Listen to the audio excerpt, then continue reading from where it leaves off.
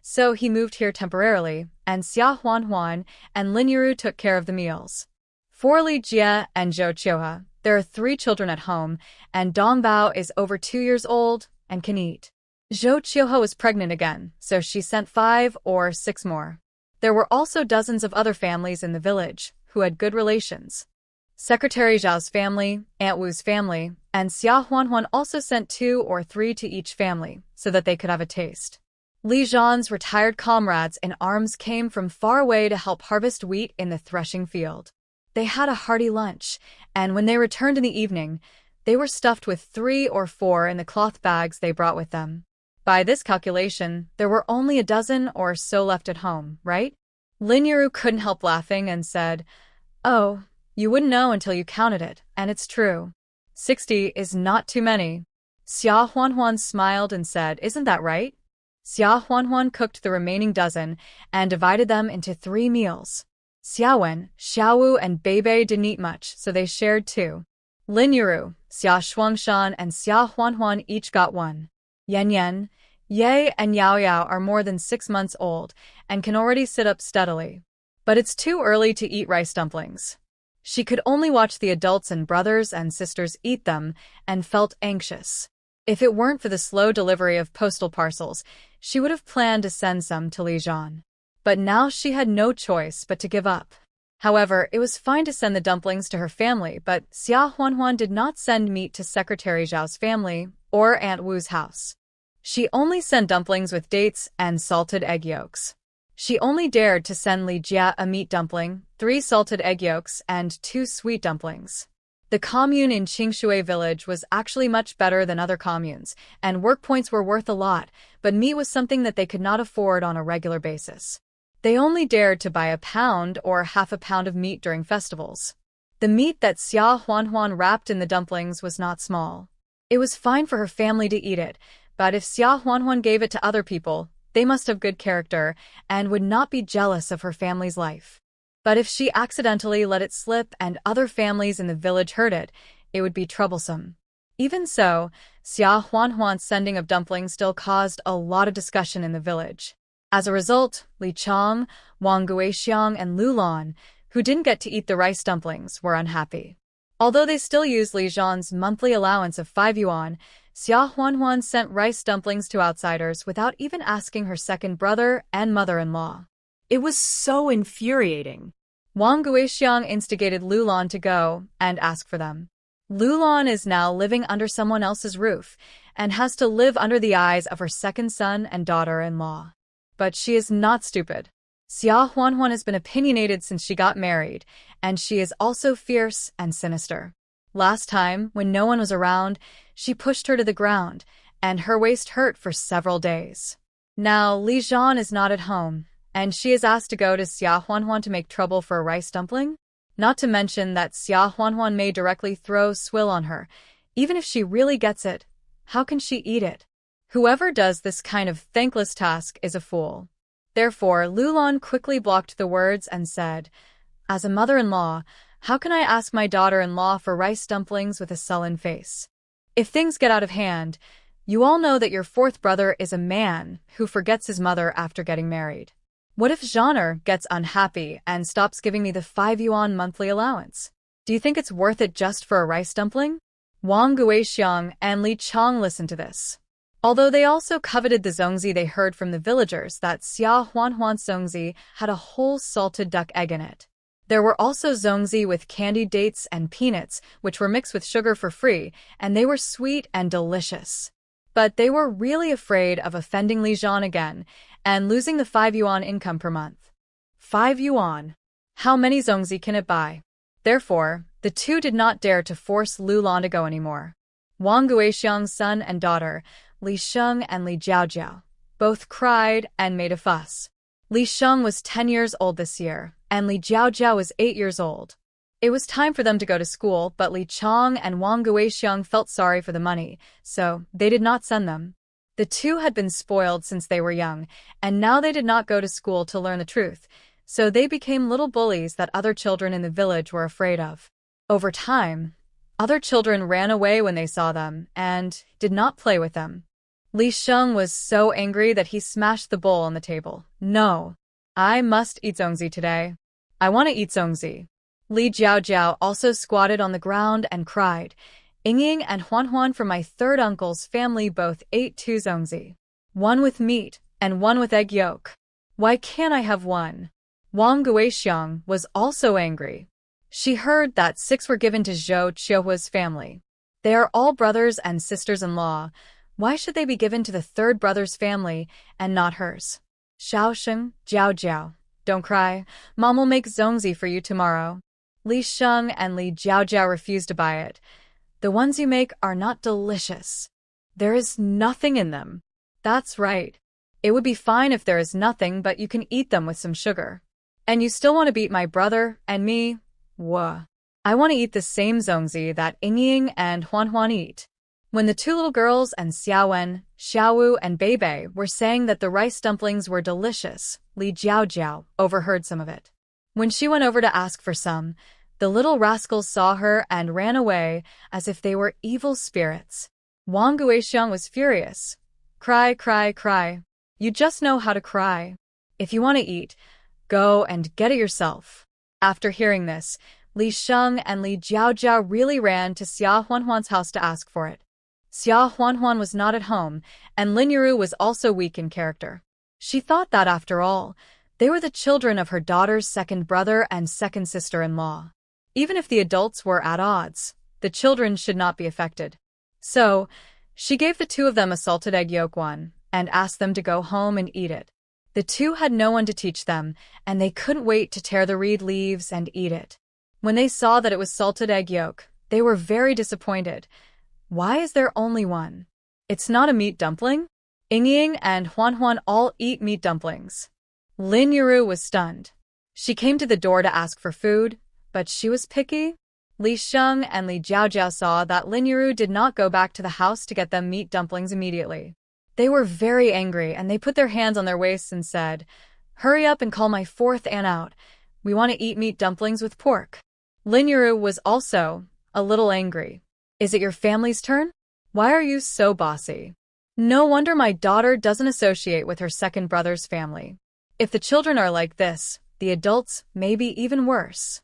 Coincidentally, Xiaowen and Xiaowu, carrying their small school bags, walked to the door of their house with Beibei, who went to the village to pick them up from school. When they saw Li Sheng and Li Jiaojiao, the 3 kids ignored them and shouted to Lin Yiru, Grandma, we are back.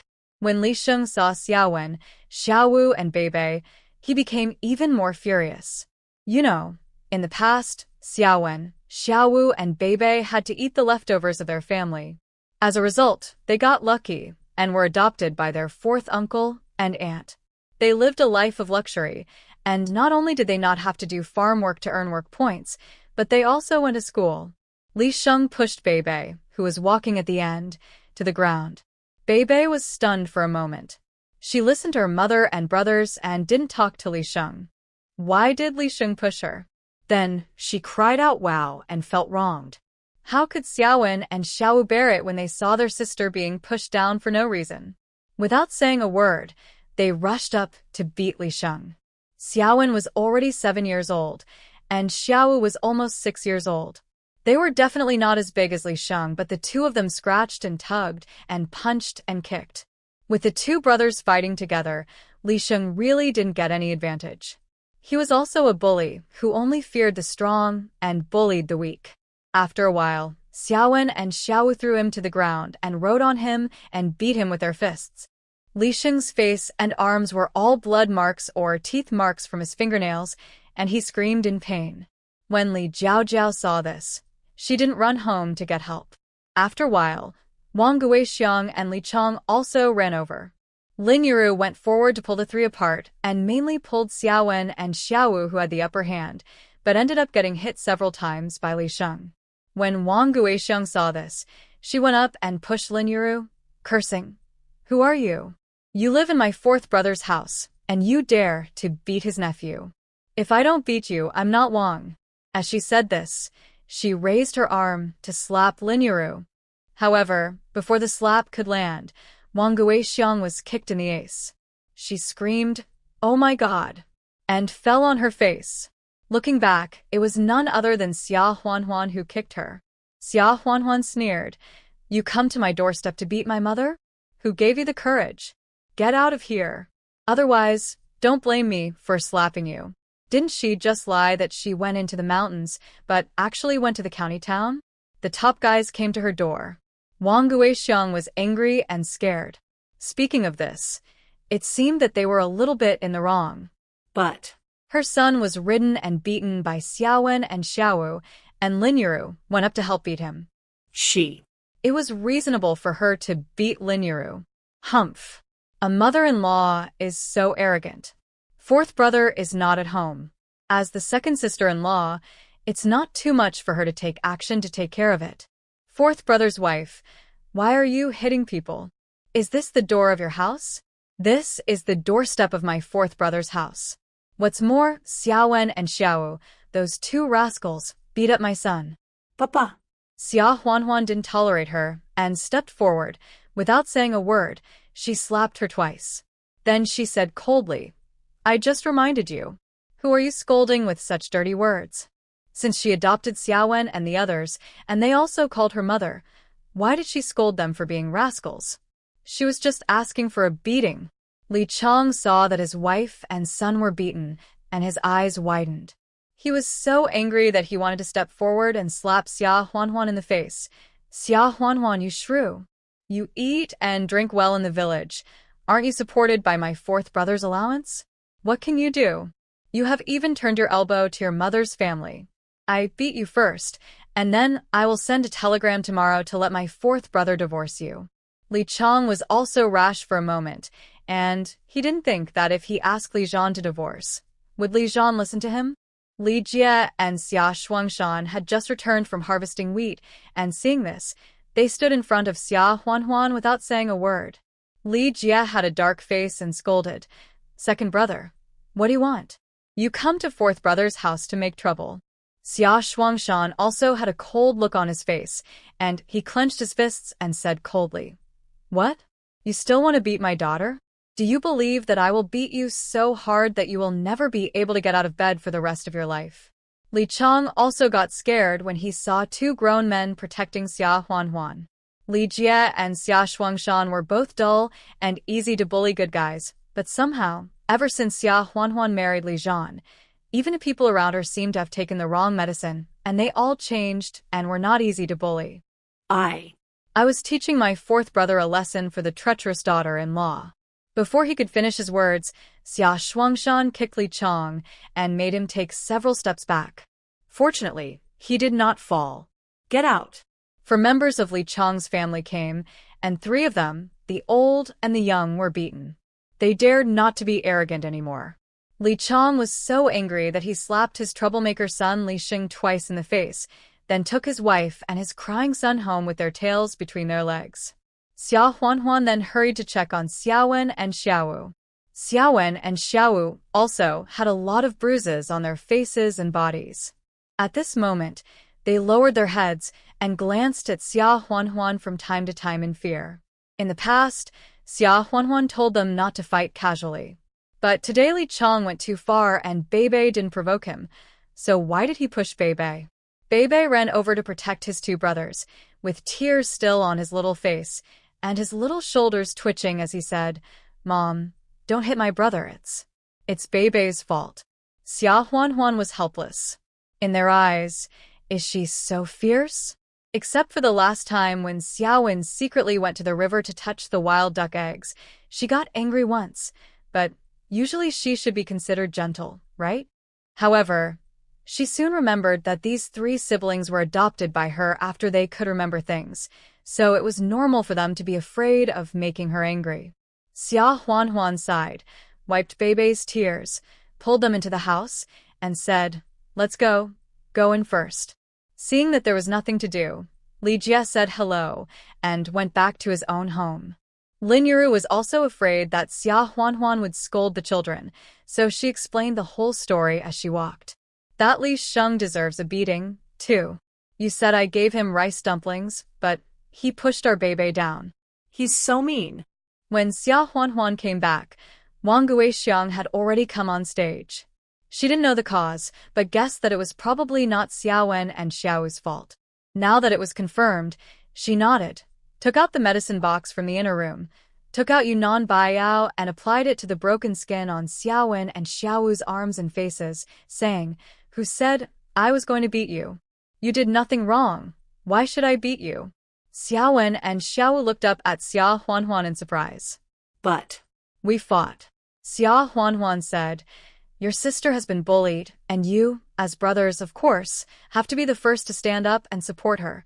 Otherwise, what are you two brothers for? There is no other principle in our family, just one, to protect the shortcomings. Family is the most important. If you are bullied, you must bully back twice as much." When Xiaowen and Xiao heard this, they couldn't help but look at each other, and then some pride rose in their eyes. It seemed that their mother was praising them. It was a pity that this pride did not last for a second. The next second, their little faces were wrinkled like bitter gourds. ouch. "It hurts. It hurts. Doesn't it hurt to apply the medicine?" Xia Huanhuan smiled. "Bear it." "Who told you to fight and hurt the enemy by 1,000 and your own 800? Xiaowen looked up and said, "Mom, then I will wait for fourth uncle to come back next time and let fourth uncle teach me boxing and kicking. Next time I fight, I promise not to get hurt." When Xiao heard this, he immediately said, "I want to learn too. I want to be as powerful as fourth uncle when I grow up." Although he has never seen how powerful fourth uncle is, fourth uncle has many subordinates in the army. If he is not powerful, it will definitely not work. Xia Huanhuan smiled. "Okay. When fourth uncle comes back next time, you will worship him as your teacher." Then he looked up and said to Lin Yuru, "Mom, let's make dumplings today. We just caught a little rabbit in the trap we set last time, so we can make rabbit meat stuffing. We can also get a few eggs and make leek and egg stuffing as a reward for these two kids for protecting their sister." Lin Yuru said immediately after hearing this, "Oh, it's my duty. I'll go and knead the dough now. Wanner's dad, go to the vegetable garden and cut some leeks and pick some cowpeas." Xia Shuangshan agreed and went out after hearing this. Cowpeas are naturally used as stuffing together with rabbit meat, and some sour beans pickled some time ago are also mixed in. It is the best food to eat with rice in summer. Xia Huanhuan went into the house to tease the triplets, and then fed them separately. Now that the triplets are 6 months old, they can no longer keep up with their nutrition just by drinking milk, so they need to start adding appropriate complementary foods. After a while, Xia Shuangshan came back. Xia Huanhuan and Lin Yuru worked together and quickly made the fillings and dumpling wrappers. Including Xiaowen, Xiaowu, and Beibei, the whole family came together and wrapped them quickly. Less dumplings. Xia Huanhuan boiled some in the pot and steamed some. After the meal was finished, Xia Huanhuan asked Xiaowen to deliver a dozen steamed dumplings to Shen Wanxue and Yang Qiushi respectively, and asked Xiaowu to deliver a dozen to Zhou Qiuhe. Just now, Li Jie was willing to stand in front of her and confront Li Chong for tat. Naturally, she wanted to repay her kindness. Zhou Qiuhe is 2 months pregnant and has started to feel extremely happy these days. She should be able to eat the dumplings stuffed with pickled cabbage. When Xiaowen and Xiaowu came back, the whole family gathered around to have dinner. Xia Huanhuan peeled an egg, crushed the egg flakes, and gave Yan Yan Ye Yao Yao a little sip in her mouth for them to eat. "I don't dare to feed them anything else now. If they're not allergic to eggs, they can feed them egg custard in another month." The 3 little guys were not picky. They opened their mouths for Xia Huanhuan to feed them, and after they finished feeding them, they licked them with unsatisfied interest for a long time, which made Xia Huanhuan laugh. The nearly 20-day wheat harvest season has finally come to an end. The wheat has been delivered to the threshing floor and left to dry in the sun for 2 days. Then the commune's cattle drag stone rollers and crush the wheat over and over again. This is threshing.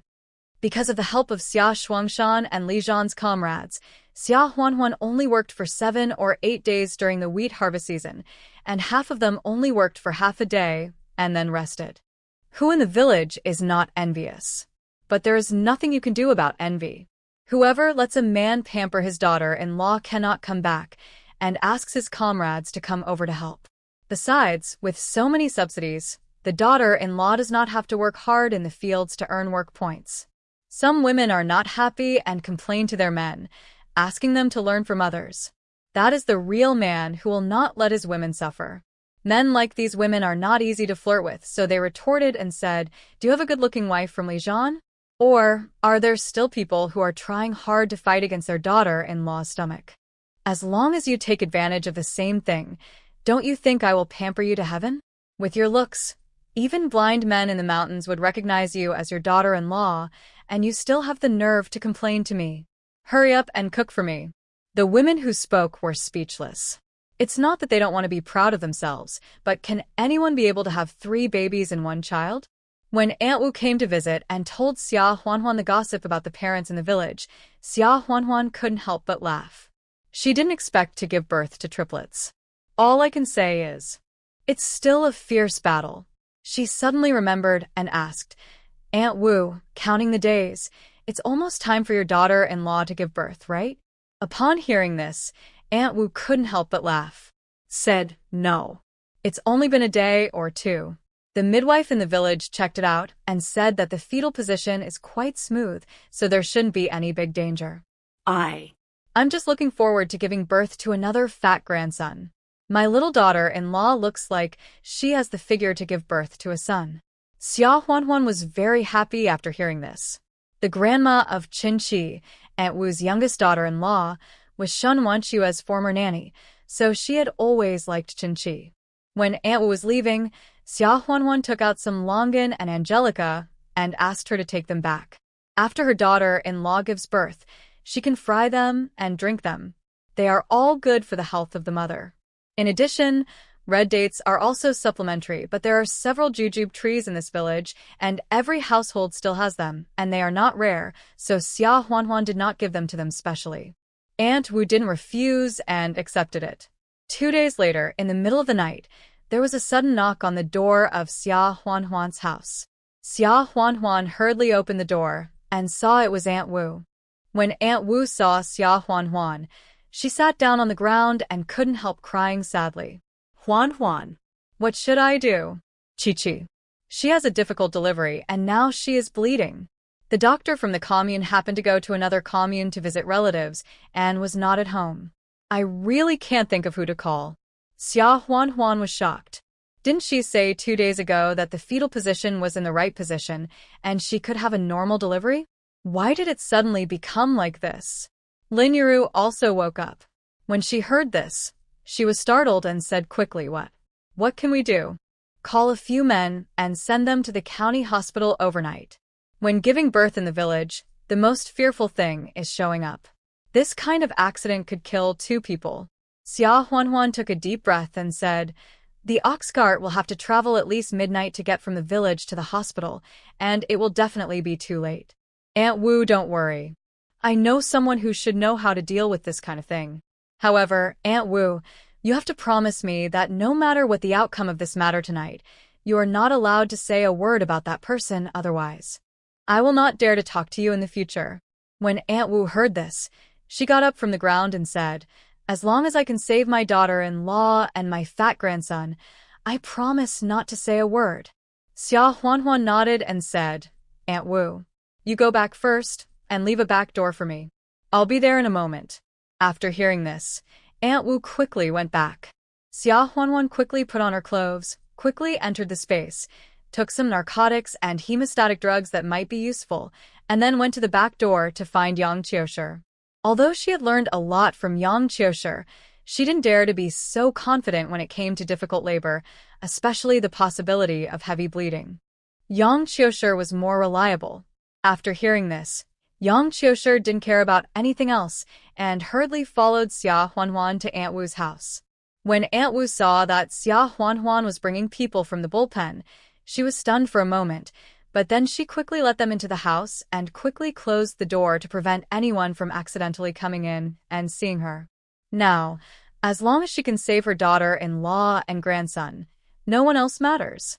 The midwife sat in the delivery room at a loss, not knowing what to do. The fetal position was clearly upright 2 days ago. Why did it suddenly become wrong again? I didn't expect it to be so dangerous all of a sudden. This midwife was also inexperienced. Another experienced midwife in the village was not at home temporarily, so Aunt Wu went to invite the current one. After all, Yang Qiushi was a man. For the sake of the future innocence of the pregnant woman, he did not go in. He asked Xia Huanhuan to go in to see the situation and explain it to him when he came back. Then he told Xia Huanhuan exactly how to operate. Chun Chi's strength was almost exhausted, her face was pale, and she lay weakly on the bed. Xia Huanhuan imitated the touch, and then came out and said, "Master, maybe the fetal position is a little off, and there is some bleeding." Yang Qiushi said, "If there is not much bleeding, we can only force it. Under the current conditions, it is impossible to have a cesarean section. Just adjust the fetal position first." Xia Huanhuan listened, then hurried in and said to Chun Chi, "Chi, please bear with it, it will hurt a little." Chun Chi originally looked like a dehydrated fish. This time he cried out hysterically in pain. Xia Huanhuan was helpless. When no one was paying attention, she secretly gave Chun Chi an injection of anesthetic. Although the amount was not enough to give a painless delivery, it could at least alleviate some of Chun Chi's pain. Sure enough, Chun Chi was not in so much pain. Xia Huanhuan quickly straightened the fetal position and then asked Chun Chi to give birth hard. Chun Chi was also brave as a mother, but she still tried her best to give birth to the child. When she heard loud cries outside, Aunt Wu collapsed to the ground in fear. Aunt Wu's youngest son, Chun Chi's husband, was quite conscientious and quickly asked through the window, "Sister-in-law Wana, is my wife okay?" There was still some bleeding after the birth, but Xia Huanhuan had already rushed to give Chun Chi's baby. She gave her some special medicine to stop bleeding, so the bleeding slowly stopped, so she must be fine. Xia Huanhuan breathed a sigh of relief, raised his hand to wipe the sweat from his forehead, and shouted outside, "It should be okay. Mother and son are safe, he is a big fat boy." After hearing this, Aunt Wu and her youngest son cried with joy, and they both rushing in, Aunt Wu took her grandson from Xia Huanhuan's arms, crying and laughing at the same time. "Huanhuan, thank you so much. If it weren't for you, I don't know what would have happened." The son was not in a hurry to hug the child. He rushed to Chun Chi immediately, held Chun Chi's hand and said, "Daughter-in-law, I'm really embarrassed for you. I will never let you have children again." Xia Huanhuan listened, but I couldn't help but be a little surprised. I didn't realize that this guy really loved his wife. Nowadays, the rural population is prosperous, especially if there are many men, they will earn more work points and work more, and their life will be better. Moreover, no one in the village dares to bully them. Therefore, everyone is born in 6 or 7 births, 1 child a year. Those who have 3 or 4 in the family are all young. The youngest son of the Wu family actually gave birth to a son, and he doesn't plan to have another one? After hearing this, Aunt Wu subconsciously wanted to scold her son, but she quickly thought that if she scolded her son at this time, wouldn't she be offending her daughter-in-law for nothing? So she had no choice but to say angrily and funny, "You kid, what are you talking about?" Chun Chi is also a typical country girl. She doesn't have the self-awareness of modern women, but she first criticizes her man with a weak smile. Come. "Mom is right. What are you talking about? I've just given birth to a son, and I'm thinking of giving you a few more." After hearing this, Xia Huanhuan, although she didn't agree with Chun Chi's idea, she didn't intend to interfere. Every family had their own lives to live, and there was no need for her to get involved. However, Xia Huanhuan felt that it was necessary to remind him. Although there was no danger this time, you are still injured. Even if you want a second child, you still have to be more secure in 2 years. Otherwise, you may not be as lucky next time as this time. Moreover, it's better to go to the hospital to give birth next time. It's expensive, but it's safer. At least, if there is serious bleeding, there are surgeons in the hospital to give blood transfusions and perform operations. If it is in the village, it is almost a dead end. One Piece. Chun Chi and Aunt Wu's youngest son nodded quickly. Aunt Wu's youngest son also asked with concern, "Sister-in-law Wanner, do you think it would be better if I sent my wife to the county hospital overnight and let the doctor take a look? Don't let her develop any chronic illness." Xia Huanhuan glanced at the young man. His name was Wu Feng. He wasn't very tall, but he had a handsome face and was quite pleasing to the eye. Most importantly, he had good character, much better than those men in the village who beat and scolded their wives because they were pregnant and didn't go to work to earn work points. Xia Huanhuan felt Qin Shi's pulse and confirmed that there was nothing wrong with her pulse before saying, "Qi has just given birth and is weak.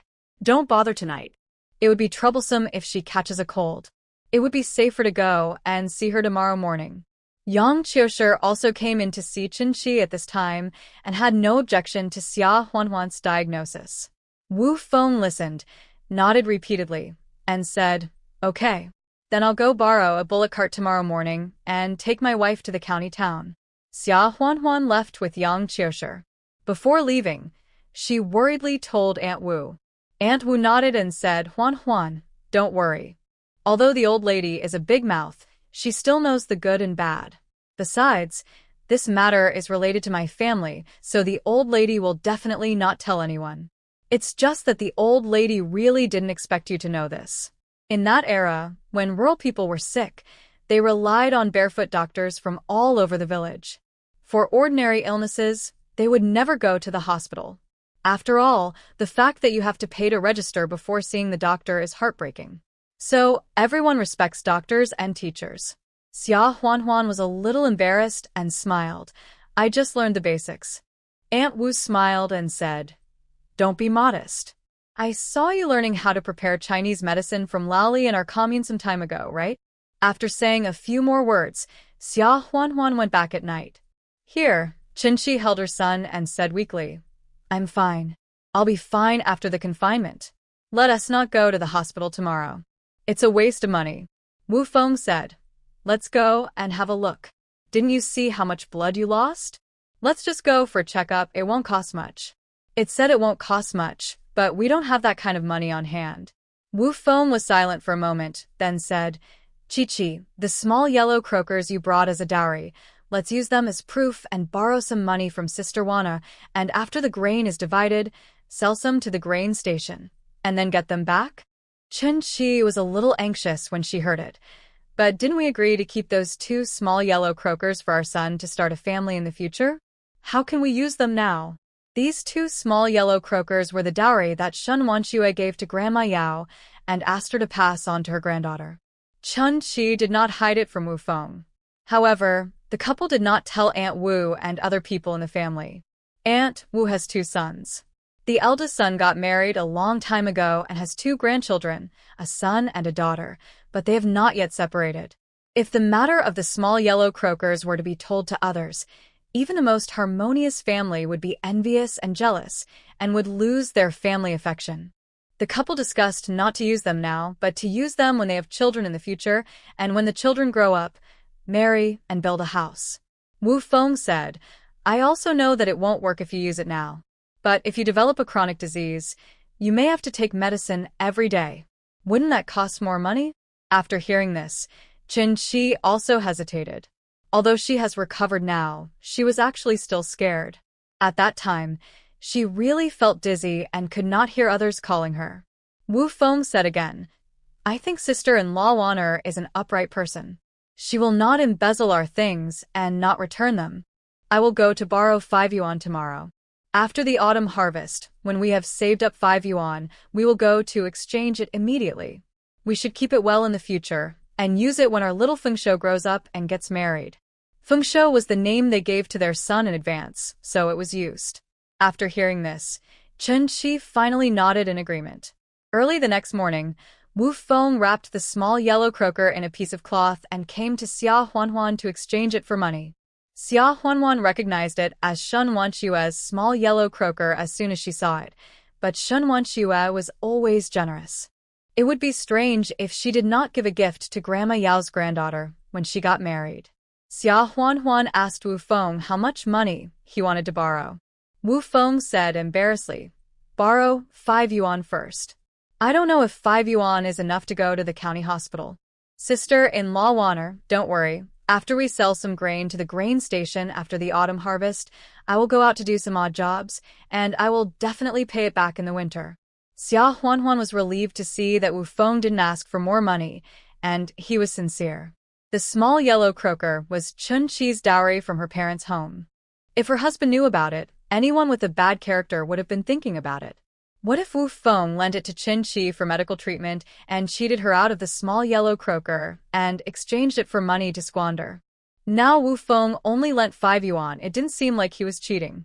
This small yellow croaker could be exchanged for 10 yuan on the black market. Xia Huanhuan took 5 yuan from the house and gave it to Wu Feng, smiling. Don't rush to pay it back. When you have money, bring it to me and I will return the small yellow croaker to you.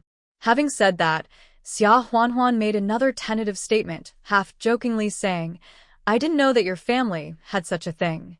Aunt Wu has been saying in the village every day that the Wu family has been poor peasants for 3 generations. It turns out that the family is not poor at all. After hearing this, Wu Feng quickly put his index finger to his lips and whispered, Sister-in-law Wana, you must not tell my mother about this. I tell you the truth, this is the treasure my wife brought when she got married. We didn't dare to tell our family. We originally planned to save it and wait for the kid in the family to grow up to build a house and get married. But it's not because Chi-Chi is in danger this time or because of the urgent need to see a doctor that we have no choice but to use it first. Xia Huanhuan nodded and smiled after hearing this, saying, So that's the case. Then I get it. Be careful on the road.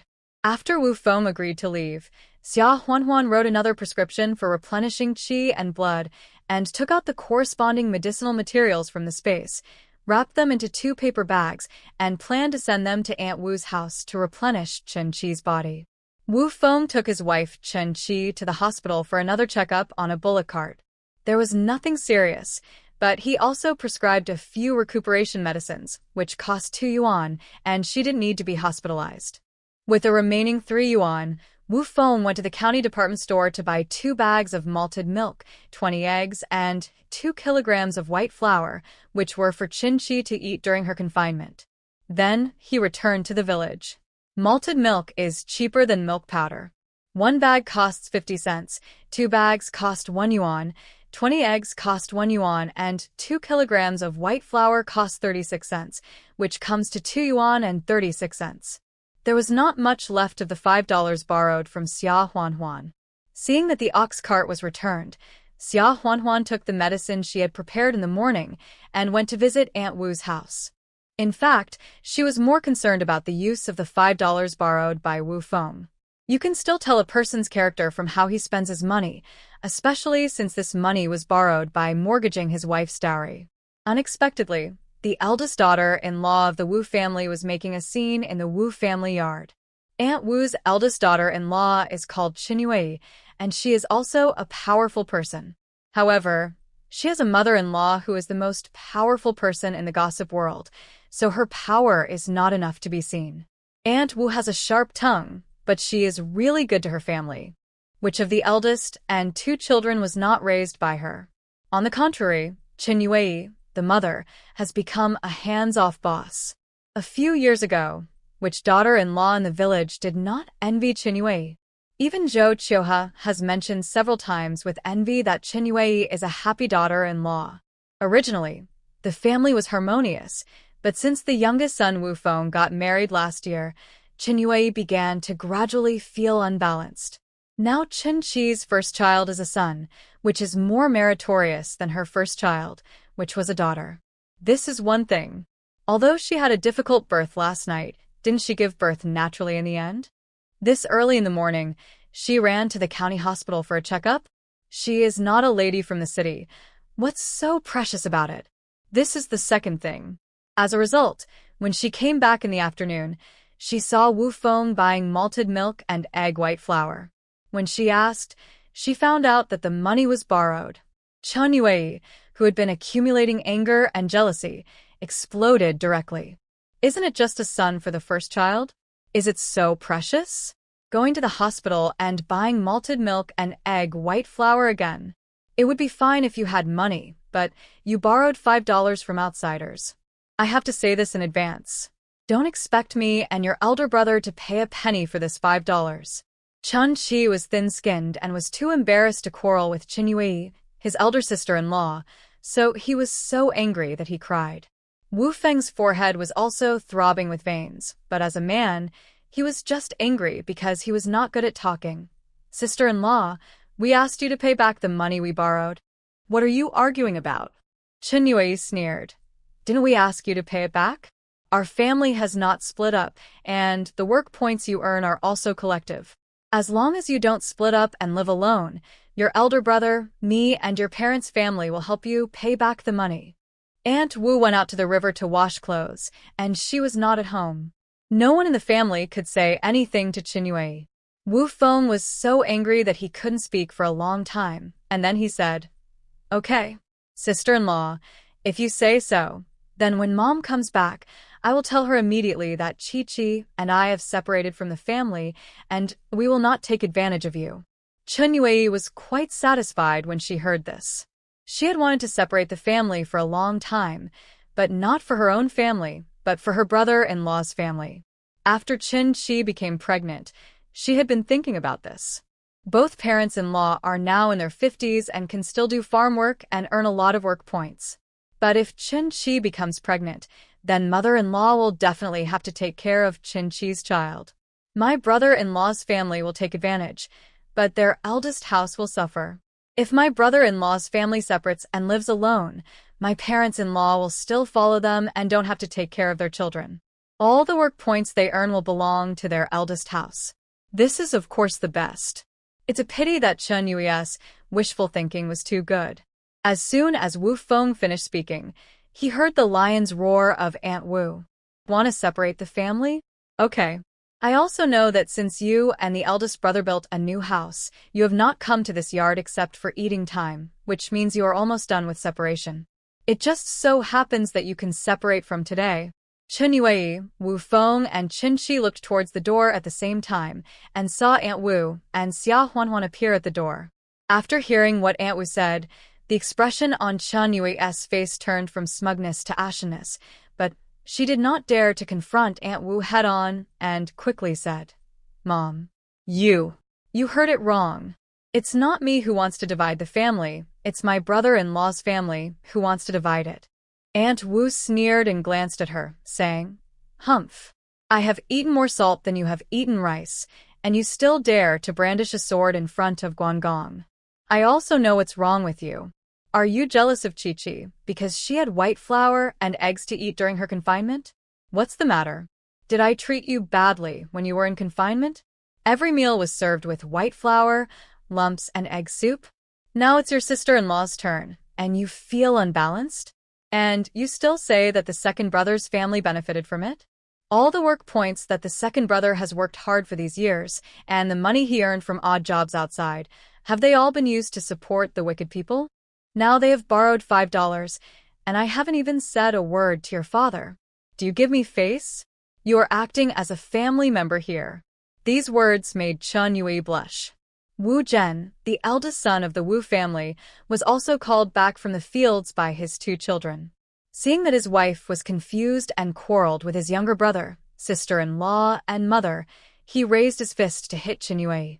Chen Yue was also afraid of her man, so she ran away crying. Aunt Wu was still not satisfied, and said to Wu Zhen with a cold face, Brother, your father, and I know what your wife means. It's better for you to separate and live abroad so that your wife doesn't think we are also benefiting from you. Your father and I will live with your brother and sister-in-law in the future. Wu Zhen smiled and said, Mom, look at what you said. Aren't you just talking about something else? I'll beat her up when I get home and make her apologize to you and your brothers and sisters-in-law. Xia Huanhuan left without finishing reading. It was not good for her to stay here all the time when it was someone else's family matter, as if she was watching a joke. She waited until the evening before going back and giving the medicine to Qin Shi. Seeing the egg white flour and malted milk in the room, she asked about it. Qin Shi said sweetly, He bought them for me to help me with my confinement. I complained about spending money, but he didn't listen. Sister-in-law Wanner, I'll lend you $5. We will definitely pay it back this winter. Xia Huanhuan saw that the $5 was indeed spent on the right things and she felt at ease, so she smiled and said, No hurry. You just gave birth to a son, and you'll have a lot of things to spend money in the future. It's not too late to pay you back when you have more money. As she said that, Xia Huanhuan secretly handed a handkerchief to Qin Qi. Qin Qi opened it and saw that there was a big unity wrapped inside. Sister-in-law, this. Xia Huanhuan made a hushed sound and said with a smile, "Your little yellow croaker is worth more than 5 yuan, but I was afraid that men would like to squander money, so I didn't give him more this morning. You keep these 10 yuan for yourself, and ask Wu Feng to buy you an old hen to stew soup for you to nourish your body. Or buy some cloth and cotton to make a winter cotton padded jacket for the kid. Let's talk about it after this period of time. You can pay me back together with the 5 yuan this morning." Qin Qi was so moved that she couldn't help but feel a sore nose. Wu Feng's sister-in-law said such unpleasant words because she was afraid that the 5 yuan they borrowed would make her family suffer. Look at Xia Huanhuan. Although she also called her sister-in-law, she had no relationship with the Wu family. At most, she was just a good neighbor in the village. Even if she had borrowed the money by pawning a small yellow croaker, she only gave 15 yuan at once and asked them to pay it back slowly.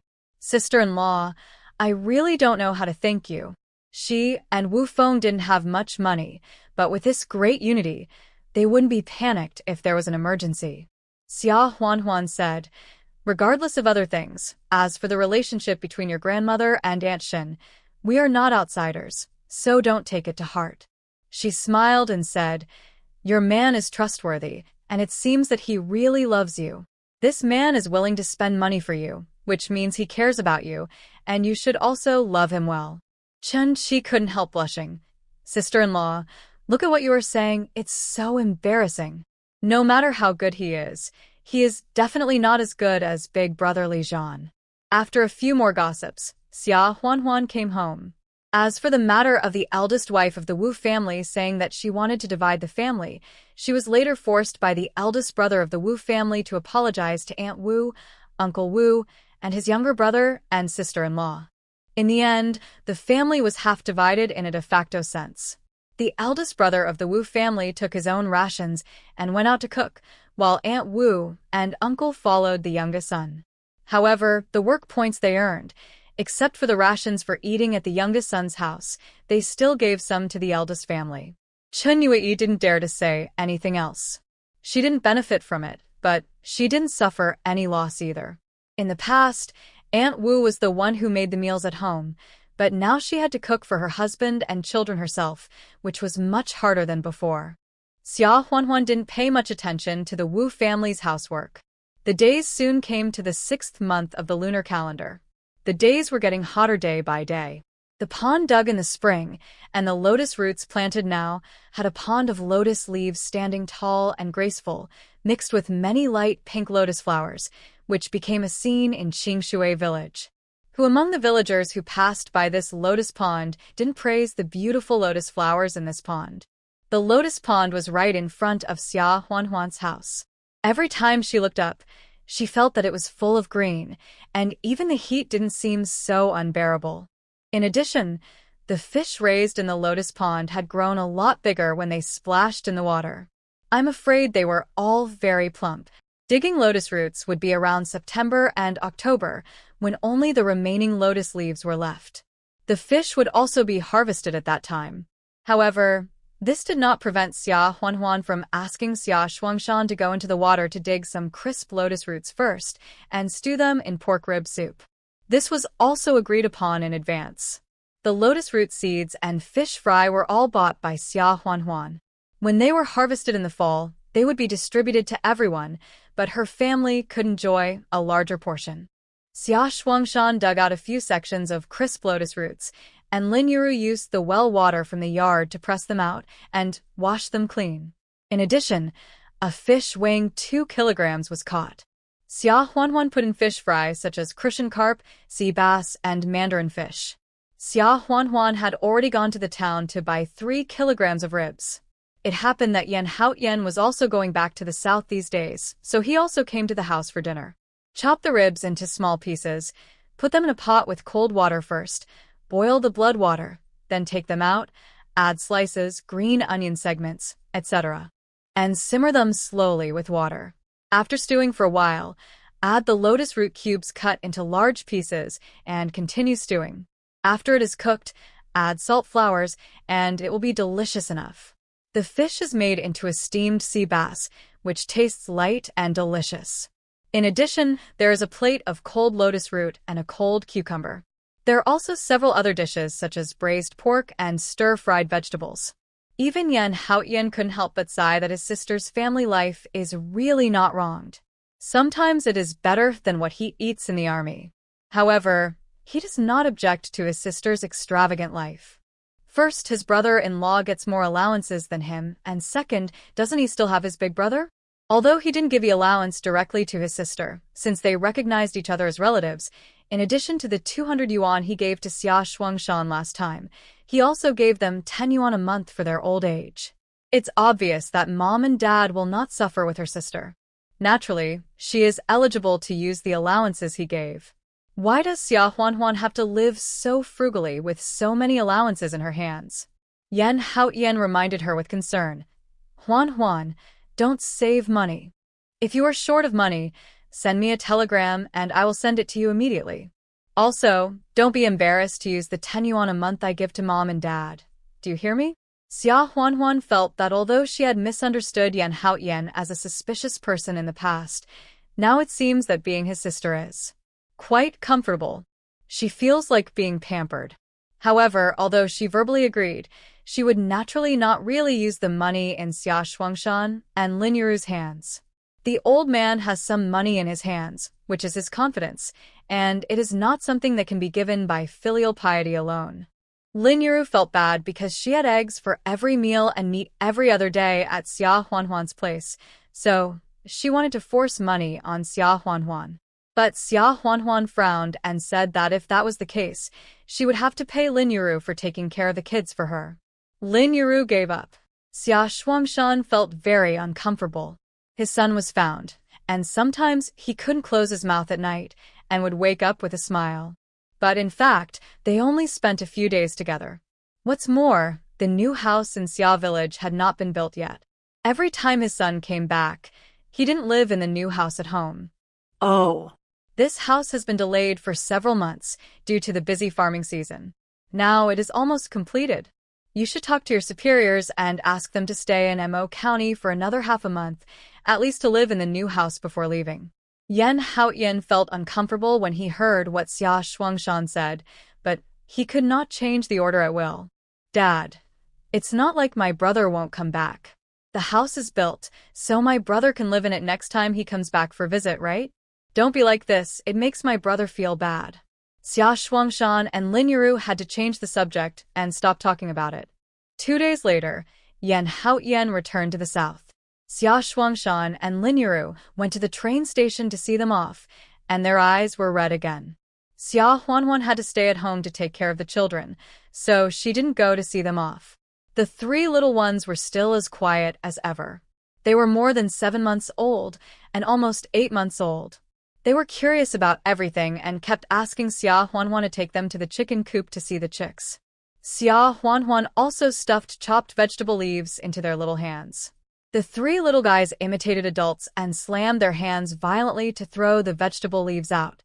As a result, because their hands were tightly clenched and they didn't know how to loosen them, they still had the vegetable leaves in their hands after shaking for a long time.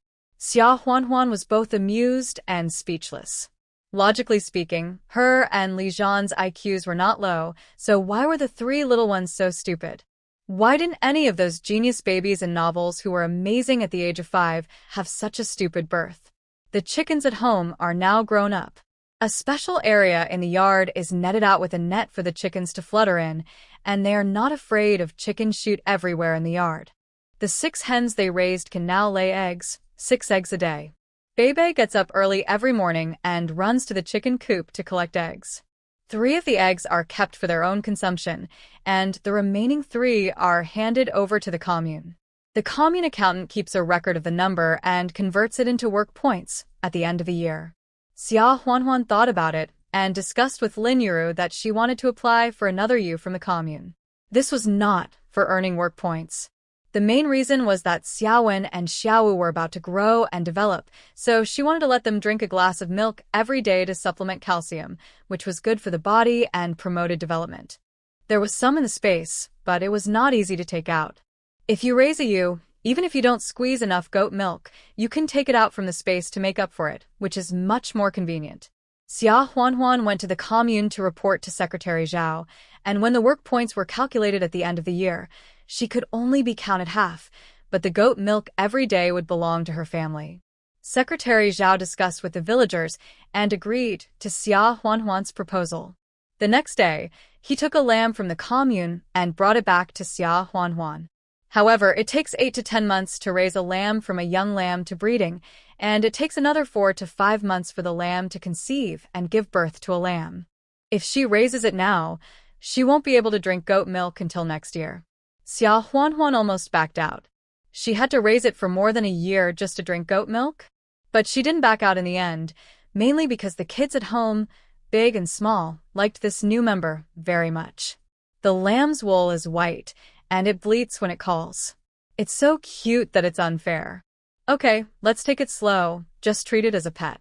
When it comes to cutting grass for the sheep or going out to herd sheep, it's better for Xiaowen and Xiao to go when they are not in school, or for Beibei to go. Of course, what the 3 little guys cut was definitely not enough, so Xia Huanhuan had to go out with a basket to cut the bulk of the grass. In fact, she took out the best grass from the space and mixed it with the cut grass, so it was not difficult to raise them. Xia Huanhuan lived a carefree rural life. At the Fu family, Sun Chunhua saw that it had been a month or 2 since Xia Huanhuan came home, so she asked Fu Weixin for half a month's leave, saying that she wanted to go back to her hometown to visit. When Sun Chunhua found Jingshi, she said that there were no relatives at home. So this time, she only said that she was old and wanted to go back to see her former neighbors. Fu Weixin didn't think much about it and let her go back. When Sun Chunhua returned to her hometown, she went straight to a family with a yellow adobe house. The hostess of the house was covered in dust and didn't recognize Sun Chunhua at first. When Sun Chunhua gave her name, the woman was stunned. Sister Chunhua. How come you don't look old at all these years? The woman in front of her was the younger sister of Sun Chunhua's husband, Li Ernie, who was 3 or 4 years younger than Sun Chunhua. But now, when the two stood together, anyone who saw them would think that Sun Chunhua was 5 years younger. This was no wonder. After all, Sun Chunhua's husband died just after she got married, and her mother-in-law said that she was a jinx and that her hard life killed her man. Sun Chunhua packed her luggage and went to her sister Sun Kaiwa, who had married far away, but she didn't expect that her sister had also died of dystocia.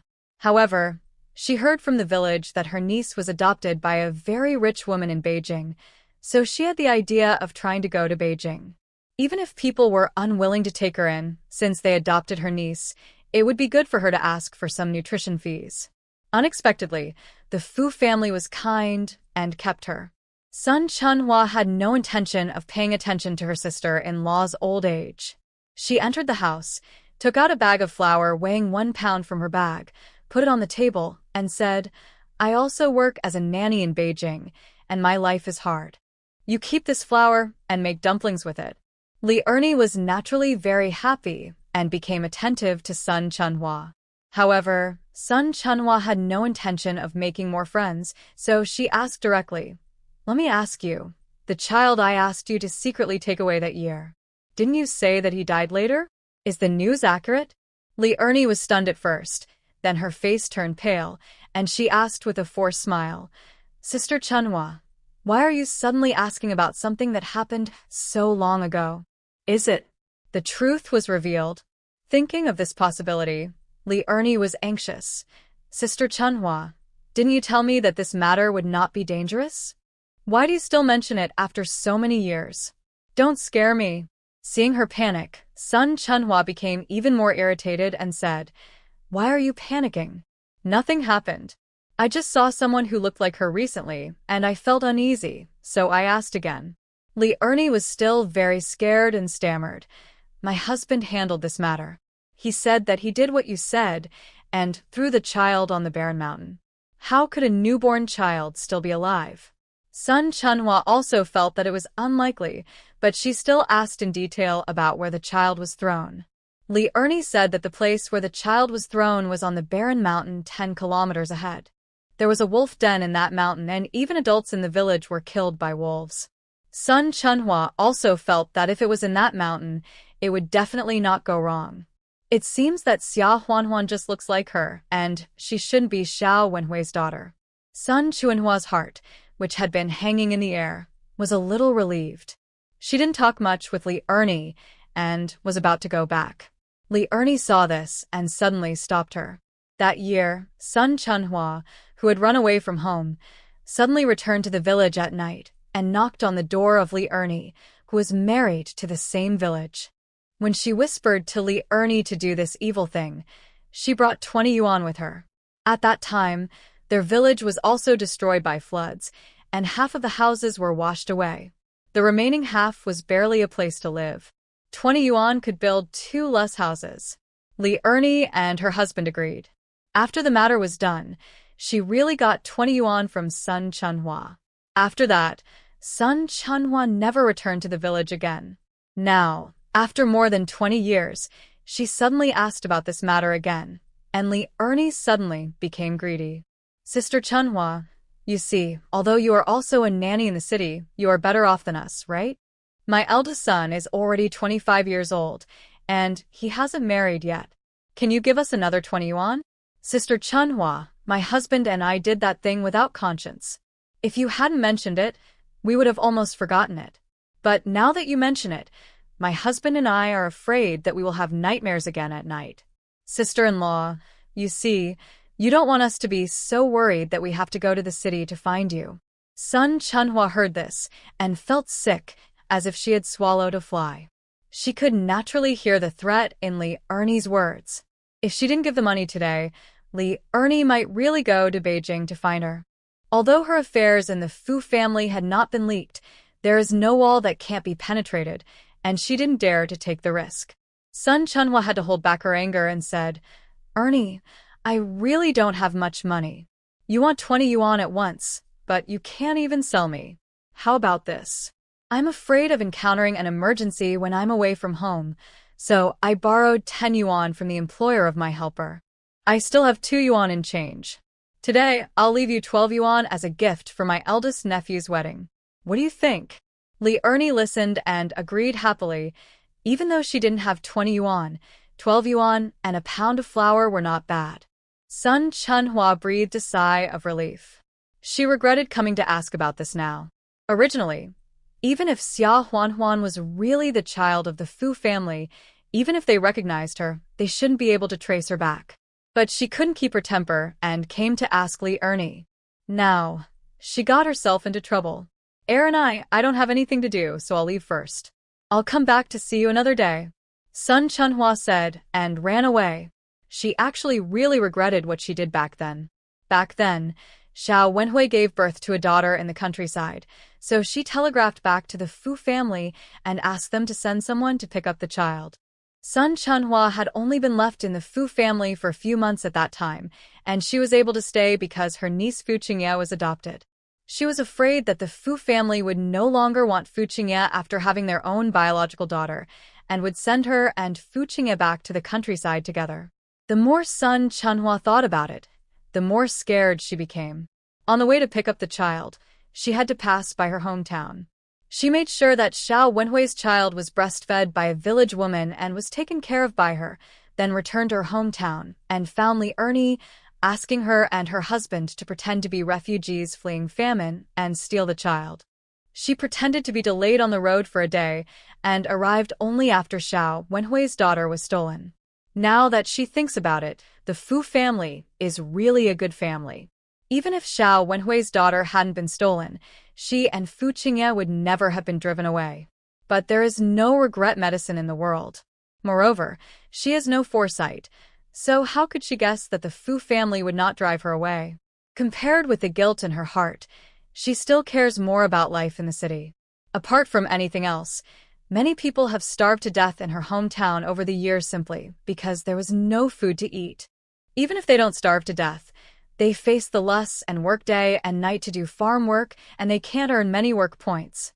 Most of them can't even have enough to eat. And what kind of life is she living? The Fu family lived in a large compound, had special guards, and had special supplies, so they could eat meat 2 or 3 times a week. Moreover, the Fu family was generous in giving her money to buy vegetables, and during festivals, they also gave her money to buy cloth and clothes. Over the years, she had saved at least 1,000 yuan. Thinking about these things, Sun Chunhua's guilt faded a lot. Yes, she had her own difficulties back then. No one would want to lose the good life that she finally had, right? That would be more cruel than not letting her live a good life in the first place.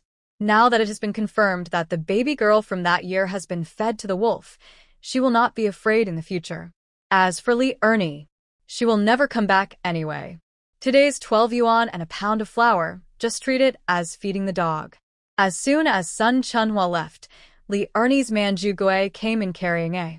Li Ernie happily showed the 12 yuan and a pound of flour to her man. After hearing the whole story, Zhu Gui scolded Li Ernie. "You stupid woman. You let such a good cash cow go." Li Ernie was stunned for a moment, staring at Zhu Gui blankly. "Cash cow? Who? Who?"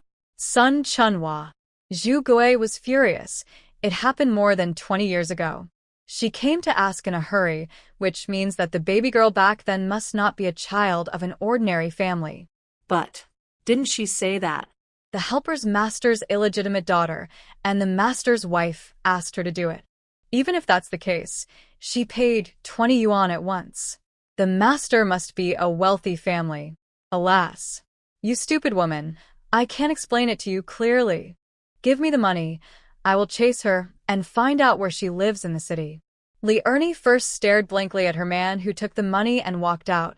Then she reacted, rushed up, hugged Zhu Gui's legs, and collapsed on the ground and cried loudly. While crying, she cursed, "You man! You went after Sun Chunhua? You don't want us mothers anymore, right? Doesn't Sun Chunhua just look a little younger than me now? You dead man. You fell for her?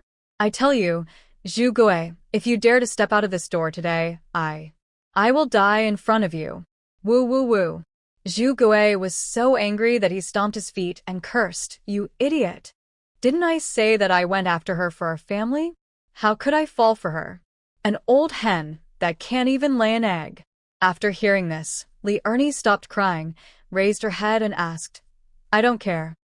I can only let you go if you explain it clearly today. If you don't explain it clearly, don't even think about running away." Zhu Gui sighed and said, "Okay. "I'll tell you. Don't tell anyone else. I didn't throw that the barren mountain to feed the wolves."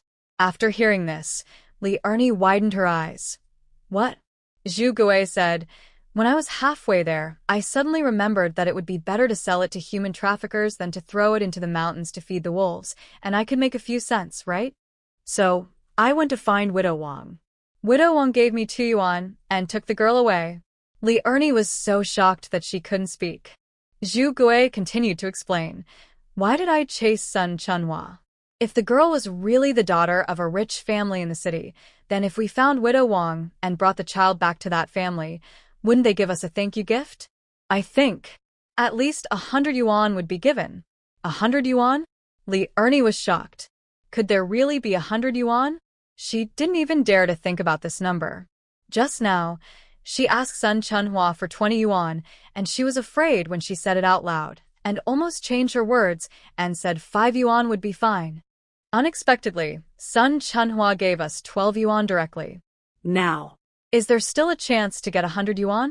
Then, what if the girl is dead or can't be found? Li Ernie asked to get to the bottom of it. Zhu Gui said, "Even if we can't find her, this matter seems to be a concern for Sun Chunhua. We can use this to threaten her. Without saying too much, we can always get it by giving her $3 or $5 each time." Li Ernie heard it and thought, this doesn't make sense? She is such a blockhead that she only knew to ask for 20 yuan just now, a one-time deal. But what does this have to do with chasing Sun Chunhua? She said she would come back after a while. Zhu Gui was about to cry because of his wife's stupidity. "Tell me what's in your head?" Swill. Sun Chunhua said she would come back, and you believe it? She would rather never have anything to do with us again.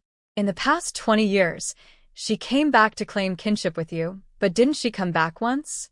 If I don't hurry up and secretly chase her and follow her, who would know which family she is working as a maid in the city? If we can't find her, even if we find that family's daughter, who can we ask for a thank you gift? Li Ernie understood at this moment. She quickly let go of Zhu Gui's legs and said, "Oh my God. That child's father, hurry up and chase her. She's almost running away." Sun Chunhua was slow, so although Zhu Gui was delayed at home for a long time, he still caught up with Sun Chunhua quickly. He followed Sun Chunhua to buy a ticket. When they asked him for a letter of introduction, he was willing to spend 5 yuan to buy a letter of introduction. Only then did he buy the ticket. On the way, he was naturally very careful, trying not to let Sun Chunhua find his tracks. Finally, he found out which house Sun Chunhua had entered. However, when he saw the man standing guard at the gate with a wooden pole, he was so scared that his legs went limp. But then he thought he was looking for the long-lost daughter of this family, and it was impossible for them to deal with him. What was he afraid of? Therefore, he went home in high spirits. Living in such a grand courtyard, the family must be rich. By then, the thank you gift they would give them might be more than 100 yuan. When he got home, Li Ernie immediately went to the widow Wang's house in the same village to inquire about the baby girl. At the end of July and the beginning of August in the lunar calendar, it was the hottest time, and Xia Huanhuan could hardly stand the heat. In this lousy weather, the temperature is over 30 degrees every day. Let alone refrigerators and air conditioners, the village doesn't even have electricity now. You can't even turn on a fan. The villagers rely on hand-cranked cattail fans to cool off, and they also chat under the shade of the trees at the village entrance. Xia Huanhuan's space does have solar panels that can collect solar energy to generate electricity. They can be placed on the roof of the tiled house, so at least the fan can be driven. However, after thinking about it, she still didn't take it out. Such a large solar panel placed on the roof is too eye-catching. People of this generation may not have seen it, let alone heard of it. If someone reports it as something suspicious, such as a radio wave signal board that transmits signals, it will be troublesome. Thinking about it, it's helpless. There are so many good things in her space, but it's hard to take them out for use. However, Xia Huanhuan still plans to push the matter of pulling the wires. However, she didn't go to the commune to talk about it like a fool, but first said a few words to Aunt Wu indirectly. The words were simple. After all, she had been to Beijing. She had seen that the people in the city had already used electricity a long time ago, such as electric lights and telephones. In the summer, people also used electricity to fans. Aunt Wu widened her eyes. Li Zhan's wife was well informed. There was also an automatic palm leaf fan. I had never heard of it. Why not? The last time I went to visit my relatives, I saw one for sale in a department store. It seemed to be a Hengsheng brand. I heard it was produced in Hangzhou. It's very famous. Xia Huanhuan didn't often get in front of the women who were chatting in the village. She always stayed at home doing this or that, or went into the mountains with a bamboo basket on her back, or went to cut grass, or went to the vegetable garden to tend to vegetables. When she saw the villagers, she would at most smile and say hello. The only people who were close to her were Aunt Wu's family, Zhou Qiuhe's family, and Secretary Zhao's daughter-in-law's family. Therefore, what Aunt Wu heard from Xia Huanhuan could be regarded as first-hand news about the lives of city dwellers. These exclusive news made her sit more firmly in the top position in the gossip world, and no one could shake her. After hearing Aunt Wu's description of the electric fan, the women in the village were all yearning, but at the same time they felt unbelieving. Is it true? That palm leaf fan can shake by itself? Like the wind? How can it be so good? How can it be false? Li Zhan's wife said that she saw it with her own eyes in Jingshi. She said that the thing needs to be carried by. What was it? It has to be carried by that thing, and it turns very fast, and the wind is very strong. Aunt Wu emphasized. But she had never seen it, and her tone was actually a little guilty. However, another person who came to chat Aunt Xu, the mother of Zhu Xiaoping, whose son got the place given up by Xia Huanhuan and went to Beijing to attend university, said with some pride, "Could Sister Wu talk nonsense?" Our Xiaoping wrote back and also said that there is such a thing. It is powered by electricity. It turns woo woo woo. It is so cool. Our Xiaoping also said that every household in the city has electricity, and they turn on the lights at night. It's nothing like here, where we have to light a kerosene lamp and it's dim, and we can't see anything. Aunt Zhu, whose son was going to college in Beijing, made a promise, and everyone believed it. Someone asked in confusion, "Sister Zhu, what are you talking about?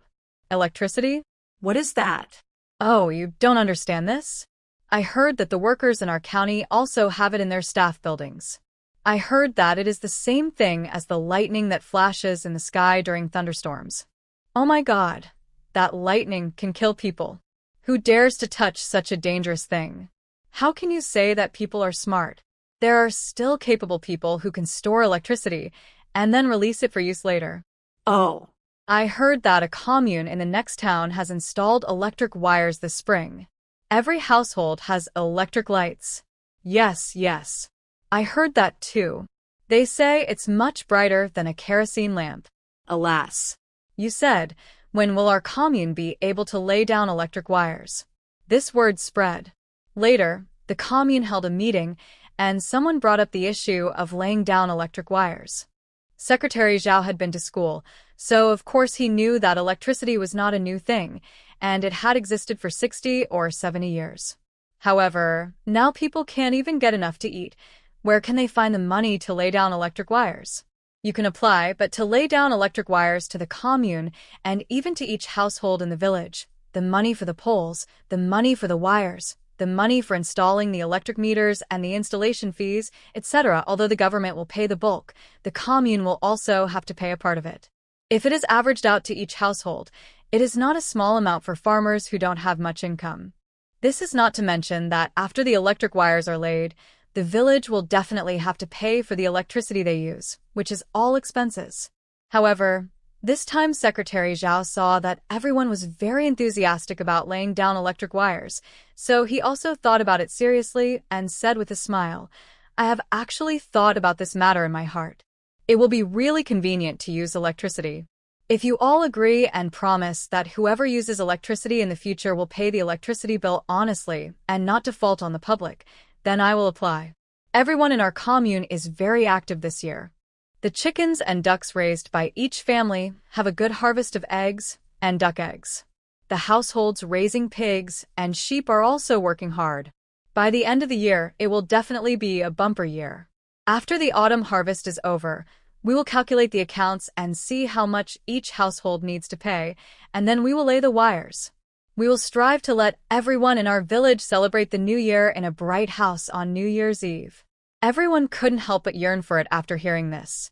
Although it would be a considerable expense to pay monthly electricity bills after the electricity was connected, it was heard that the electricity was connected to a meter, and if you connected it but didn't use it, the meter wouldn't work and people wouldn't care about you charging for the electricity. Anyway, let's connect it first. Isn't it up to us to use it or not? In the next few days, the topic of conversation among the villagers in Qingshui village was all about the wiring. Xia Huanhuan was very happy to see that the wiring issue was going well, even though it would take half a year. At least next summer, there should be fans blowing. However, we still have to be patient this summer. In midsummer, there are some wild peach trees in the mountains, all of which are full of peaches. They are almost ripe in summer. The villagers have picked all the peaches in the surrounding areas, but they can no longer pick the ones deeper in the mountains. Xia Huanhuan uses the space and is not afraid of going too deep, so she goes deeper into the mountains and forests. Every time she comes back from the mountains, she can pick some wild peaches. She takes some peaches out of the space and mixes them in, takes them home, and freezes them in the well in the yard. When she gets too hot, she takes them out and eats them. In addition to peaches, there are also large watermelons grown at home, which are also frozen in water in a bucket. There is also mung bean paste. After the mung beans are boiled until they are soft and sandy, they are scooped out and cooled. Then white sugar is added and eaten to reduce internal heat and relieve summer heat. Another way to cool down is to take a bath. Xiaowen and Xiaowu are fine because they are boys. There is a place by the river where the water is relatively shallow, and the bottom is covered with pebbles and big rocks. It was renovated by the commune in the past so that the women in the village can wash clothes and so on in that area. Because the water is shallow and there are basically adults nearby, the children in the village like to go there to play in the water in summer. Xia Huanhuan knew that it was safe there, so she didn't stop Xiaowen, Xiaowu, and Beibei. She just sewed clothes similar to swimsuits for them to wear and play in the water. However, they were absolutely not allowed to leave that area and swim in deep water. Even if Xiaowen and Xiaowu learned doggy paddle and freestyle swimming from the older children in the village, it was not allowed. The few little guys did. They were all obedient, splashing around in the shallower water. While playing in the water, the little ones would catch fish, dig out loach nests, etc., and they were having fun. As for Yen Yen, Ye, and Yao Yao, they are now more than 8 months old. They can't stand yet, but they can already crawl very fast using all 4 limbs. Xia Huanhuan no longer confined them in the stroller, but put them on the floor in the house and let them crawl around and play. The little ones were at the age of being active and curious, so they really crawled all over the house, and their clothes were quite messy and got dirty in a short time. Xia Huanhuan and Lin Yuru drew well water, heated it up a little, and then put the 3 little ones in a large wooden tub to bathe. It was hot in the summer, and taking a bath would cool them down, so they didn't have to worry about catching a cold. When building the house here, Xia Huanhuan specifically asked Xia Shuangshan to build a bathroom, which was next to the kitchen. A large bathtub was built inside, and the inner wall was coated with cement. Xia Huanhuan also asked Director Zheng of the Town Supply and Marketing Cooperative to help inquire about it. She used industrial coupons to buy some tiles that are only used in big cities and then pasted the tiles on the wall. It was built very decently. Although there was no shower, there were 2 water inlets, which were led from the kitchen. Hot water could be boiled in the kitchen and poured directly into the bathtub. Of course, cold water could also be filled in to adjust the heat. Taking a shower in summer is more comfortable than anything else. Xia Huanhuan sometimes takes a shower in the morning, noon, and evening. Or, sometimes, while Lin Yuru took the triplets out to visit friends, she would go directly to the space to take a shower and enjoy the cool and comfortable environment. In the afternoon of this day, Xiaowen, Xiaowu, and Beibei came back from the river, each carrying a small bucket, and came back happily. When they saw Xia Huanhuan, they said proudly, "Mom, look! We caught a lot of loaches, eels, and snails." Xia Huanhuan walked over and took a look. Isn't it true? In the 3 people's buckets, Xiaowen's bucket contained a dozen yellow eels, Xiaowu's bucket contained a dozen loaches, and Beibei's bucket was filled with snails. When the triplets saw their brothers and sisters coming back, they took advantage of Lin Yuru and Xia Huanhuan's inattention and crawled over with their hands and feet to see what was in the bucket.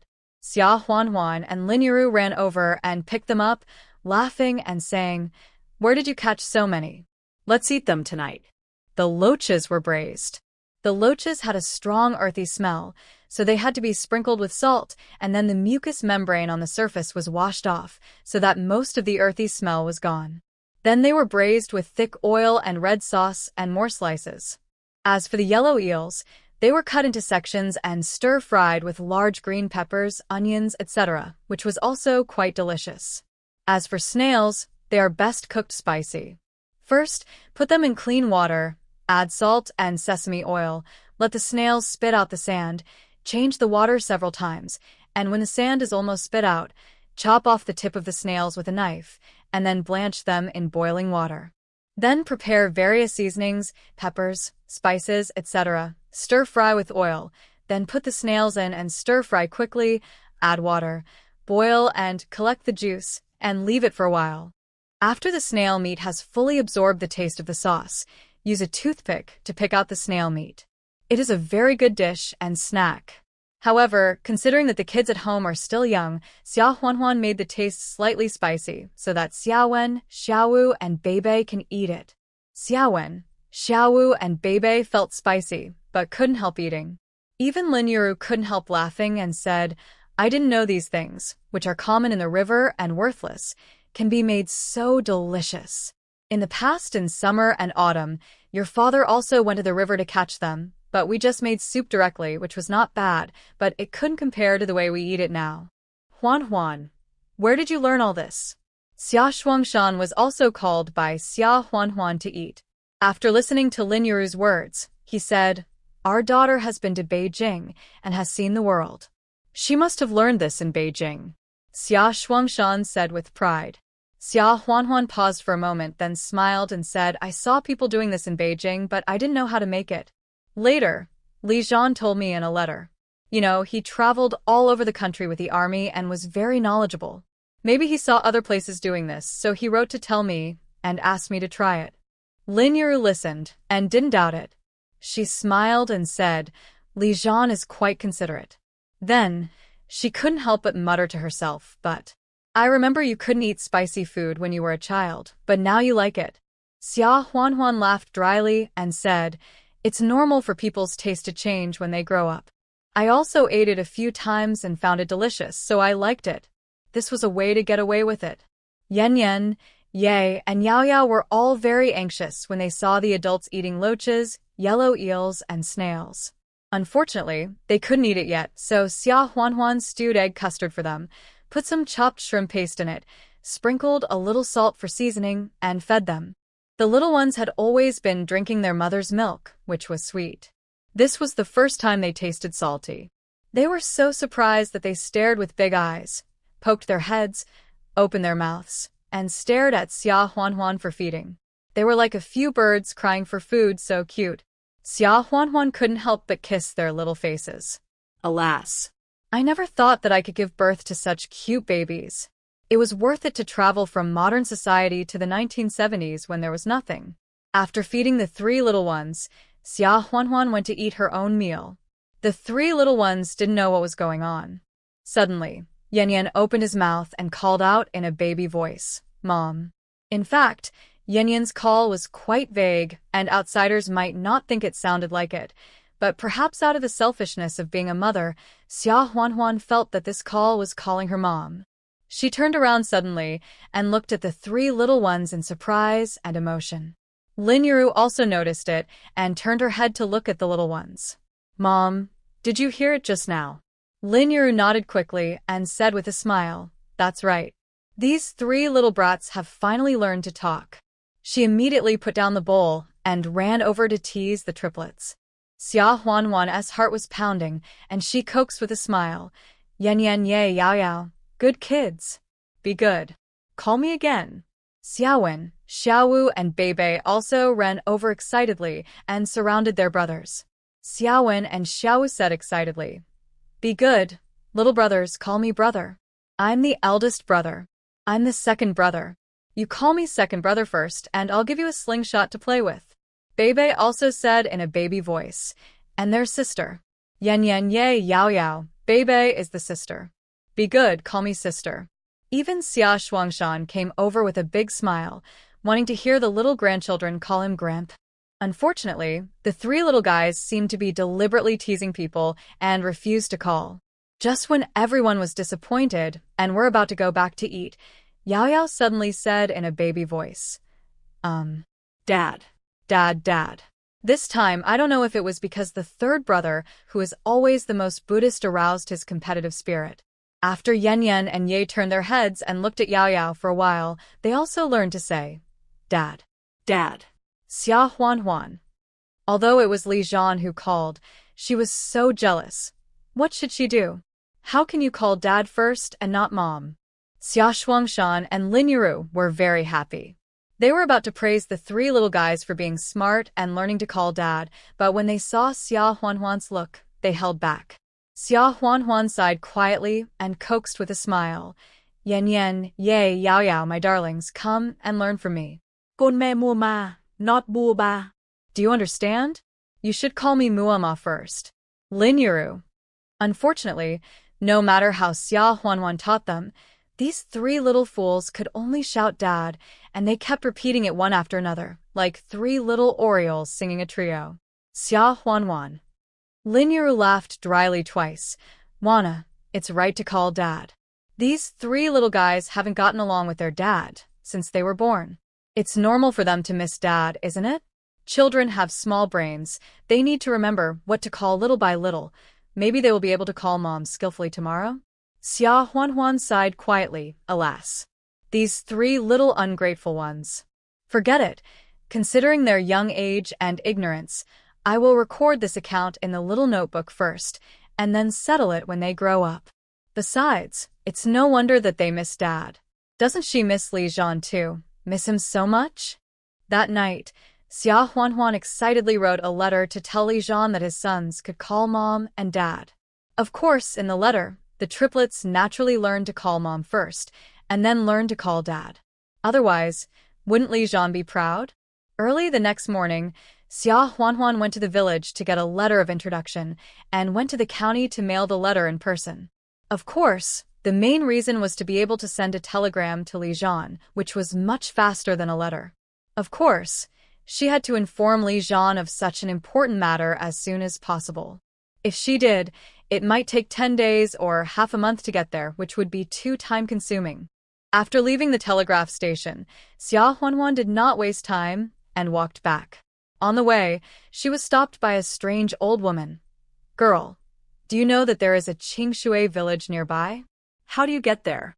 Xia Huanhuan was stunned for a moment, but did not think much about it. She thought that she was going to visit relatives somewhere, so she pointed out the way to her in detail. The old woman thanked Xia Huanhuan and started chatting again. "Girl, are you from Zishan town? If so, why don't we go together? We can have a companion on the road." Xia Huanhuan did not have the idea of going with her. After all, she was too lazy to walk. She planned to walk for a while, find a secluded place, and teleport back directly into the space. If it were not for the fact that she was going to send a telegram, the telegraph station would have asked for a letter of introduction, so she would have gone directly to the county town from the space. If she went with this old woman, wouldn't she have to walk for several hours to get back? "Grandma, I'm sorry, I'm not from there." The old lady was somewhat disappointed after hearing this, but she still left by herself. Xia Huanhuan was afraid of meeting him again on the road, so she didn't set off to go back immediately. Just when she arrived in the county town, she went to Tunghua Lane by the way, cleaned the house and the yard, and watered the flowers and plants in the yard. It is the season for roses to bloom again, and the flowers as big as bowls are gorgeous. The osmanthus trees planted in spring are also growing vigorously.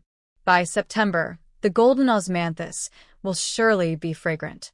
At that time, you can pick some to make fermented rice, osmanthus cakes, and also make tea or osmanthus wine. Thinking of this, Xia Huanhuan looked at the roses in the garden and suddenly had an idea. She picked some of the best flowers that were about to bloom, cut them with small scissors, and put them in the space first. In addition, the seasonal fruit in the yard now is peaches. The old peach tree in the courtyard of Luo's house was lush with leaves and branches, and large pale pink peaches dotted it. Xia Huanhuan looked up for a long time, and suddenly she felt like playing, so she rolled up her sleeves, moved a chair out of the house, stepped on it, and climbed up the tree along the trunk. After picking and choosing, she picked more than 20 big red peaches and put them all in the space, and then she climbed down from the tree. When she got back, she would say that she bought them from the county town and packed them for the kids at home. Suddenly, she remembered that Grandma Luo in Jing City would not remember the fruits on the peach tree in her yard. In 2 days, she would go to Jing City through the space and visit her by the way so she could send her a few peaches from her hometown. Having made up her mind, Xia Huanhuan locked the door, entered the space directly, and then went back to the vicinity of Qingshui village. The time spent in Luo's house just offset the time of walking, so she came back just in time. Lin Yu watched her push the cart into the house and smiled. "Are you back? The meal will be ready soon. Have you sent the telegram to Li Jian?" Xia Huanhuan nodded and smiled. "I have sent it." Then, she gave the peaches that she had taken out of the space in advance to Xiaowen, Xiaowu, Beibei, and others, and asked them to wash and eat them. She washed another 5 or 6 and placed them on the table in the main room so that they could eat them immediately after Lin Yu was done. In addition, she had to send a few to Xia Shuangshan. She had kept the portions for Shen Wanqiue and Yang Qiushi in the space and would send them to them in the evening. Remembering that Zhou Qiuhe was pregnant, she asked Xiaowen to send 3 or 4 to her family for her and the kids to eat.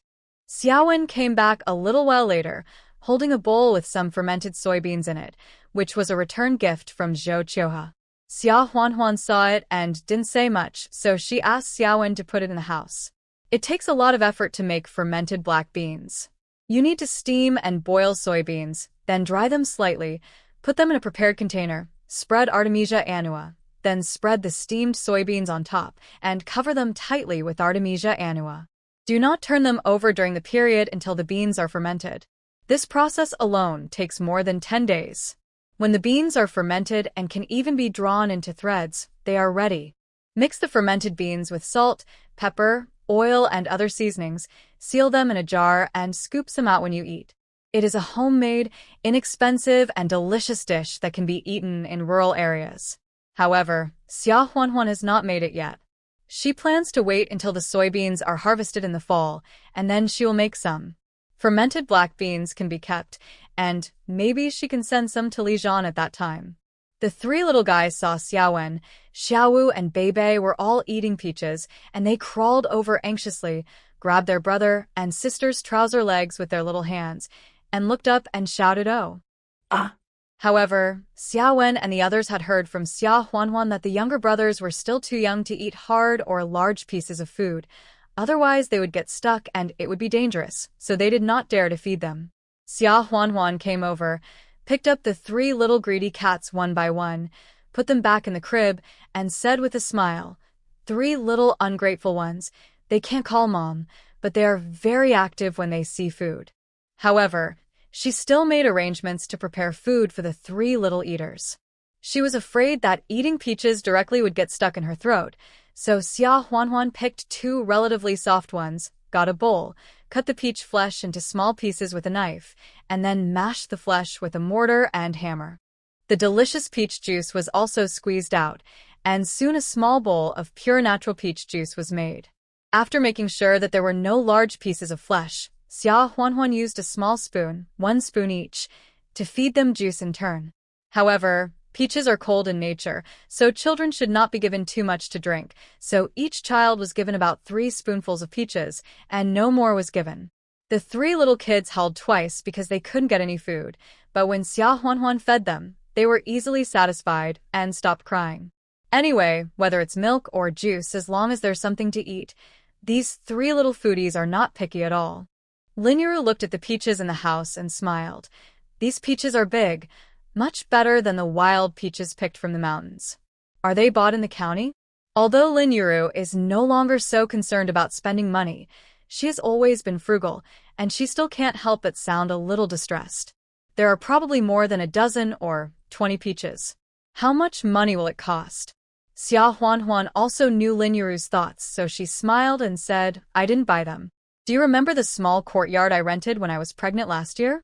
Wasn't there a peach tree in that courtyard?" Linuru widened her eyes in surprise. "Is it from that courtyard? No wonder they are so big and sweet. But we don't rent other people's houses anymore. These peaches." Xia Huanhuan smiled and said, "That's the strange thing. Wasn't the owner of that courtyard taken to Beijing to live in retirement? The last time I went to visit my relatives, I said that borrowing someone's house almost saved my life and the lives of 4 kids, so I bought some things and went to see the owner. The owner is a kind old lady. Seeing that I was polite and took good care of the house when I rented it, she gave me the key and asked me to help clean it from time to time and check the house. If I live in the county town occasionally, I can also stay there for free. We can pick and eat the peaches in the yard. Didn't I just pick some when I went there?" Linuru was happy to hear that it was free, but she couldn't help feeling bad. Now that you mention it, the owner of that yard is quite nice. When she comes back, we must find a chance to repay her. Xia Huanhuan naturally agreed with a smile.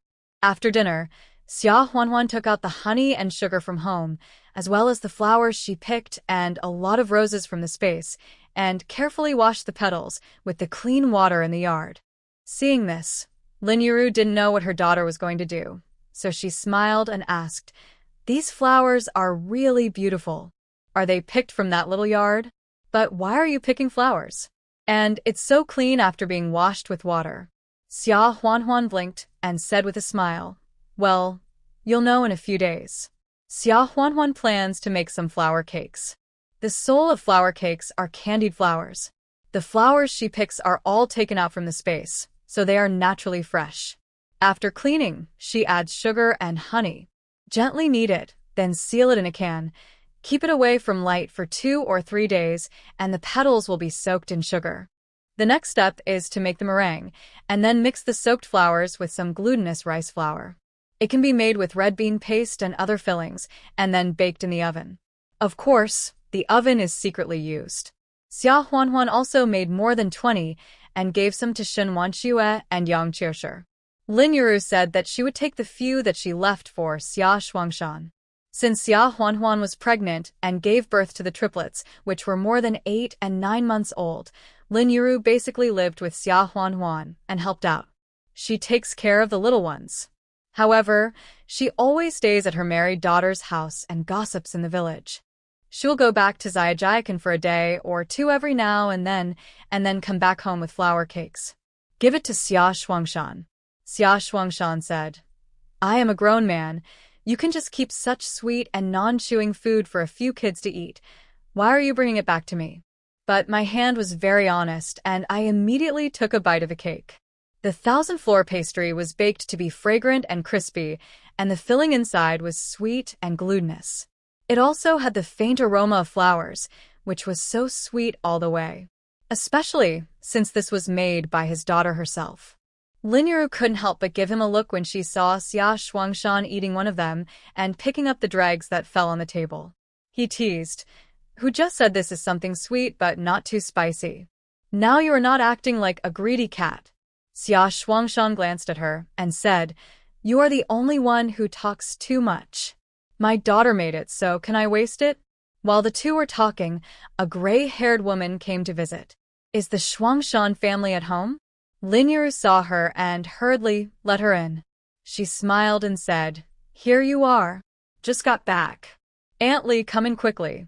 Aunt Li is a widow and a midwife who can deliver babies in Xiajia village. When Lin Yuru gave birth to Yan Haotian and several subsequent births or miscarriages, Aunt Li came to help. When Xia Shuangshan and Lin Yuru were bullied in Xiajia village, Aunt Li also, she was a righteous person and had scolded Li Cuihua several times for them in front of the villagers. However, it was difficult for Aunt Li to speak out about the Xia family. Lin Yuru and Xia Shuangshan were cowards at the time, so their situation never improved. Lin Yuru was always very grateful to Aunt Li. When Xia Shuangshan saw the two women chatting about home affairs, they went out to work in the fields. Lin Yuru took a flour cake on the table and put it directly into Aunt Li's hand, smiled and said, It's a good time for you to come. Give you something good to try. Aunt Li quickly wanted to refuse in these days. No one's life is rich, and there are many who fight over a bite to eat. As an outsider, how can she have the nerve to take other people's food? However, Lin Yuru still insisted on stuffing it. Give it to her. Aunt Li accepted it sheepishly.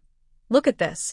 It makes me seem to know that you have delicious food at home, so I came here specially. Lin Yuru said with a smile. Aunt Li, look. You said, can I think that? This is a recipe my daughter learned from Beijing. It's sweet inside. Try it. Aunt Li took a bite and immediately smiled and said, Ouch. So sweet. Is it probably marinated with wild honey or something?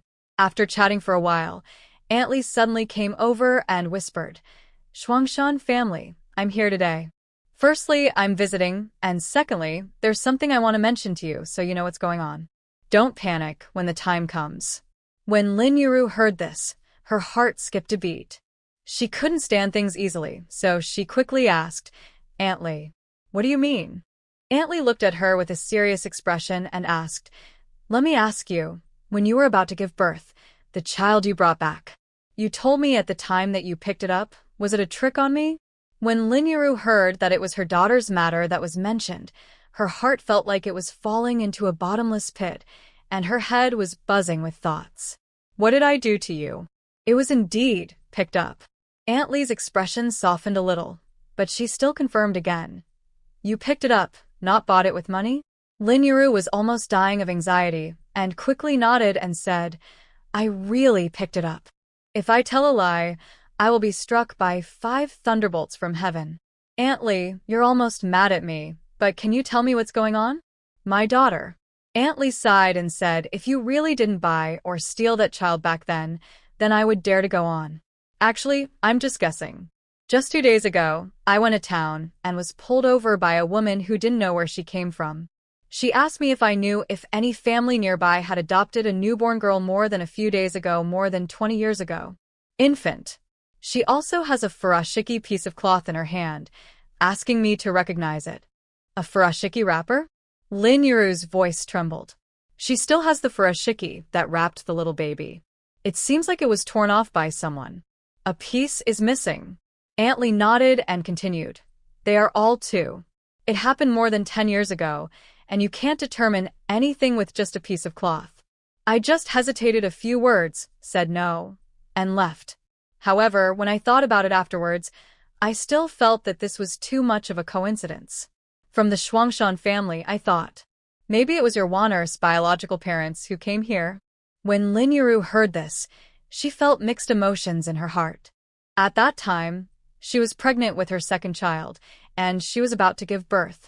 She happened to be building rivers near the town, and every household in the commune was required to send someone to work. Lu Hongmei and Sun Yuxiu of the Xia family were also pregnant at that time, but they were only a few months old. But Li Tsuehua was the only one who wanted to be honest, so she still asked Xia Shuangshan to do the Xia family's share of digging sand and mud for river construction, which was much more tiring than farm work. Lin Yuru felt sorry for her husband, so she went to deliver food to him with her big belly and stayed to help with the work for a while. At night, on their way back together, they picked up the abandoned baby girl. They came back late at night. No one in the house paid attention to it. The baby girl was hungry and weak, and her cries were as quiet as a mosquito buzzing. The Xia family didn't even notice. Lin Yuru used the only cornmeal in the house to make some corn paste. After feeding the baby girl, the other people in the Xia family didn't even notice. Lin Yuru was still worried about what to tell her family at that time, and she had to raise another child. And it's still a baby girl, which ordinary people would not be happy with, let alone the always selfish and mean Xia family. Apart from anything else, Li Tsuehua has never given her a good look since she became pregnant again. As for her own grandchildren. However, it just so happened that Lin Yuru started to have severe stomach pains in the middle of the night, and she was about to give birth. The other members of the Xia family, including Li Tsuehua, felt like they were dead, and Lin Yuru screamed in pain. Her voice was not quiet. Even Yan Haotian, who was only 4 years old when he was not abducted at the time, was so frightened that he cried when he saw his mother in such pain. There was such a big commotion, but no one came out to help. Xia Shuangshan hurriedly asked Yan Haotian to look at his mother. He went to the village to call the midwife, Aunt Lee, to deliver the baby at dawn. However, Lin Yuru was tired from all the years, and the baby died at birth. Lin Yuru cried so hard that she finally thought of a way and asked Aunt Lee to tell the outside world that she was giving birth to twins, a baby girl she had not saved, so she would raise her as the baby born in her own belly. Therefore, only Aunt Lee and the commune knew that Xia Huanhuan was not their biological child. Lin Yuru and Xia Shuangshan both begged Aunt Lee not to tell the truth, otherwise the Xia family would not be able to tolerate the baby girl. The aunt felt pity for them being bullied for being honest, so she nodded and agreed. Later, what the village knew was that Lin Yuru had given birth to twins, one of whom could not be saved, and the other was Xia Huanhuan. When Lin Yuru heard what Aunt Lee said, her first reaction was that if it happened. After Wanner recognized her biological parents, would she disown her and Xia Shuangshan? But she soon felt guilty because of this selfish idea. How much had her daughter suffered with them because of their cowardice? It's normal for Wanner to really disown them. Besides, doesn't she know that their daughter is a girl who values love and righteousness? At that time, she thought that Wanner was a girl. So it was pitiful to be abandoned by her parents, so she didn't plan to reveal her life experience to avoid Wanner being sad. But now that her parents have come to find her, maybe she had something hidden back then? It would be too selfish of her to keep it secret. Aunt Lee, please describe it to me. What does the person who asked you look like, and where did she come from? Aunt Lee said, that woman's hair is gray. She must be 60 years old. Her clothes are quite tight. Simple. She said her surname is Wang, and she comes from Liujia village in Fan County in the north. Aunt Li said, and couldn't help but comforted her. I think that woman looks nothing like your Waner. Maybe it's irrelevant. Don't pay too much attention to it. Even if it is, they cruelly abandoned the child, but now you have raised the child so well and married a good son-in-law like the fourth son of the Li family, and your life is prosperous. Are they coming to recognize each other again? Where in the world can such a good thing happen? I think that woman seems to be hanging around here for a few more days, so I came here to tell you something to make you feel a little bit worried. What do you mean? After hearing this, Lin Yuru forced a smile and said, Aunt Li, we have been neighbors for many years. How can I not know that you have good intentions? Auntie Li said a few more words and left. Lin Yuru hesitated again. Auntie Li was right. If she wanted to look for her, it has been 20 years. She could have come to look for her in any year. Why did she come now? If Waner's biological parents were well off and there was indeed some hidden story back then, she would definitely not stop her daughter from recognizing her relatives. But if they can't live anymore and think of an abandoned daughter and want to look for her and then take advantage of her, then it is better not to recognize her relatives. Lin Yuru couldn't make a decision for a while, so she didn't go back to Xia Huanhuan, but waited for Xia Shuangshan at home, wanting to discuss it with him first. When Xia Shuangshan came back from Weeding, he was stunned when he saw Lin Yuru was still at home. Why are you still at home? She is alone at Waner's place. How can she handle it? Lin Yuru came back to her senses at this point, and seeing that it was almost dark, she got up and went to the kitchen to make Xia Shuangshan a bowl of noodles, sprinkled a handful of green vegetables, and put 2 poached eggs in it. While the two were eating, Lin Yuru whispered to Xia Shuangshan what Aunt Li had said. Waner's father. What do you think? Should we tell Waner about this? If her biological parents are good people, and they had a secret story back then, and they won't burden Waner and her son-in-law after they recognized each other as relatives, then that would be better. If they are useless and can't live anymore, and they want to ask the girl they abandoned for money, then if we tell Waner, wouldn't it be harming her? Xia Shuangshan was also a little undecided. Selfishly speaking, even if Xia Huanhuan was not their biological daughter, she was not stolen or bought by them, but picked up. They had raised her for 20 years with great difficulty. Now her biological parents suddenly showed up and wanted to take their daughter back? Even a saint would be reluctant to do so. However, it was also a fact that Huanhuan had suffered so much with them over the years. They were more or less insecure if they tried to stop her from recognizing their relatives. After pondering for a while, Xia Shuangshan said, How about this? You keep it a secret for a few days. Didn't Aunt Li tell me the name of that woman's village? I'll write a letter of introduction before the autumn harvest begins, saying that she's working as a bricklayer there, and I'll go over to ask around. If the family is good character, then I'll tell Huanhuan and see if she's willing to recognize her as a relative. When Lin Yuru heard this, she also felt that she should find out the other party's background first, so she nodded and said, That's fine. Then I'll keep it a secret and tell you when I find out. Xia Shuangshan nodded and said, I will go to get a letter of introduction tomorrow. If you don't have anything to do, just go back to Waner. I don't know if their mothers have time to cook. Lin Yuru hesitated for a moment and said, Xiaowen and Xiaowu are grown up now, and I can help to coax their younger brothers.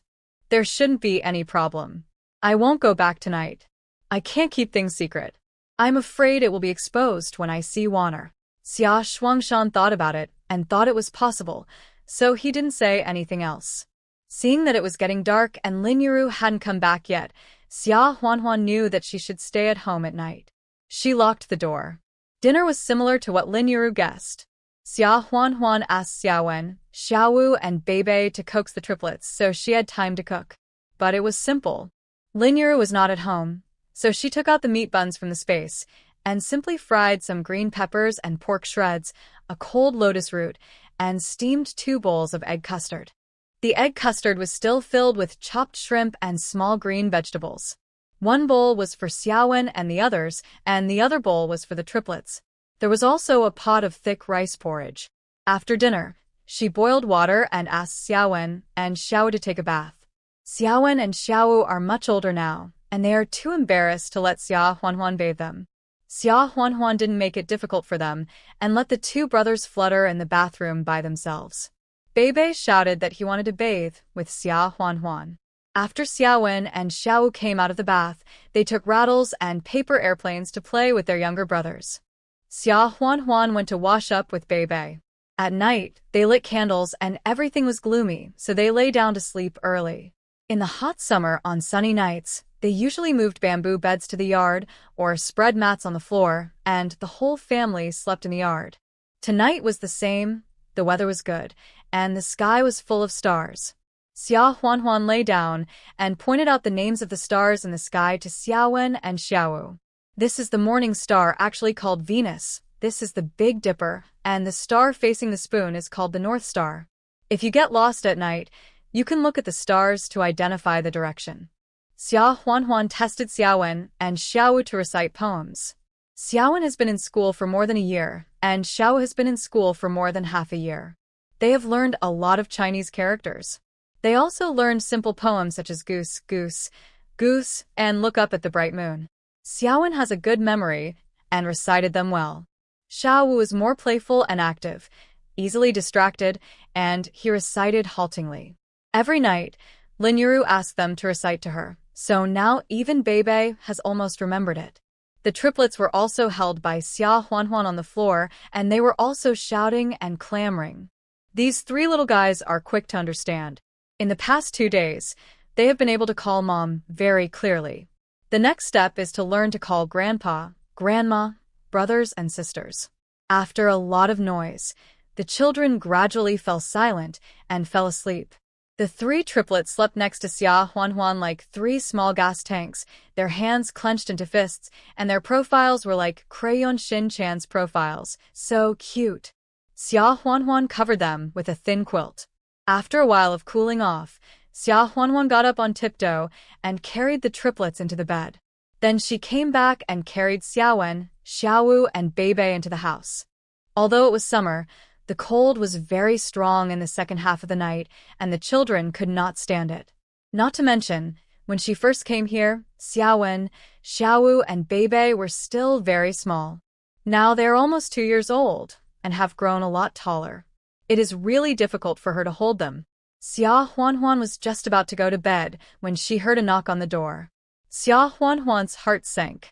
Could it be that those second-rate people in the village knew that Lin Yuru was not at home tonight, so they came to make trouble? Li Zhan was not at home all year round. Even if she did not deal with the men in the village, she could not care about the shameless people who would run around nearby at night.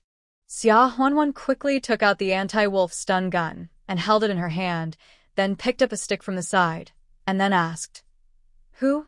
The person outside the door did not look scared and answered, "It's me." Xia Huanhuan was stunned for a moment. Who else could this voice be but Li Zhan? Li Zhan? Why are you back now? Xia Huanhuan went to the door, but still asked again in disbelief. Li Zhan replied, "Yes, it's me. The mission was completed 2 days earlier than expected, so I had a break and took a day off to come back." Xia Huanhuan opened the door and let him in. She saw that his face was untidy and his camouflage uniform was still dirty. It was obvious that he had rushed back without even having time to change his clothes. She couldn't help but feel distressed. "You are such a fool. If you are in a hurry, don't come back. Didn't I see you in Beijing a few months ago?" Before she finished speaking, she was hugged by Li Zhan. Li Zhan smiled and said, "Didn't I miss you? And the little guys?" Xia Huanhuan was helpless and asked, "Have you eaten yet?" Li Zhan said obediently, "No." Xia Huanhuan sighed and said, "I'll go boil some water, and you go take a shower. I'll make you a bowl of noodles. You can eat after you come out of the shower." Li Zhan smiled and said, "Let's make noodles first. I'm really hungry. I'll take a shower after eating." Xia Huanhuan thought about it and decided that it was okay. She went to the kitchen to prepare. She rolled out the noodles, fried a handful of beans, cut a small piece of bacon, and fried 2 poached eggs. After a while, a bowl of soup noodles with beans and bacon was ready. Li Zhan ate a large bowl of noodles in a short while. Xia Huanhuan had already boiled the water and asked him to take a shower in the bathroom. Li Zhan smiled slyly and whispered, "Wife, please accompany me." Xia Huanhuan was stunned for a moment. Then she understood what Li Zhan meant. Her cheeks suddenly turned red. She ran away from his sight, bit her lip, and said shamefully, I have washed. Ah, you. You put me down. I will wake up the kids later. Li Jian carried his wife on his shoulders and had no intention of putting her down. He was a big man with blood and energy, and he only had the opportunity to come back a few days a year. It was too much to ask him to endure it. It's hot in summer, so take a few more showers to cool down. You should be quiet later. The kids will definitely not wake up. Xia Huan. So if she woke them up, she would be blamed? However, protests were useless anyway. It was almost dawn when Li Jian stopped. If Xia Huan was not really tired and sleepy, she would have kicked him twice. Li Jian was still very attentive. He covered her with a thin blanket and smiled flatteringly. Wife, the temperature will drop at night. Don't catch a cold. Xia Huan. The next morning, Li Jian woke up early as always, refreshed. Xia Wen, Xiaowu, and Beibei woke up and found that Li Jian was back. They all ran over excitedly and surrounded him, fourth uncle chattering non-stop. Li Jian always brought them some small bowls when he came back. This time was no exception. He brought some bullet shells for them to play with.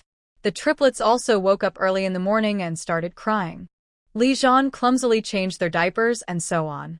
After not seeing him for a few months, Yan, Ye, and Yao Yao didn't recognize him again, but they didn't cry. They just stared at this stranger in the house with their clear and innocent big eyes, very curious. Li Jian felt helpless and said with a smile, You little brats, how long have we not seen each other? Don't you recognize your dad again? I'm your dad. Be good and call me dad. He hadn't received the telegram that Xia Huan sent 2 days ago, but Xia Huan also told him about it verbally last night, so he was looking forward to it. As a result, not to mention calling him dad, they didn't even recognize him. After hearing what Li Jian said, I don't know if they heard that they were being scolded, the 3 little guys pouted and started crying. Li Zhen. He didn't seem to have done anything? Is it that serious? A trio early in the morning? Shh. Your mom is still asleep, don't cry. Xia Huan was exhausted, but she got up after hearing the noise and said with a smile, Maybe they are hungry. Give me the children, I will feed them. The 3 little ones naturally opened their arms and wanted Xia Huan, while still crying aggrievedly. Mom. Xia Huan smiled and hugged them and said with a smile, Look at you crying. Did your dad scold you? Be good. Don't cry. Mom will scold him for you later. Don't say it. Seeing Li Jian being humiliated, Xia Huan was in a good mood. She felt that the imbalance of the 3 little ones learning to call dad first and then mom was made up. Li Jian didn't know these little prides in Xia Huan's heart, so he went to make breakfast. Although Lin Yuru was afraid that she would let the cat out of the bag, she was still worried that Xia Huan could not handle it alone. She came back early in the morning and saw Li Jian at home. She was very happy, so she drove Li Jian out of the kitchen and continued to make breakfast. Li Jian went back to the house and picked up the 3 little ones, threw them into the air, caught them and played with them, or let them sit on his neck and ride on his big horse, making the 3 little guys giggle non-stop. The 3 little ones started to grow teeth when they were 5 or 6 months old. Now when they smile, the 4 upper and lower front teeth are exposed, which is so cute.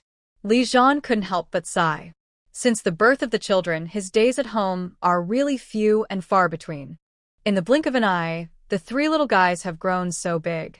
Even so, it was because he was in a relatively mobile unit, which was responsible for some dangerous tasks that required elites with outstanding abilities in all aspects to complete. Therefore, he was relatively freer than other units. Otherwise, he would not be able to guarantee the frequency of his leave. It would be good if he could come back to visit his family once a year. However, he had recently applied to the commander and planned to transfer to a regular garrison position. In this way, with his current position, he could bring his wife and children to the garrison and let them accompany the army. Although they would still not be able to see each other because of the mission, it would definitely be much better than the current separation. However, even if the superiors finally agreed to this matter, it would probably take until next year or the year after next to be finalized, and it was not certain where the garrison would be. When he came back this time, he also wanted to ask Xia Huan's opinion first. After all, the garrison that was finally decided might be a place with difficult conditions. If Xia Huanhuan was unwilling to accompany the army, there would be no point in him transferring there. Li Zhan asked softly, Huanhuan, I think next year or the year after, we will be transferred to a regular garrison. By then, there should be a fixed garrison. At that time, we should be able to take you and the children to follow the army. Are you willing? Xia Huanhuan was stunned for a moment. Follow the army? The rules of the army are very strict. Although they will not be too harsh on the military dependents who follow the army, they will definitely not be as free as in the countryside.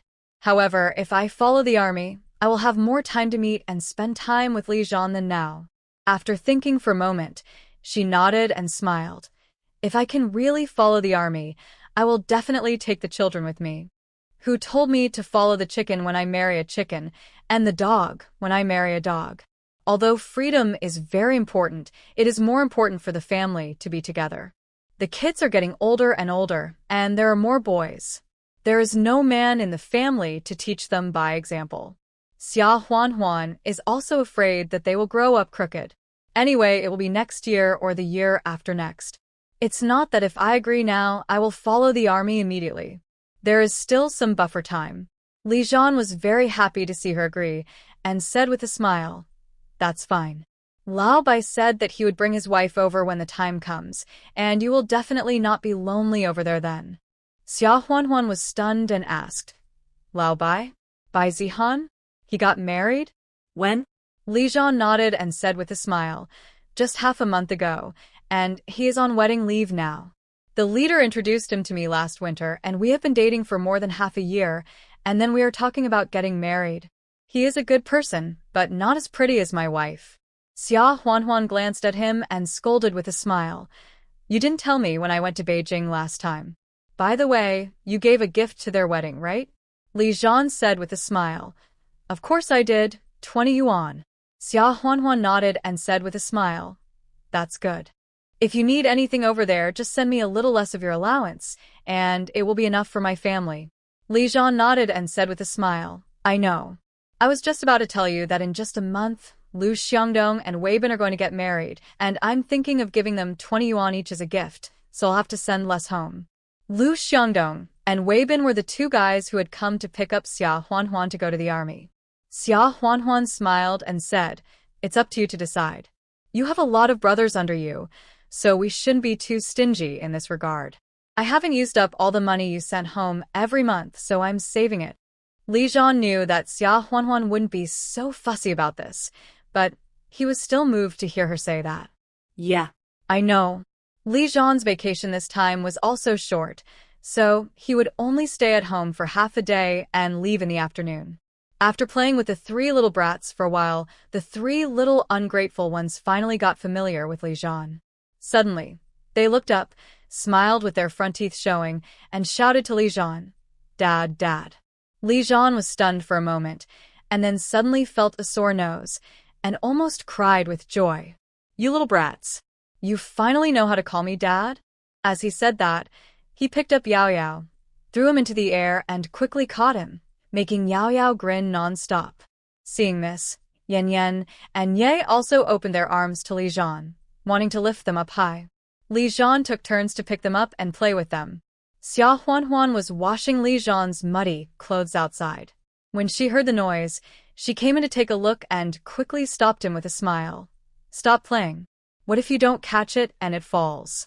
Li Zhan chuckled and said, It's okay. I'm keeping it in mind. However, he still didn't throw it up again. He just held it up high to play. After a while, the three kids were tired and fell asleep. Li Zhan covered them with a thin blanket and came out.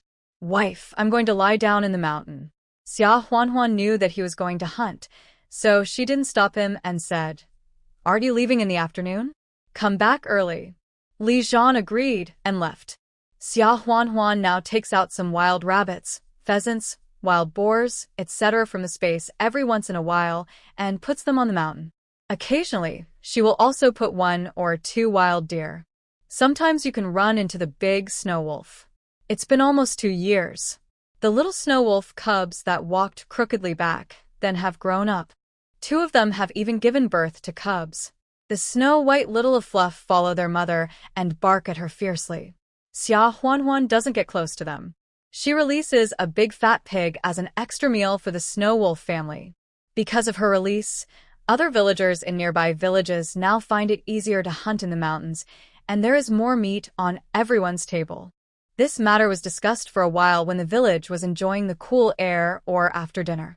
No one knows the reason. They all guess that it is probably because the weather was good this year and there was enough wild food on the mountain, so they reproduced and grew well. Anyway, the food is much richer, and everyone is happy. They are also glad that they didn't cut down the trees on the mountain last winter.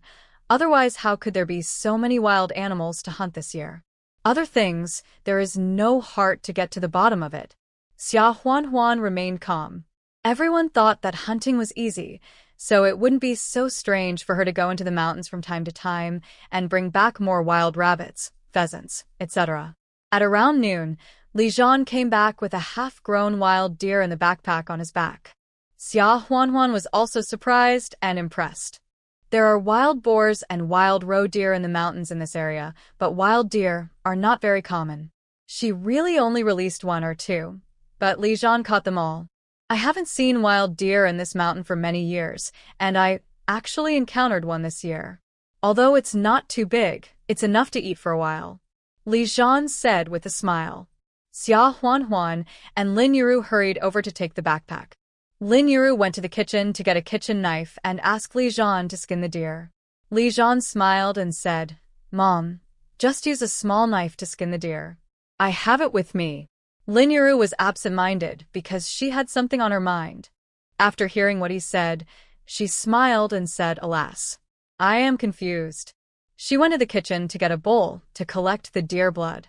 Li Zhan whispered to Xia Huanhuan, "Huanhuan, is Mom worried about something?" Xia Huanhuan also saw it and said, "I'll ask her later. By the way, don't do this yet. Go to the lotus pond outside and dig some lotus roots. There are also fish in the pond. Catch 2 of them." Xia Huanhuan told Li Zhan in a letter about planting lotus and raising fish in the pond. However, when he went out early this morning, he was really shocked to see the lotus pond in front of him, with green leaves and pink lotus, a magnificent scene. His wife is really amazing. Okay. Li Zhan agreed, took off his clothes, and jumped into the lotus pond in his shorts to catch fish and dig lotus roots. Xiaowen, Xiaowu, and Beibei all ran to the edge of the pond excitedly and squatted to watch. The lotus roots were easy to dig, so they found the lotus leaf stems and groped down. It took some effort to catch the fish, but after a while they caught 2 big fish weighing 3 pounds. Xiaowen and Xiaowu each took 1, while Beibei took the lotus root wrapped in lotus leaves and ran home happily. When Xia Huanhuan saw this, she was amused and angry. "Don't you know to take the bamboo basket with you? You just put on your clothes and you have to wash them again." When she saw that Li Zhan's legs were covered with mud that had not been washed clean, he was. The muscles on his upper body were tangled and covered with water droplets, which was so masculine, and, thinking of how she had been tortured last night, Xia Huanhuan's cheeks suddenly flushed. She turned away embarrassedly and said, You go to the bathroom and wash yourself. I'll run the water for you." Li Zhan smiled and agreed, and went. Xiaowen came over and asked secretly, "Mom, my 4th uncle's back is covered with scratches. Was he injured by a bad guy?" "But why would a bad guy scratch my 4th uncle's back?" Xia Huanhuan. Could she say that she caught all those last night? "You little kid. Why are you asking this? Go wash the lotus roots." Xiaowen felt aggrieved. Wasn't it enough for him to care about his 4th uncle? Li Zhan came out soon. Xia Huanhuan gave him a set of summer clothes, which were made by her in her free time. However, Li Zhan could hardly wear casual clothes, so she didn't send them to him. Now he was at home, and it was just right for him to change. After thinking about it, she pulled Li Zhan into the house, took out the Yunnan Baiyao ointment, and applied it to the wounds on his back. Li Zhan grinned warmly and handsomely, and said, "Wife, you are so good to me." Xia Huanhuan rolled her eyes at him and smiled. "Don't think you are sweet-mouthed. I won't catch you next time." If you torment me like that again, I will suffer next time. Li Zhen, After applying the medicine, Xia Huanhuan went to kill the fish and remove the scales, while Li Zhan continued to peel off the wild deer skin and cut the deer meat into small pieces. The wild deer skin will be tanned later and used to make beds in winter or to make close-fitting vests for the cubs, which are both very warm. Lin Yuru was responsible for washing the meat, applying salt on it, and hanging it on the eaves to dry. Xia Huanhuan also prepared the fish, so she asked Li Zhan to chop it into large pieces, then start the wok, heat the oil, add the scallion and slices, fry the fish first, then pour in boiling water, pour in the chopped lotus root pieces, and slowly boil the soup. Lunch was lotus root stewed with fish soup. In addition, 2 pieces of venison were picked, one of which was stir-fried with green and red peppers and onions. For the remaining piece, Xia Huanhuan asked Xiao Wen and Xiao Wu to bring the coal stove used in winter to the kitchen and put an iron net on it with a little charcoal left over from winter, and then sliced the venison into thin slices and grilled it directly. In the past, I watched the scene of eating grilled venison on a snowy day and dream of red mansions, and I drooled every time I saw it. Although it is summer now, it does not affect the freshness and fragrance of grilled venison. In addition, 2 green vegetables were fried, mixed flour buns were heated, and a pot of millet porridge was cooked, and a hearty lunch was ready. Xia Huanhuan wanted to call Xia Shuangshan to eat together, but Lin Yuru said, "Your father went to another county to do bricklaying work early in the morning, and he will probably be away from home for several days." Xia Huanhuan was stunned. Every time Xia Shuangshan went out to work, he was in a nearby commune. This time, he went directly to another county? He's going out of the county? Why so suddenly? There was no news in advance. Hey, Lin Yuru said with a forced smile. He said there was a sudden job and the salary was not low, so he left early in the morning. Did my father bring enough money? Travel expenses, and so on. Lin Yuru said, hey, he brought enough money. Your brother now sends us 10 yuan every month. Your father and I are richer than other families in the village now. Xia Huanhuan didn't think much about it. She thought that Lin Yuru was not right today. She must be worried about Xia Shuangshan going away, so she said, "Don't worry too much. He is such a big man. nothing will happen to him." After dinner, Li Zhan packed up and set off. Xia Huanhuan asked Li Zhan to take all the flour cakes she made yesterday, which were about 7 or 8. Li Zhan wanted to push it away, and Xia Huanhuan said, "You take it. I will make some fresh ones for them in 2 days. There is no shortage of these at home." Li Zhan had no choice but to keep it. He took one and tasted it, then said in surprise, "Is this flour cake?" Xia Huanhuan was stunned for a moment. "Do you know it?" Li Zhan smiled and said, "I have eaten it in Yunnan province before. There are many flowers there, so they use flowers as fillings. But wife, how do you know how to make this thing?" Xia Huanhuan was stunned for a moment and quickly evaded the question. "This. I went shopping in Beijing last time and saw someone selling it in a department store, so I bought a piece to try myself. I thought it should be easy to make, so I tried it myself." Li Zhan did not ask any further questions and smiled. "My wife is smart." In addition to flour cakes, she also brought some freshly baked scallion pancakes and a few peaches. Xia Huanhuan rode her bicycle to send Li Zhan to the town, and then returned reluctantly. She didn't feel anything when she came back, but she felt empty after the other person left. But life went on. Li Zhan's plan to join the army would be next year or the year after, so she had to hurry up to buy a courtyard house in Beijing. Otherwise, when she really joined the army, it's not that she couldn't use space teleportation to go to Beijing, but she had to pay more attention to the station.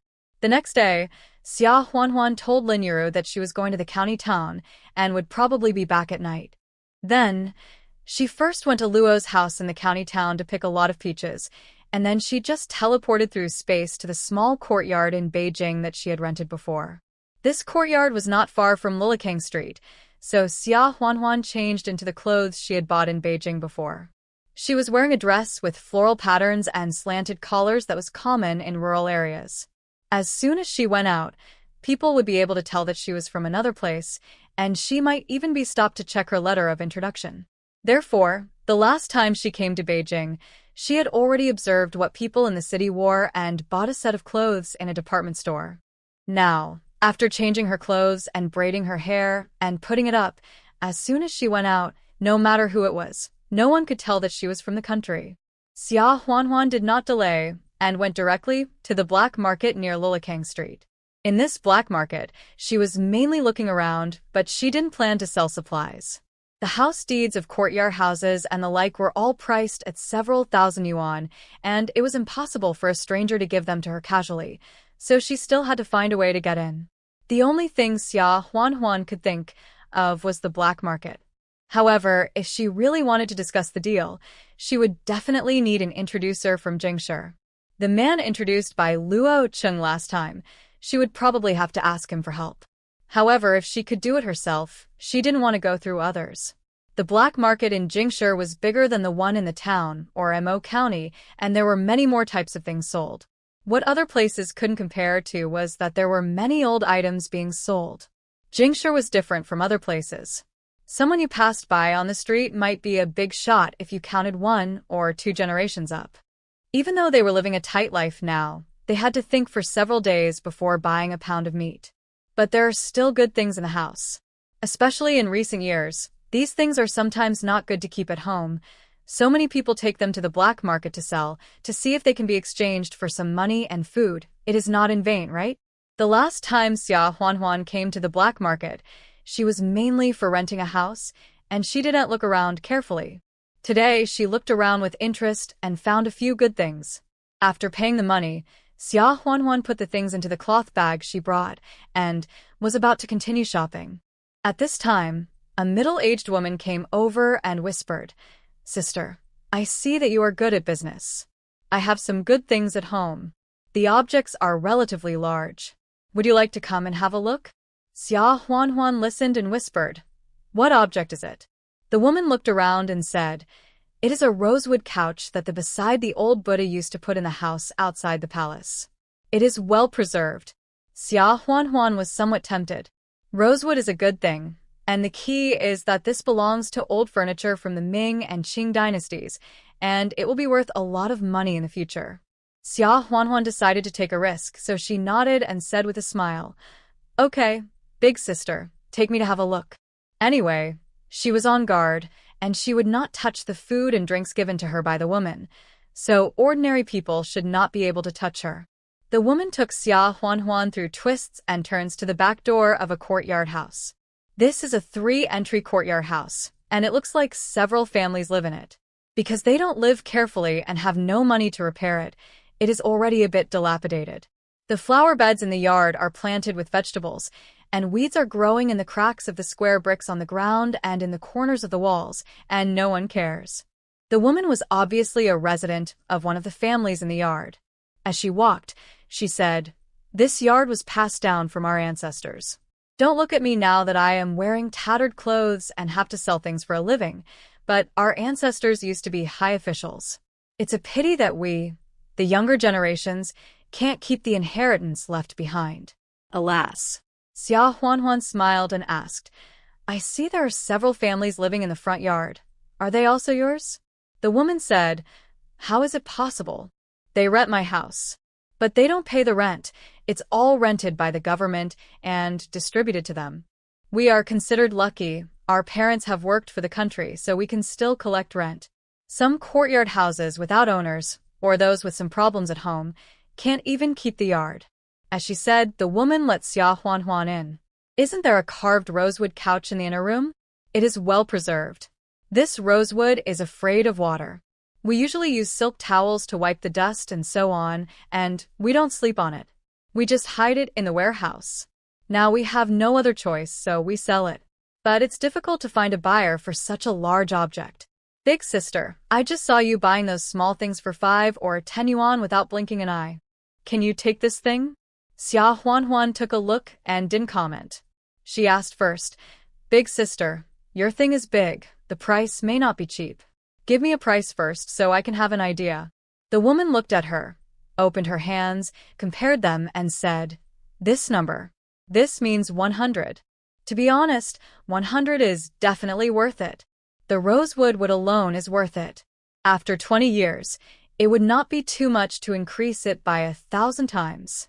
However, if you don't bargain, you will be easily taken advantage of in the future. Xia Huanhuan glanced at the woman and smiled. Big sister, I can't afford this number. You should find someone else to take a look. After saying that, she was about to leave without any reluctance. When the woman heard it, she immediately became anxious. Hey, don't be anxious. I made an offer, but I didn't say you can't bargain. If you bargain, maybe I will agree. Xia Huanhuan was also very ruthless after hearing this. She raised one hand, meaning 50, and directly gave half of it. The woman almost got angry. Big sister, you don't seem to be sincere when you offer this price. How about this, 95, you take it away, okay? Xia Huanhuan smiled and said, Big sister, 95 and 100 are only 5 yuan apart. If I can take out 95, do I still need the 5 yuan? After bargaining for a long time, it was finally decided at 80, and someone was asked to help carry it to Xia Huanhuan's residence. The woman's psychological price was 70, which was also satisfactory. Xia Huanhuan was not vague, and directly took out 80 yuan and gave it to the woman. The woman's eyes were wide open. My God, the money in people's pockets now is only a few yuan, and there are also a few cents in bills. I have never met anyone who goes out with hundreds of dollars in his pocket. The woman asked Xia Huanhuan to wait for a while, and then she went to find her husband to pull a cart over and help carry the couch to Xia Huanhuan. Xia Huanhuan told the address and followed the cart back to the rented house. She was not afraid of exposing the house, because she would definitely let people know if she bought more in the future.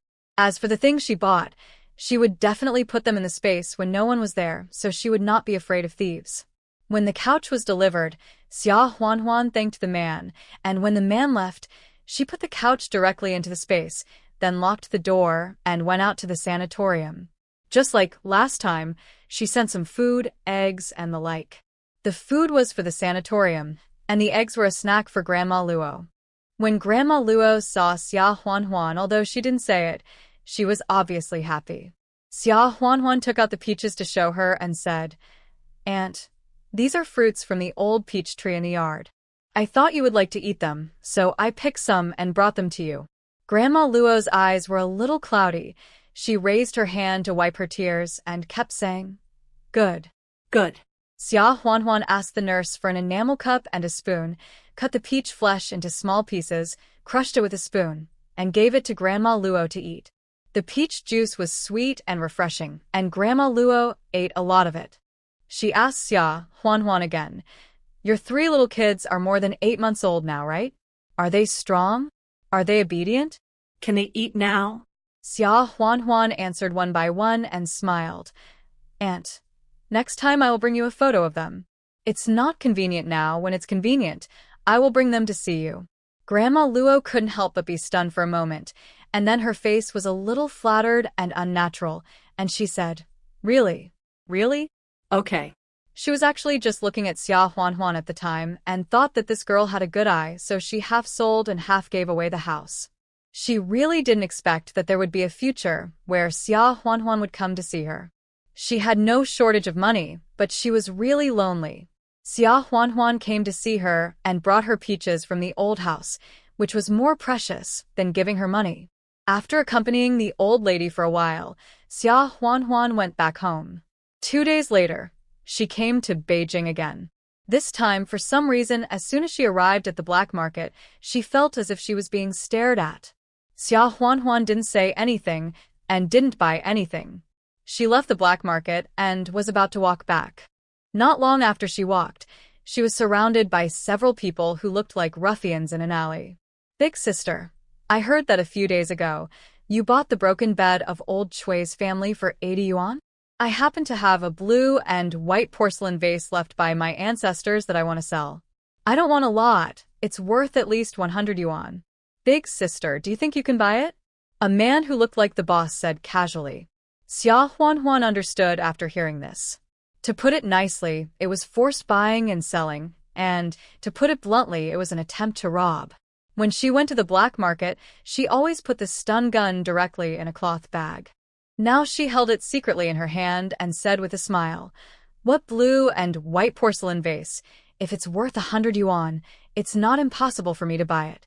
The man was surprised to see that Xia Huanhuan was not afraid in the face of 5 or 6 big men, and nodded his chin towards one of his men. The man immediately brought out a porcelain bottle. Xia Huanhuan didn't even need to look at it carefully. She knew that it must have just been fired, and it was still relatively shoddy. No one would buy it if it was sold for 50 cents. This bottle, if Big Sister says it's worth 100 yuan, everything is fine, and we will send Big Sister back home respectfully. If you say it's not worth it, that would hurt our feelings. Xia Huanhuan sneered, looking cold and charming, and said, "If I say it's not worth it, how would it hurt our feelings?" The leader didn't expect that a weak woman would dare to ask, and laughed twice and said, "I see that the eldest sister is so beautiful, and our brothers are all bachelors." Hee hee. That's right. Brother Kai, you see I don't have a partner. Why don't you give this to me? A small gangster said casually, ran in front of Xia Huanhuan, and raised his hand to touch Xia Huanhuan's face. Xia Huanhuan sneered, raised her foot and kicked the man between the legs, and then, the stun gun in her hand was directly pressed against the waist of the small gangster. The small gangster was trembling all over, and he couldn't get up from the ground. The stun gun was placed in a cloth bag, and other people couldn't tell what was going on for a while. They just knew that this delicate and weak young wife just used her hand to hit the man, and the man fell down. Therefore, they were a little confused about Xia Huanhuan's background, wondering if she met the legendary martial arts master who could press acupoints or something. The leader called Kai Ge looked at Xia Huanhuan angrily. In this area, there are not many people who dare to give him such a face. Another subordinate pointed at Xia Huanhuan. "You, why did you attack without saying hello? Do you understand the rules of the martial arts world?" Xia Huanhuan looked at him as if he were a fool and said coldly, "You, a group of grown men, are blocking a woman like me, and you think you are following the rules of the underworld?" The others looked a little embarrassed. However, think about how generous this young girl was in the black market a few days ago, spending $5 or $10 without blinking an eye. The couch in Cui Xiaodong's house has been on the black market for almost half a year, but it has not been sold because the price was too high. It is said that this girl didn't even hesitate and bought it at once. She has no man following her. She is a real sucker. You say they don't care about it, but there are many people who are. Kai Ge sneered.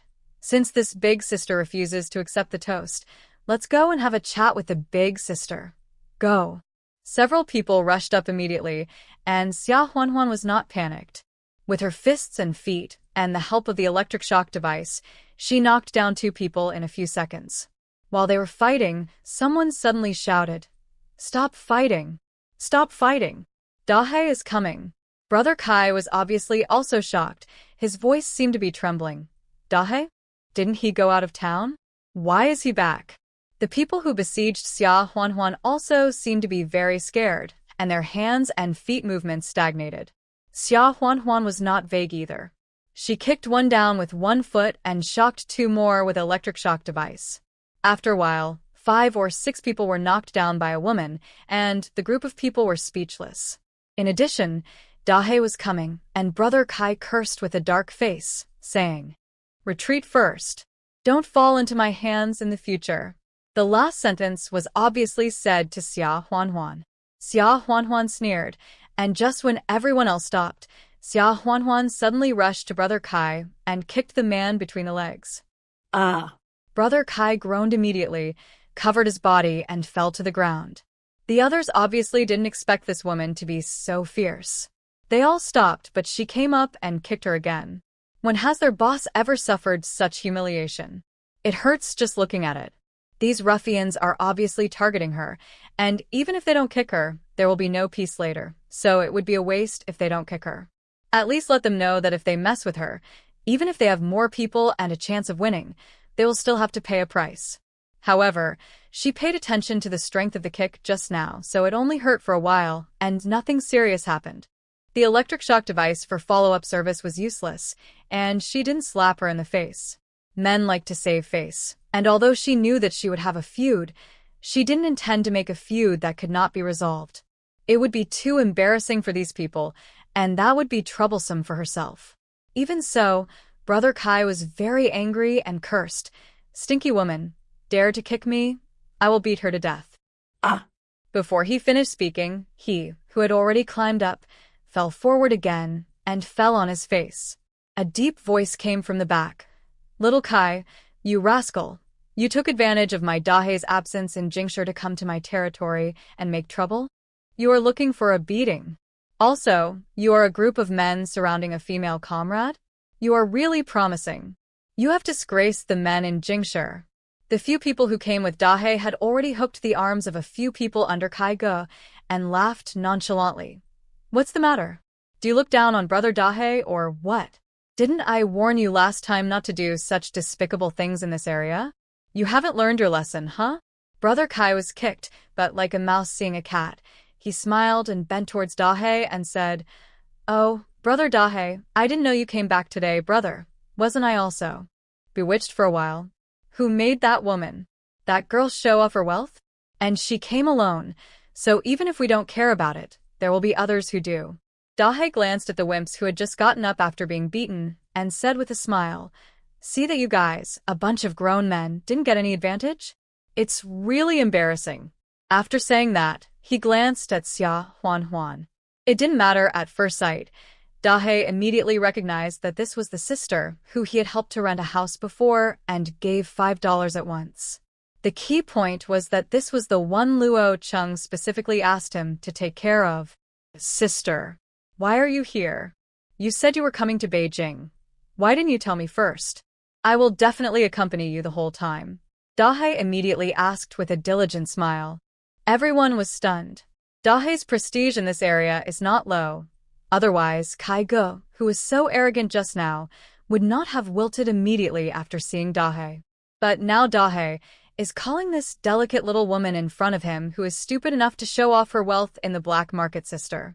Xia Huan actually didn't want to deal with Dahe so soon, but since she was recognized, she admitted it generously, nodded to Dahe, and said nothing.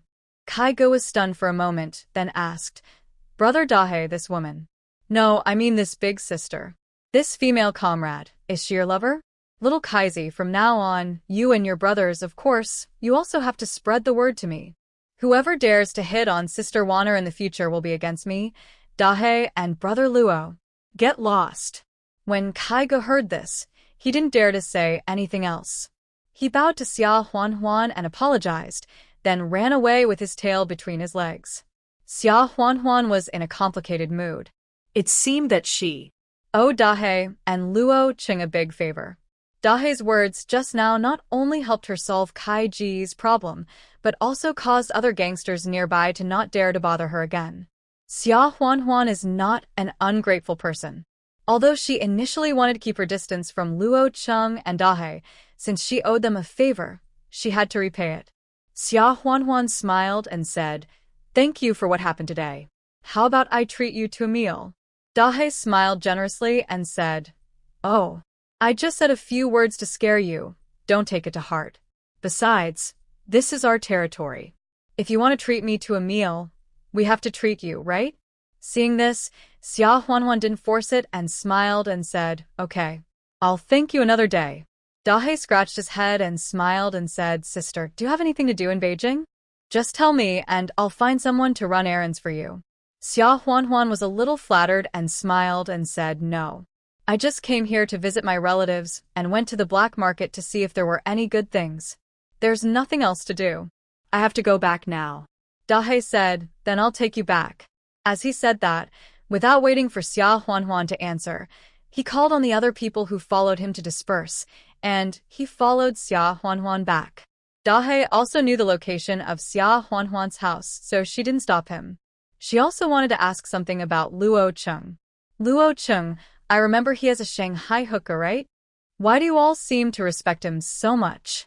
Dahe laughed. "Hey, Brother Luo grew up in this alley since he was a child. He was transferred to Shanghai with his parents when he was a teenager. He used to be the king of the kids in our alley, and no one disobeyed him." Dahe smiled at Xia Huan and asked, "Sister Wanner, I heard that our brother Luo wanted to date you, but you beat him up? I didn't believe it at first, but I believe it today. You said. Should I call you sister-in-law in the future? Xia Huan was a little helpless and said, That's true. But I also said that I have a man and have 3 children. Your brother Luo is several steps late. It's impossible. Dahe widened his eyes and asked, Is it true? You don't look very old. I thought they were joking. Alas. Our brother Luo is so pitiful. As they said this, they had already reached the gate of the rented courtyard. Xia Huan thanked Dahe again, and after thinking about it, she asked, By the way, Dahe, please keep an eye out. If anyone wants to sell a house or something, let me know when I come next time, and I'll thank you again later. Dahe was stunned for a moment. Buy a house? A courtyard house? That will cost a lot of money. Xia Huan smiled and said, Just ask for me. I'll figure out the money myself. After saying goodbye to Dahe, Xia Huan returned to Qingshui village through space. Although she told Dahe confidently that she had money, in fact, she only had more than 10,000 yuan on hand. Supplying materials to the canteens of the 2 factories in the county now costs 500 to 600 yuan each time. Apart from this, there is no other income at present. Now that she wants to buy a courtyard house, it is naturally better to prepare more money. Xia Huan was thinking about making another deal with Luo Cheng. She told Dahe that she was going to buy a courtyard house so she couldn't hide it from Luo Cheng. They would definitely have to deal with each other in the future. Moreover, Xia Huan felt that people like Luo Cheng had connections, means, and courage. After a few years of liberalization, they would definitely be the first to get rich. They might be rare business partners in the future, of course. They might also become business competitors. Anyway, it was still risky to deal with people like them these days, so she had to keep a distance from them before, but she couldn't cut off all contact. She still had to maintain the necessary contact. Xia Huan was pickling sour beans while thinking about these things. Now the cowpeas in the vegetable garden are in the blowout harvest period. Every few days, she would pick a basket of them. Xia Huan had already sent some to Secretary Zhao's family, Aunt Wu's family, Zhou Qiuhe's family, and of course, Shen Wanqiue and Yang Qiusher's families. But they couldn't be eaten in time, so they had to be made into sour beans or dried beans for preservation. The pickled beans were pickled in the same way as last year. In addition to pickled beans, crisp cucumbers, young, wild peppers, and 2 Jingtiao peppers were also pickled. Dried beans were also simple. First, boil the beans in water and then dry them under the sun. Dried beans can be stored. In winter, soak them in hot water to soften them and then stir-fry them with bacon, chicken, etc., which are all delicious. While they were being made, Lin Yuru and Xia Shuangshan came in with heavy hearts. Xia Shuangshan had been out for 5 or 6 days and only came back last night. Therefore, Lin Yuru went back to Xia village yesterday. When she saw Xia Huan, Lin Yuru said, Waner, your father and I have something to tell you. Xia Huan was stunned for a moment and smiled. Dad, Mom, what's so serious? Xia Shuangshan glanced at Xia Huan, coughed twice, opened his mouth, but didn't say anything. Seeing Xiaowen, Xiaowu, and Beibei doing their homework in the house, Lin Yuru said, Xiaowen, Xiaowu, and Beibei, take your brothers out to play for a while, just outside the gate. Look at the lotus and fish, don't run too far.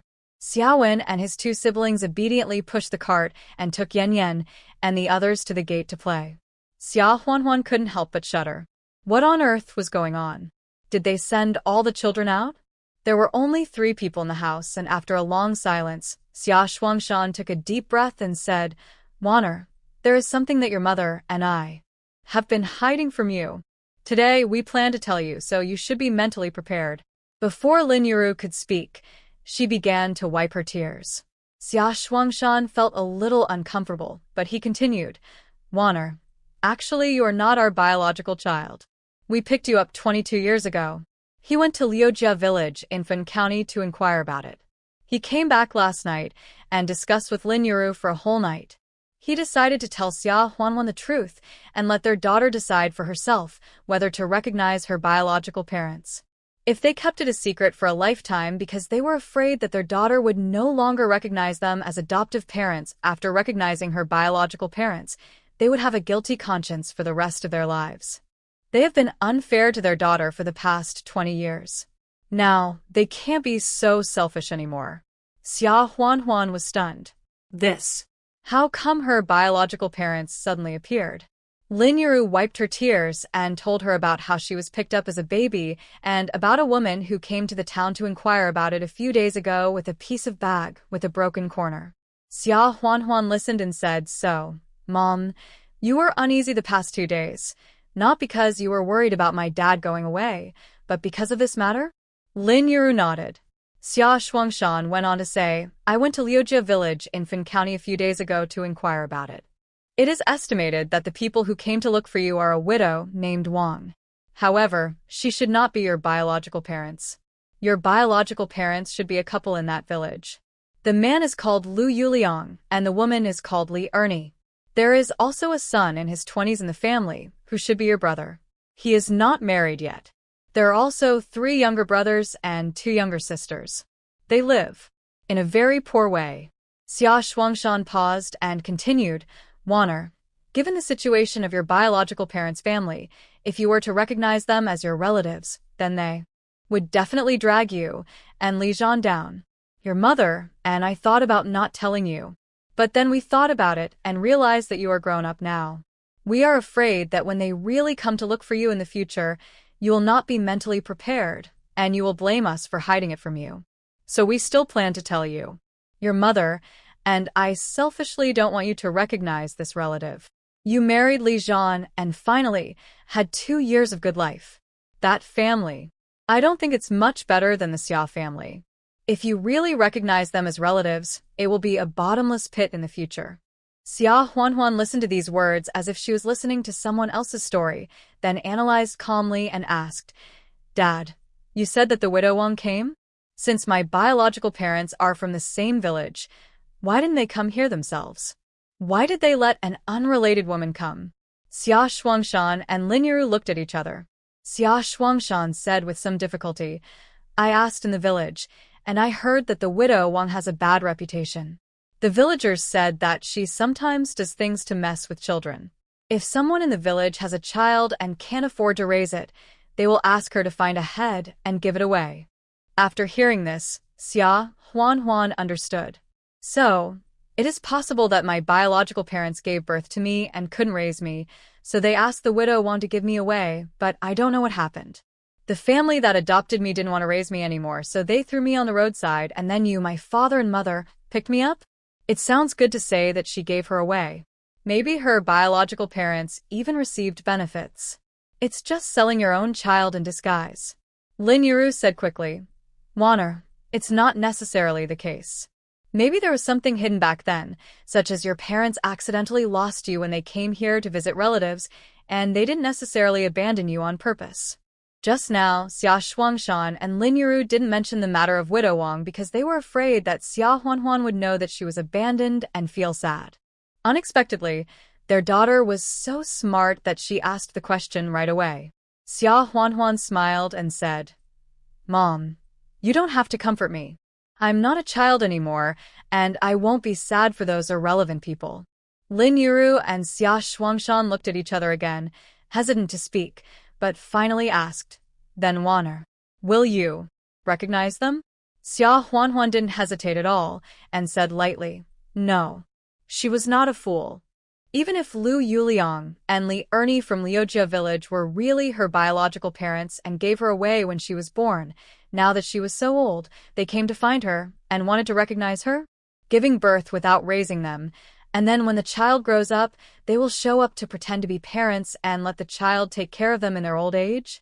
Where in the world can such a good thing happen? Xia Huanhuan looked at Xia Shuangshan and Lin Yuru solemnly and said, "Dad, Mom, don't worry. For me, the grace of raising a child is much more important than the grace of giving birth. You will always be my parents, and others, even if they really gave birth to me, can never replace you." Xia Shuangshan and Lin Yuru were stunned for a moment. They discussed it all night last night and had already made the worst plan in their hearts. That is, their daughter recognized her biological parents, took her biological mother to take care of the family, and let Lin Yuru go back to the Xia family. In the future, She might gradually alienate them, the incompetent adoptive parents. They never thought that it would be the best ending. Even if their daughter knew that they were not her biological parents, she still had no grudges and still regarded them as her parents. Oh. Good. Good. The two of them said good repeatedly, while raising their sleeves to wipe their tears, and there was nothing else they could say. Xia Huanhuan was helpless. Lin Yuru was fine anyway. She would cry when something happened. Xia Shuangshan, a dull man, was crying now, which made her nose sore. Look at you. What's there to cry about? We are a family, and I didn't say anything. The kids will be scared when they come back. As they were talking, Xiaowen, Xiaowu, and Beibei really pushed the three little ones back, shouting, "Mom, the brothers are hungry." Seeing the adults coaxing the children in front of them, Xiaowen, Xiaowu, and Beibei were dumbfounded, staring at them blankly. Xia Huanhuan quickly smiled, went over to push the cart into the house, and said with a smile, "I'll go feed them." Lin Yuru and Xia Shuangshan were also embarrassed and quickly wiped their tears and went to work. This matter caused a lot of trouble. At such an old age, she cried and was seen by her grandchildren. Xia Shuangshan did not lie. He found out from Liujia village that Lu Yuliang and Li Ernie were the biological parents of the baby girl. It turned out that Lu Yuliang and Li Ernie were afraid that if the news of asking Widow Wang to look for the baby girl spread in the village, they would not be able to explain the origin of the baby girl, so they simply said that Li Ernie gave birth to her. When the baby girl was found, they took her to Beijing to recognize her relatives and then came back to say that it was a mistake and it would be over. To Beijing, they could also explain that when they were looking for their biological daughter, they happened to find the daughter of the Fu family. Otherwise, rumors would spread in the village first. If the Fu family found out that they had stolen the child, then let alone the reward, both of them would have to be sent to labor reform. This is why there was a misunderstanding. However, the news that Xia Shuangshan secretly came to inquire about was also heard by Lu Yuliang and Li Ernie not long after. Originally, Widow Wang went there and extorted a lot of money for their travel expenses, food and lodging, but she didn't get any information. Now, because Xia Shuangshan came to inquire, they suddenly got some clues, and they couldn't help but be overjoyed. Lu Yuliang and Li Ernie went to the village to get a letter of introduction, intending to come here to look for her in person. However, the village did not give them a letter of introduction. It was about to harvest autumn, and they were afraid that they were lazy because they were going out to look for their daughter. Although every household now earns work points, it is still a big pot of rice after all, and some second-rate scoundrels who take advantage of loopholes still have food to eat. The couple did this a lot, so the village was on guard against them and let them go out to look for her during the winter.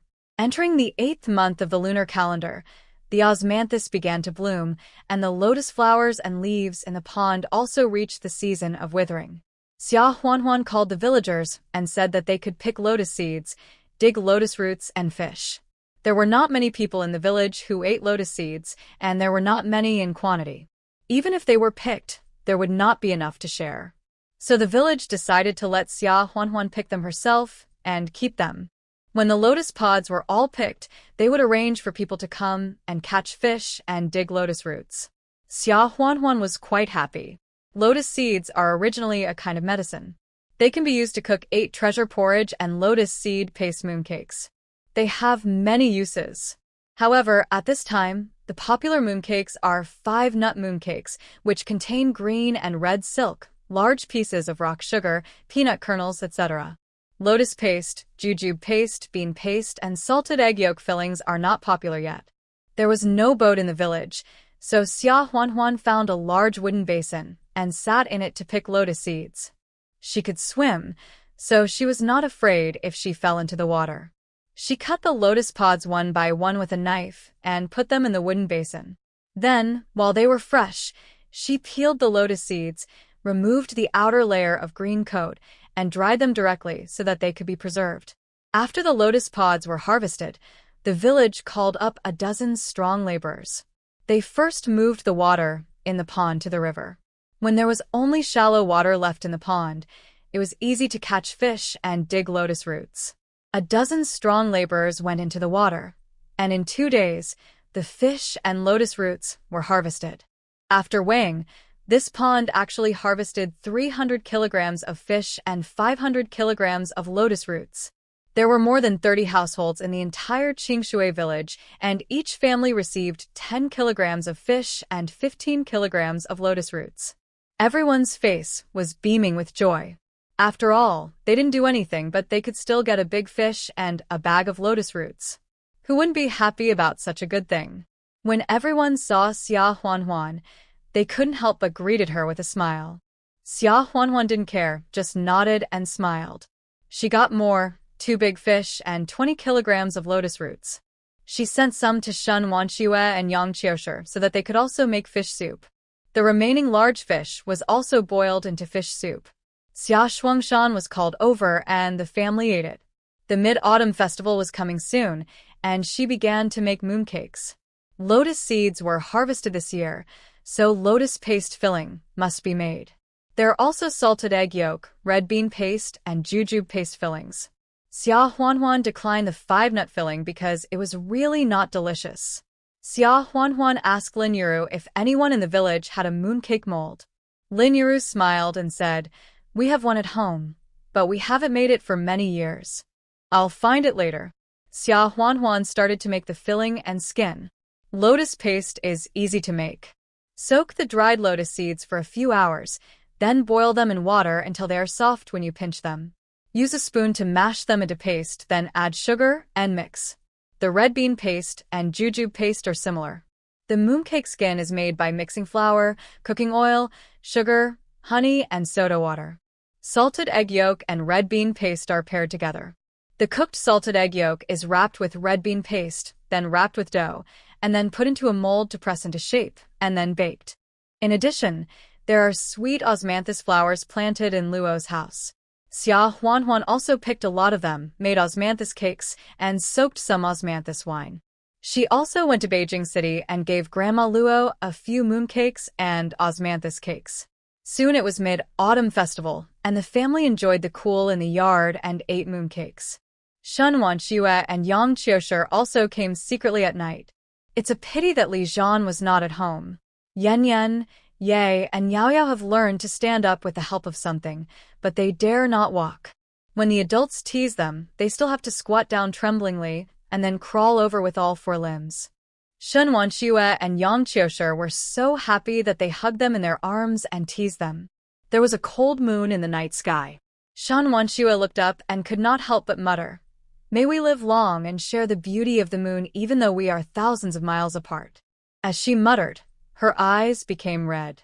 August 15th is the day for family reunions, but unfortunately her family is still scattered and cannot be reunited. When Beibei saw her, he ran over and snuggled up to her, asking, "Grandma Shen, why are you crying?" Shen Wanxue quickly wiped away her tears and said, "Alas, Grandma is not crying. There are bugs in my eyes." Beibei gave her the mooncake in her hand and said, "Grandma Shen, eat the mooncake." "Alas." "Thank you, Beibei, Grandma will eat it." Shen Wanxue smiled. At this time, Yi in her arms suddenly pointed at the moon in the sky with his little hand and shouted, Shen Wanshue's heart almost melted. She looked up at the moon and said with a smile, "The moon is so bright tonight." Xia Huanhuan took out the soaked osmanthus wine and said with a smile, "Moon watching will be missing something without wine. Let's have a drink together and wait until next year. We will surely be reunited." Li Zhan didn't know whether he ate the mooncakes or missed her and the kids. After the Mid-Autumn Festival, the village began to prepare for the harvest and planting of winter wheat. Xia Huanhuan contacted Luo Cheng and agreed with him to do another business. This time, she was selling ginseng. The ginseng in the space has been growing for more than a year, which is actually equivalent to the wild ginseng in the mountains and forests outside for 6 or 7 years. One ginseng can be sold for at least 100 yuan. Xia Huanhuan did not take out more, only 20 ginsengs, and the price to Luo Cheng was 50 yuan per ginseng. Luo Cheng sold it to pharmacies or individuals through channels, and it could be sold for about 80 yuan. The difference of one ginseng is 30 yuan, and the profit of 20 ginsengs is 600 yuan. Moreover, ginseng is not like cotton or wood last time. One ginseng weighing 3 taels is already the best. Therefore, it is light in weight and does not take up space. There is almost no transportation cost. There is only the risk of being caught in the transaction. Therefore, it can be said to be a huge profit. Luo Cheng is no longer surprised that Xia Huanhuan can get anything. Xia Huanhuan said that she picked it from the mountain, so he just smiled. If you say you picked 1 ginseng, he may believe it, but if you say 20 ginsengs are of such good quality, no one will believe it. However, the prerequisite for doing business with Xia Huanhuan is not to ask about the source of the things, so he did not ask. Originally, I should have asked for 61 trees, but thanks to you and Dahe for helping me in Jing City last time, I'll give you a discount of 10 yuan per tree this time, and it won't happen again. Xia Huanhuan said with a smile. Luo Cheng grinned and said, "It's just a piece of cake. Why do you take it so seriously? But I heard from Dahe that you were asking about the courtyard houses in Jing City." Xia Huanhuan didn't expect to hide it from Luo Cheng, so she nodded and said with a smile, "Yes, you grew up in Jing City, too?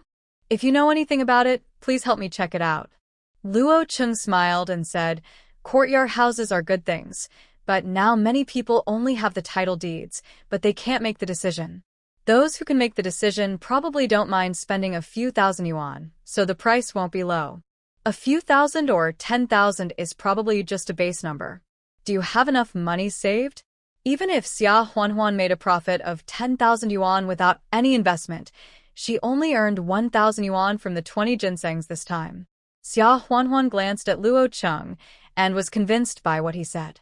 If she really thought that several thousand or 10,000 was just a base number, then her previous estimate was too low.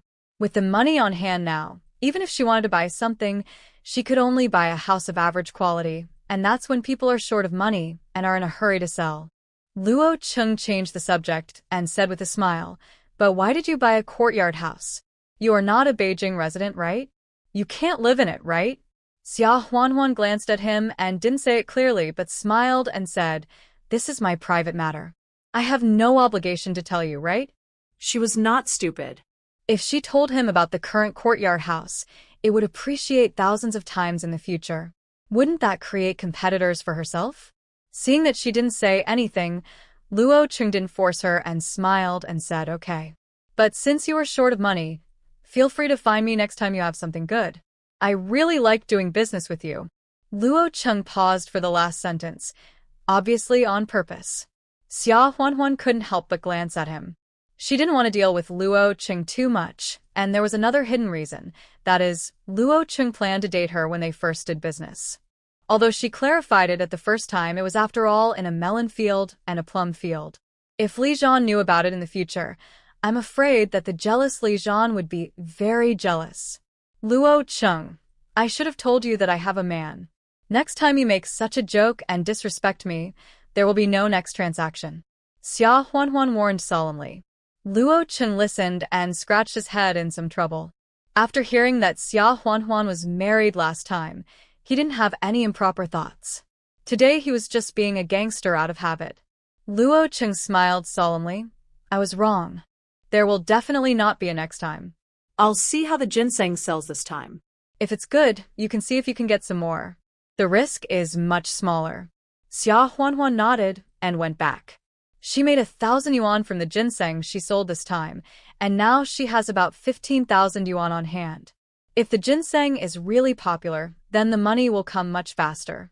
She thought that before buying a courtyard house, she must have at least 30 or 50,000 yuan to have the confidence to negotiate the price with the seller. As the 9th month of the lunar calendar came, the chestnut trees on the mountain began to drop chestnuts. Xia Huanhuan, like other women in the village, went up the mountain to pick chestnuts with a backpack. She missed the trip last year because she was pregnant. Naturally, I don't want to miss it this year. Xiaowen and Xiao started going to school again. After school, they would come to pick chestnuts and cut some grass to feed the lambs at home. The simplest way to eat chestnuts is to make them into sugar-fried chestnuts. Xia Huanhuan also made a chestnut paste cake for Xiao's birthday. In September, the autumn harvest officially began. Everyone went to the fields to pick corn, harvest peanuts, harvest soybeans, and dig sweet potatoes, etc. They were so busy that they were exhausted and couldn't even straighten their backs. Xia Huanhuan is still doing the same thing as when she was harvesting wheat. She only does the required work points, so it's relatively easy. Zhou Qiuhe became pregnant in March, and now she's 6 months pregnant. Her belly is so big, and seeing Li Jie working so hard, she can't bear to let him go, so she asked for leave from the town supply and marketing cooperative and came back to help with the harvest. She has 3 children, and if the one in her belly is born, she will have 4. She has to give Lulan a few hundred work points every month. Although her burden has been reduced a lot after getting a job at the supply and marketing cooperative, it's really hard for Li Jie to live a rich life alone. Seeing this, Xia Huanhuan could only sigh.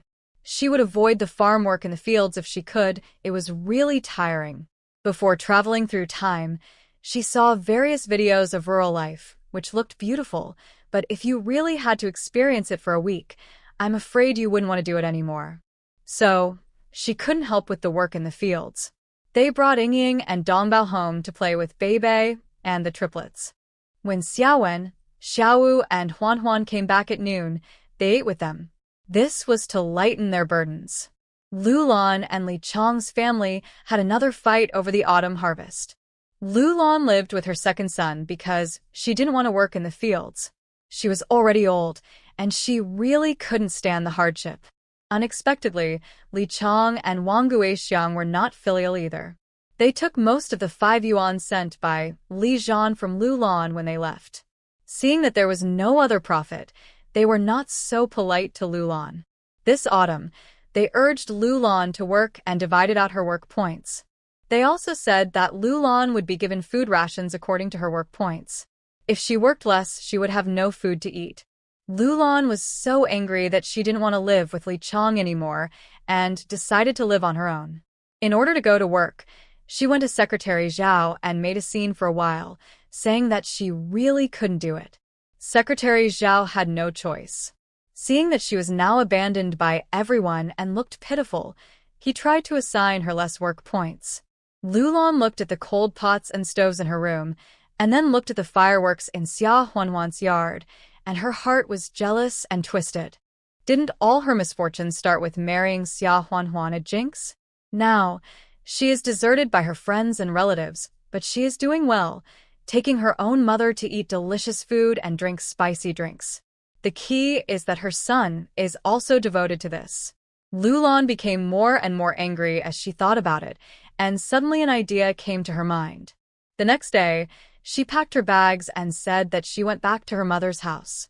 She was delayed outside for a few days before returning, and there was no other explanation. Li Chong and Wang Guixiang saw that Lulan had separated, and the 5 yuan sent by Li Zhan would naturally not fall into their hands, so they began to blame each other. I told you to treat Mom better, but you are so stubborn that you forced her to work in the fields. Now you see what's going on. Mom doesn't want to live with us anymore, and who knows who will get the 5 yuan sent back by the 4th child every month in the future. Li Qian skulda Wang Guixian angrili. Wang Guixiang also regretted it very much, but one person to cook at home was enough. If Lulan didn't go to work in the fields, wouldn't she have to go to the fields to work under the scorching sun? You don't have to be afraid. With your mother's attitude, no matter who she lives with, she will definitely save up the $5. No one can get a bargain. Besides, I'm not saying that your mother wants to live with the 3rd and 4th wives. She has shamelessly made trouble before, but do you think your 3rd and 4th brothers care about her? Just wait and see. In 2 days, she will come back and beg to live with us. Wang Guixiang said, unconvinced. Li Chong pointed at her and scolded angrily. You are a spendthrift woman with long hair and short knowledge. Our family's fortune has been ruined by you. Alas. I was thinking that while Mom can still use the money of the 4th child, we should save it. When Xiaoshen grows up, we should build a house and marry a wife for him. You just do it every day. In rural areas, unless the family is poor and can't afford the bride price, otherwise, they usually marry early. Their son Li Sheng is already 10 years old. In another 4 or 5 years, they will look for girls of similar age and get engaged first. In another 2 or 3 years, they will get married. The legal age for marriage was implemented in 1980. There is no such thing now. Many people get married at the age of 17 or 18. Wang Guixiang had nothing else to say when her husband said this. Suddenly, she remembered something and came close to Li Chang and whispered, "Dad, do you know that your mother has a piece of jade?" Li Chang was stunned for a moment, looking at Wang Guixiang. "Jade? Are you not having a fever? Our family has been poor peasants for 3 generations. Where can we get such a thing?" Wang Guixiang looked at Li Chang with disgust and sneered. "I said that your mother has a lot of twists and turns in her mind. She will never tell you what good things she has. Take the allowance sent back by the 4th child a few years ago. Your mother must have saved hundreds of dollars. It's a pity that we are stupid and didn't know how to use it for so many years. As a result, it was all stolen by your silly sister and became a bargain for those human traffickers." Alas. Li Chang was also angry with Lu Lan when he thought of this. "You said that if you had given it to your son earlier, would your son still miss her kindness? It's not that when I see her now, I think of the hundreds of dollars stolen by Li Qiao and feel sad and angry. How can I be nice to her? Don't talk about these nonsense. What's the matter with the jade you just mentioned?" Wang Guixiang went outside to look again, and seeing that there was no one, she said, "Oh, it was a coincidence that I went to her room to find needle and thread a few days ago. I saw that her door was ajar, so I pushed the door open and went in. Who would have thought that when she saw me, she quickly hid something in the quilt and scolded me. I didn't look closely, but the thing is emerald green. It must be a big piece of jadeite. I heard from my father that jadeite is very valuable. In the old days, a small piece of good quality could be exchanged for dozens or even hundreds of kilograms of grain." Li Chang couldn't help swallowing his saliva excitedly after hearing this and asked, "Did you see it for real?" Wang Guixiang sighed and said, "I didn't see it for real. How can I tell you nonsense? My father, you have so many brothers, and now we have a quarrel with your mother. What if she wants to give the jadeite to the 3rd and 4th brothers? Wouldn't we lose a lot? Why not?" "You mean, steal that piece of jade?" Li Chang looked at his wife and thought the same thing. Wang Guixiang nodded. "He who strikes first will gain the upper hand, and he who strikes later will suffer. If we get it first and sell it for a good price, our son will have money for his marriage in the future, and then we can provide for her in her old age. Isn't it the same? But where is the jade?" "Well, I have been secretly following her and found the place." Li Chang lowered his head and pondered for a moment, then raised his head and said with a firm look, "Isn't she going back to her parents' home these days? I will take advantage of this time to dig out the things."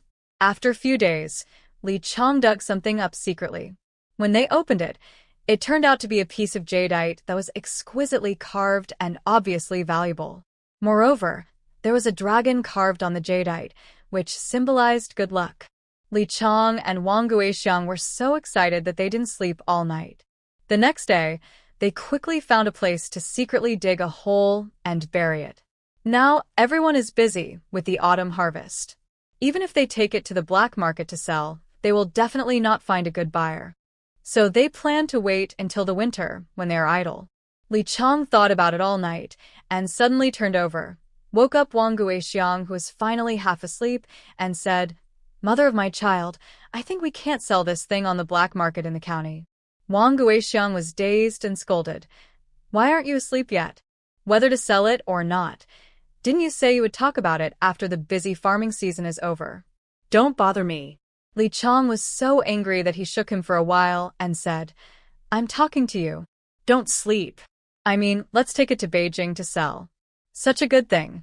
I'm afraid the county can't afford the price. We won't sell it if it's not 200 yuan. When Wang Guixiang heard the 200 yuan, she woke up suddenly, turned over, widened her eyes, and asked, 200 yuan? Can it really be sold for that much?" Li Chang said, "Of course it can. I heard that people in Beijing are very rich.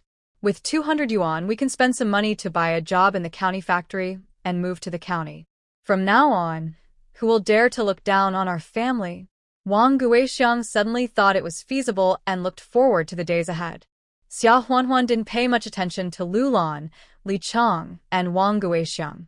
She only knew that Lu Lan and Wang Guixiang had a fight and then separated. She ignored it. Soon the autumn harvest was over, and Xia Huanhuan made some fermented black beans with soybeans, sealed them in fruit cans, and sent a can to Li Zhan. Also sent were a dozen salted duck eggs.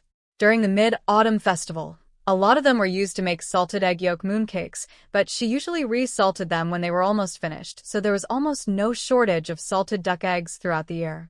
After the autumn harvest and winter planting, the commune would calculate the accounts and then set aside the part that had to be paid as public grain, and the rest would be distributed based on how many work points everyone earned.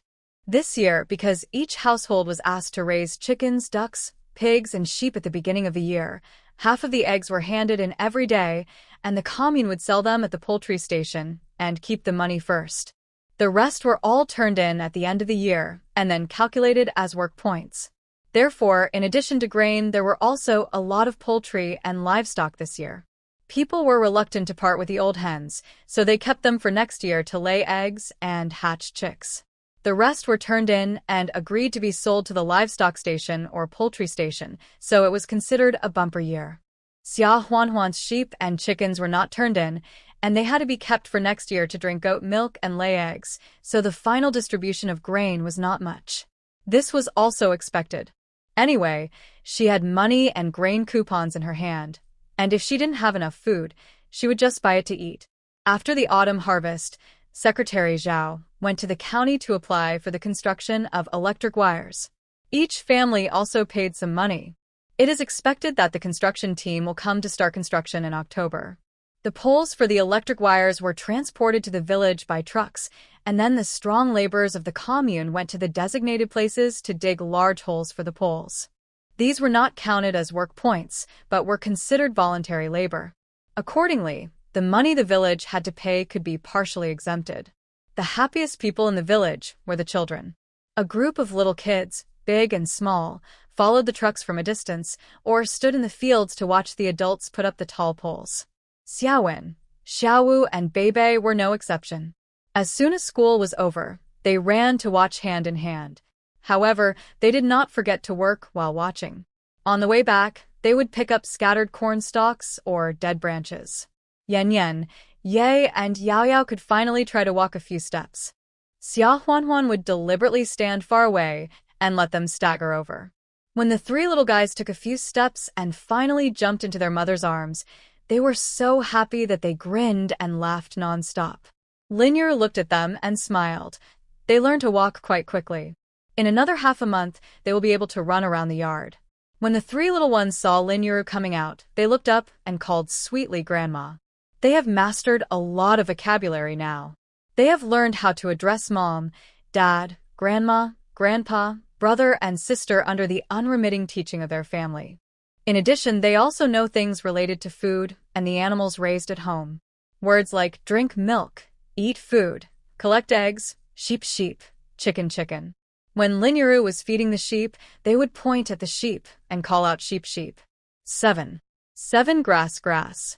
Lin would just smile perfunctorily and say, yeah, sheep eat grass. Xia Huanhuan couldn't help laughing when she heard this.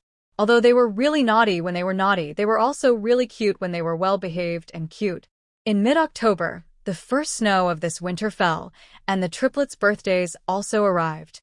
For rural children's first birthday, it is customary to have a first-year-old banquet and a one-year-old celebration. However, Li Zhan couldn't come back, and every household was struggling, so Xia Huanhuan exempted them from the celebration and called Li Jie and Zhou Qiuhe's family over to have a meal together. Xia Huanhuan cut 3 pounds of mutton and boiled mutton soup. In addition, there was still the bacon from the deer that Li Zhan had shot when he came back in the summer. After that, she fried bacon with winter bamboo shoots, fried eggs with baby spinach, fried tofu, boiled 7 or 8 salted duck eggs, cut 2 pounds of pork belly, and made pork with preserved vegetables and dried beans from summer.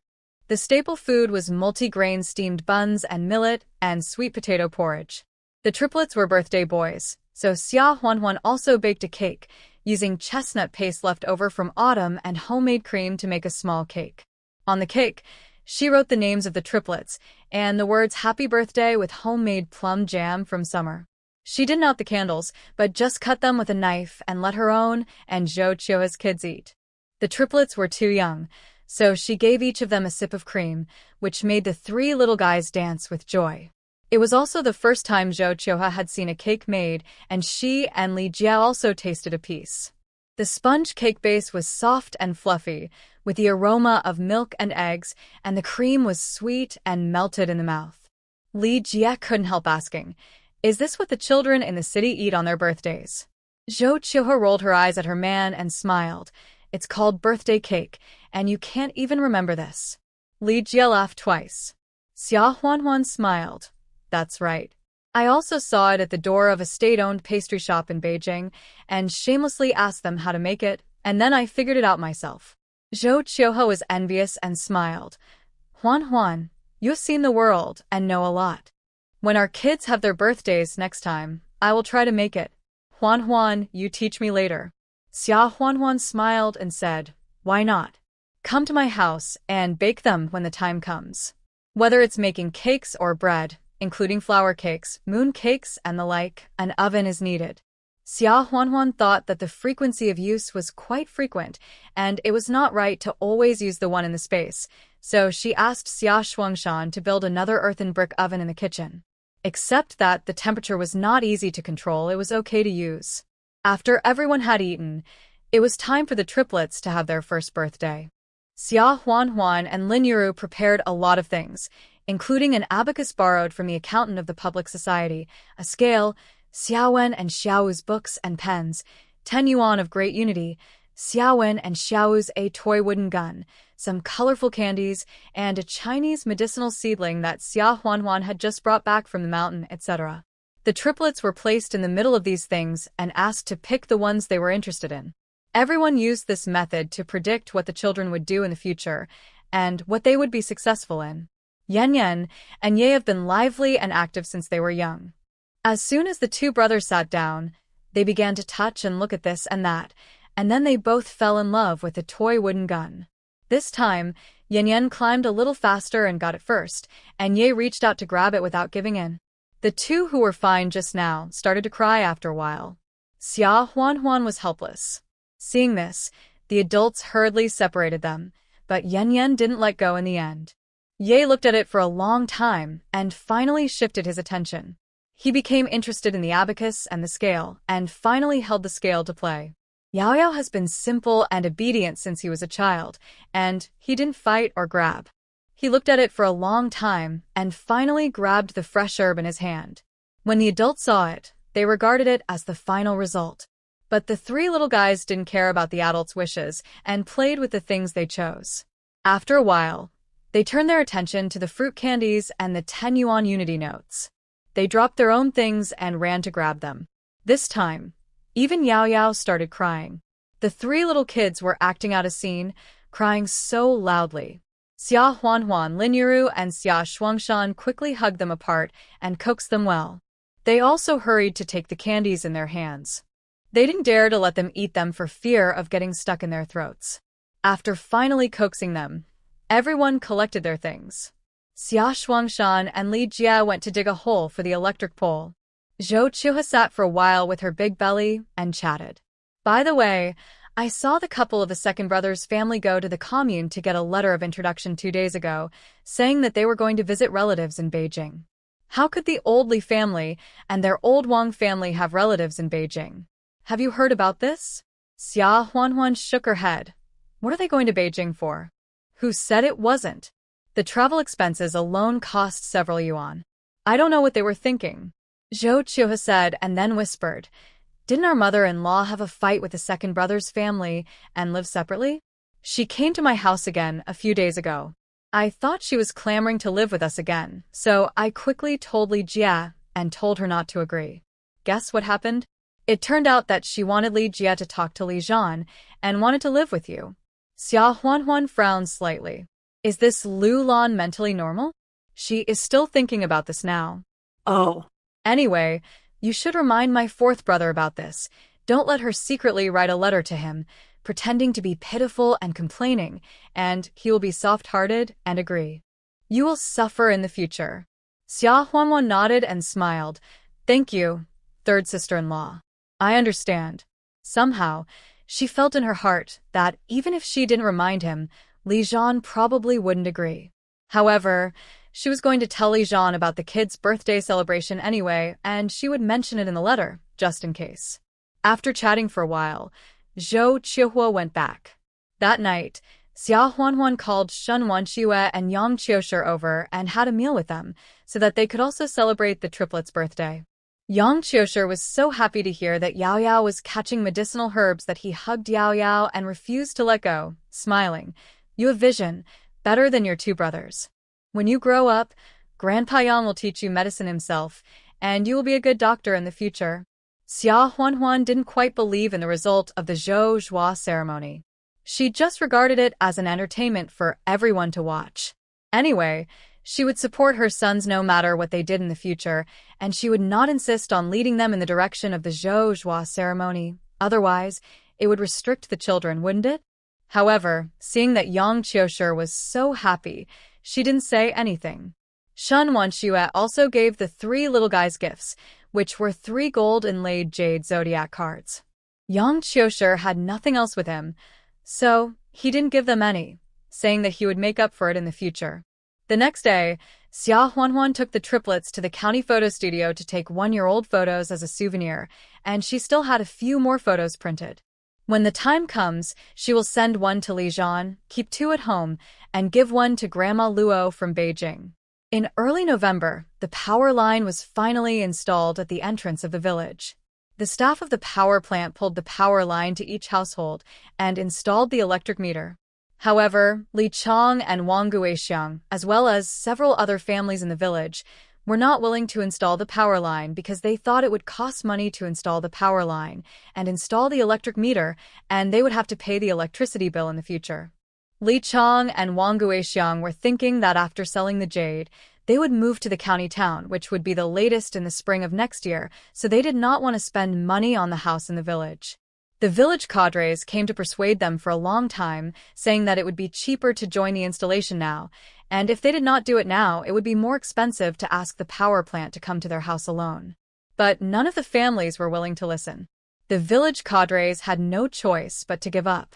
After all the families who were willing to install the lights had done so, the electricity was turned on uniformly.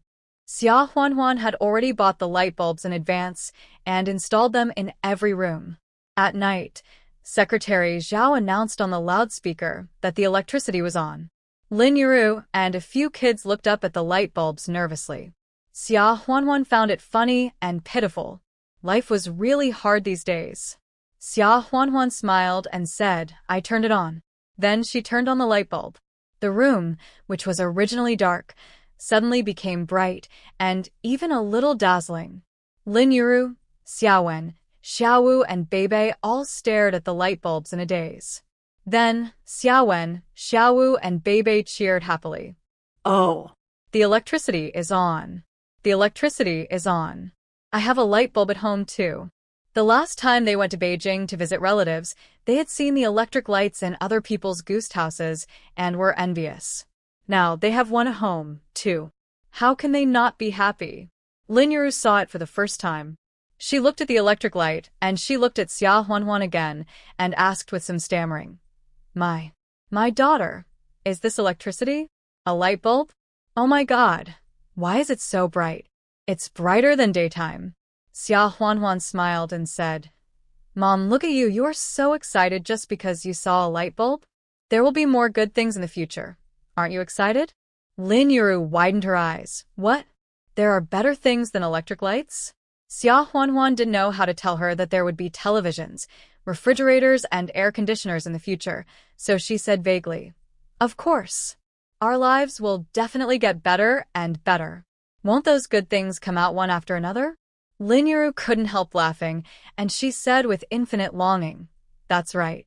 When the electricity was turned on, every household was bright, and all kinds of laughter and joy were heard.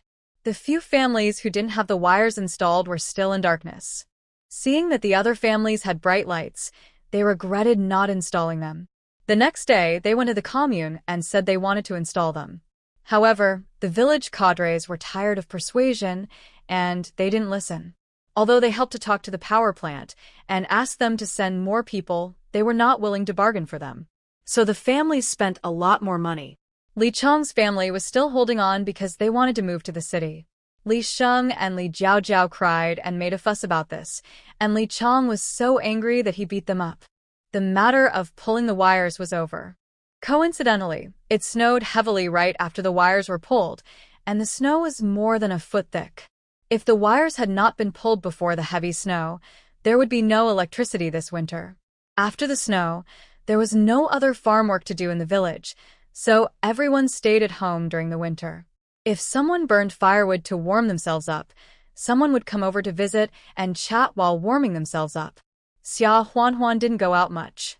In October, she went to the town to buy coal briquettes. When the weather got cold, the stoves in her room, Lin Yuru's room, and Xia Shuangshan's room were all lit.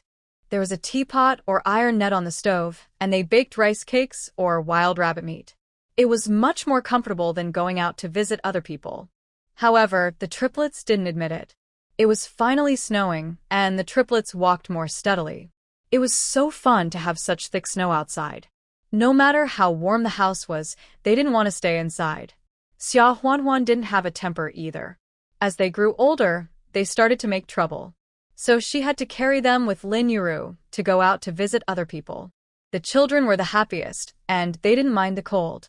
They rolled in the snow, had snowball fights, and built snowmen.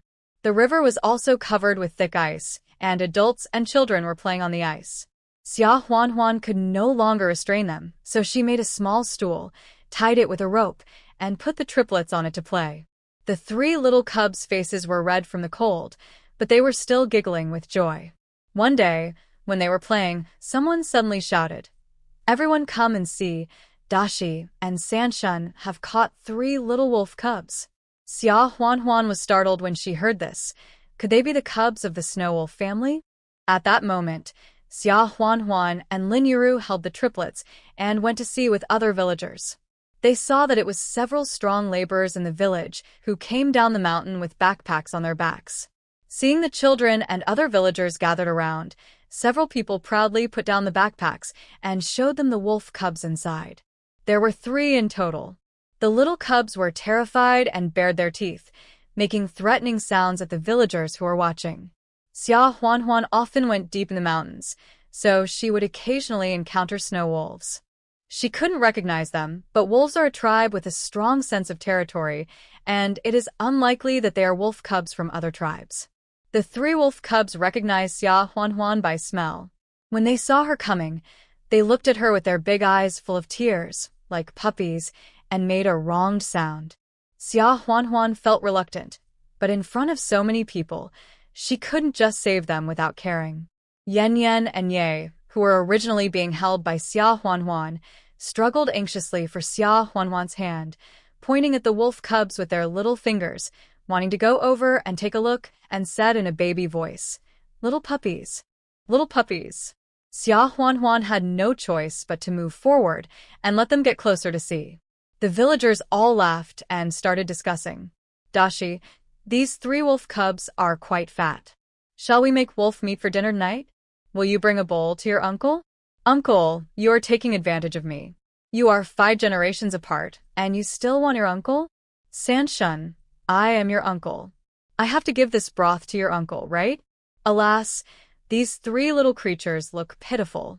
They must have run outside to find food, and that's why you caught them. "Dashi, Sanshun, Auntie, you should let them go. There are wolves in our mountain, as everyone knows. Wolves are not like other wild animals. They are all intelligent. For so many years, these wolves have never come down the mountain to harm the poultry and livestock raised by our farmers, let alone people. You have brought the wolf cubs back to the village for no reason. The old wolf will follow the scent of the wolf cubs and harm our village." These words made everyone feel a little scared. Or, tell Aunt Li that Dashi and Sanshun should release the wolf cubs. Otherwise, what will we do if the old wolf comes? Dashi, Sanshun, and the others were full of vigor and said with a smile, Aunt Lee, Sister Wang, you are too timid. What is the old wolf afraid of?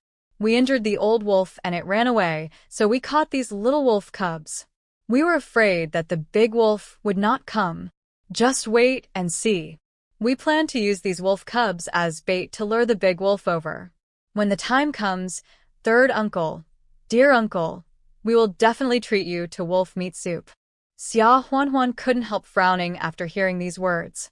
She agreed with what Aunt Lee said just now. Apart from anything else, when she rescued those wolf cubs 2 years ago, the big snow wolf might really be just a lone wolf. But now 2 years have passed, and those wolf cubs have grown up. The 3 little wolf cubs now are probably the children of one of them. They want to set a trap to catch wolves, thinking that they may attract only one wolf, but it is very likely that they will attract a pack of wolves. Thinking of this, Xia Huanhuan couldn't help but say, Brother Dashi, Brother Sanshun, my little cub likes these wolf cubs. Can you sell them to me? I'll give you 5 yuan each. After hearing this, several people were tempted. 5 yuan for one, 3 is 15, and if they divide it among the 5 of them, each person can get 3 yuan, which can buy more than 3 pounds of meat, not less than the meat of the little wolf cub. But after looking at each other for a few times, they still couldn't bear to part with the wolf that they had injured, which had at least dozens of pounds of meat. In the end, they shook their heads and refused. Xia Huanhuan had no choice for a while. If she raised the price again, even if she saved these 3 little wolf cubs today, other villagers would take the risk to catch them and sell them tomorrow. She never underestimated people's greed, so they could only think of other ways. The little snow wolves seemed to see that Xia Huanhuan could not save them, and they all whimpered sadly. At that moment, Dashi and Sanshun began to set up traps. They tied the 3 little wolf cubs to a tree stump and dug deep pits around them. Inside were dry, thorny branches of acacia trees, covered with wild grass and snow. If they stepped on empty holes, they would be unable to escape. The trap was watched by those people, so they could not do anything. Xia Huanhuan took the children home, then went into the house, closed the door, and teleported directly into the mountains through space. I don't know if it was because she touched those little wolf cubs during the day, so her body was stained with their breath, or what. In a short while, 5 or 6 huge snow wolves approached her. One of them had a long scar on its side caused by a knife, and the scarlet blood stained its beautiful silver hair. Seeing so many huge snow wolves at once, Xia Huanhuan was a little scared and couldn't help but take a step back. As she expected, the lone wolf from 2 years ago has become a wolf pack. As if they could see her fear, the other wolves stopped and did not move forward. Only the injured snow wolf limped over and leaned towards Xia Huanhuan docilely. Xia Huanhuan then raised her hand and tentatively stroked its hair. The snow wolf was docile and did not resist. Xia Huanhuan knew that they still remembered her and would not hurt her. She quickly got the spiritual spring water from the space and cleaned the snow wolf's wound.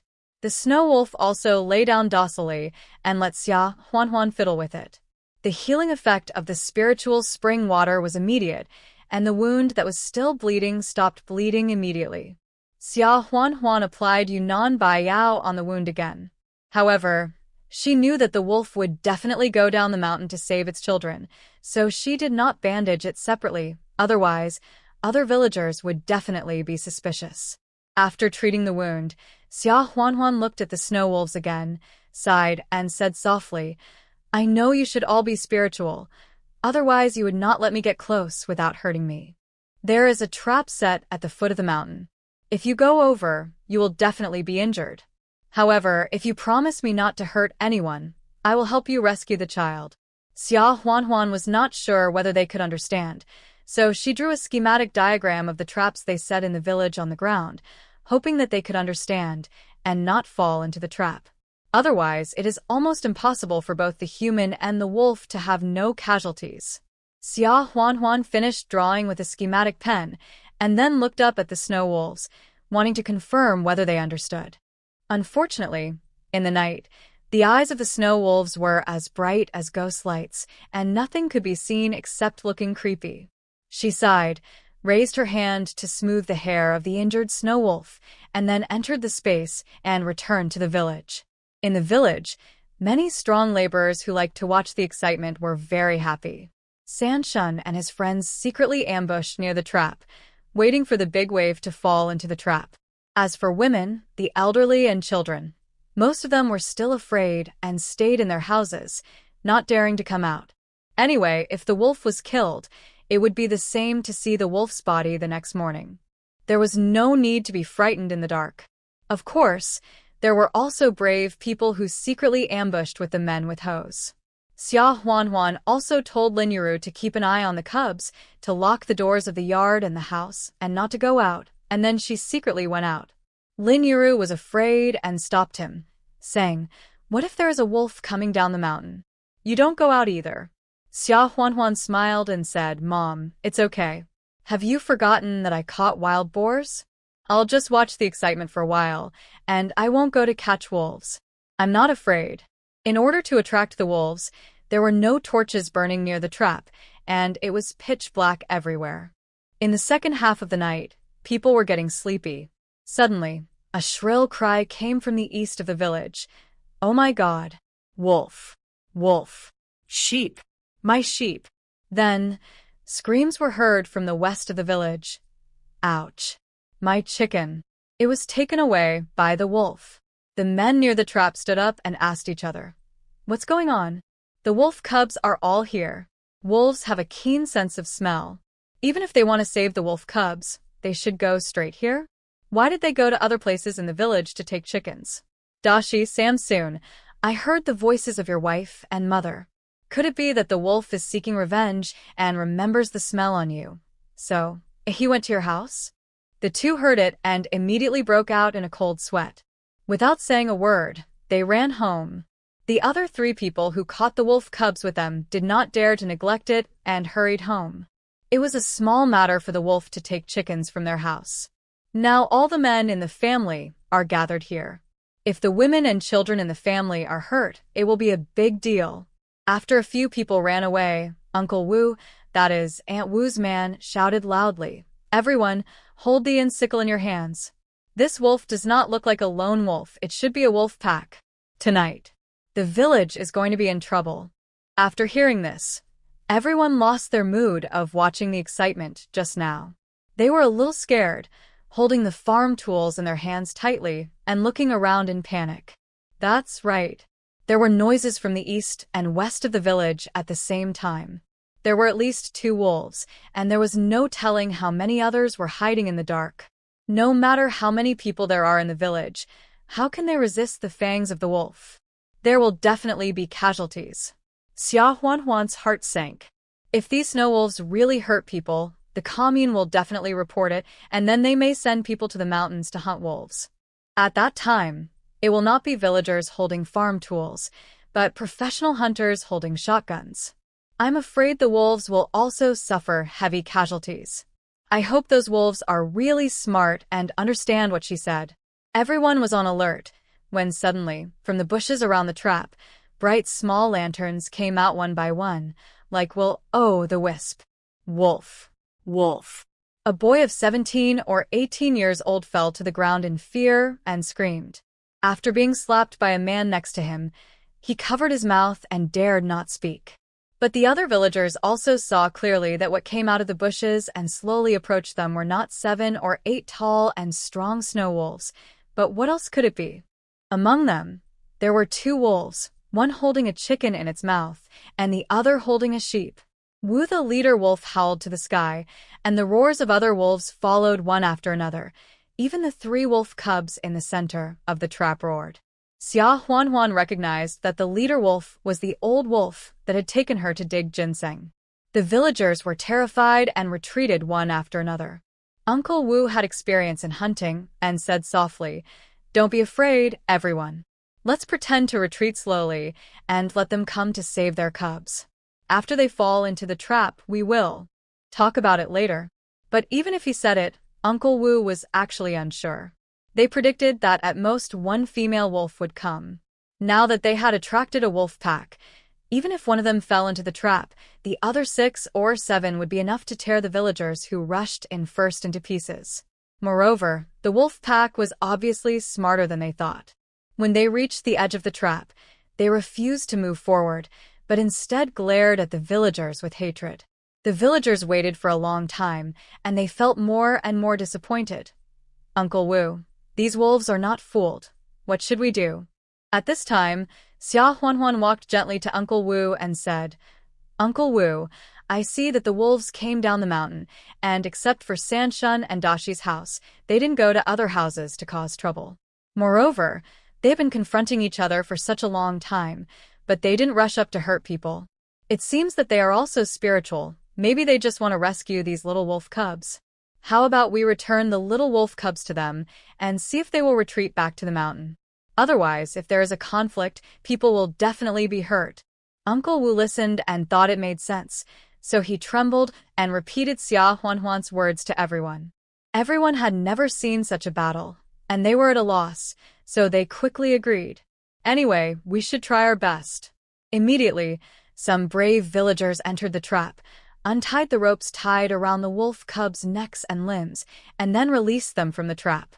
The 3 wolf cubs bared their teeth at the man a few times, and then returned to their mother and the wolf pack, cursing. The injured snow wolf lowered its head to lick its child's fur, and then roared collectively for a while, then turned around and disappeared into the forest. Of course, when they left, they did not forget to take away the sheep and chickens that were bitten to death in Dashi's and Sanshuan's families. After a long time, the big guys finally breathed a sigh of relief and fell to the ground. "Oh my God, I was so scared. I've never seen such a scene since I was a child.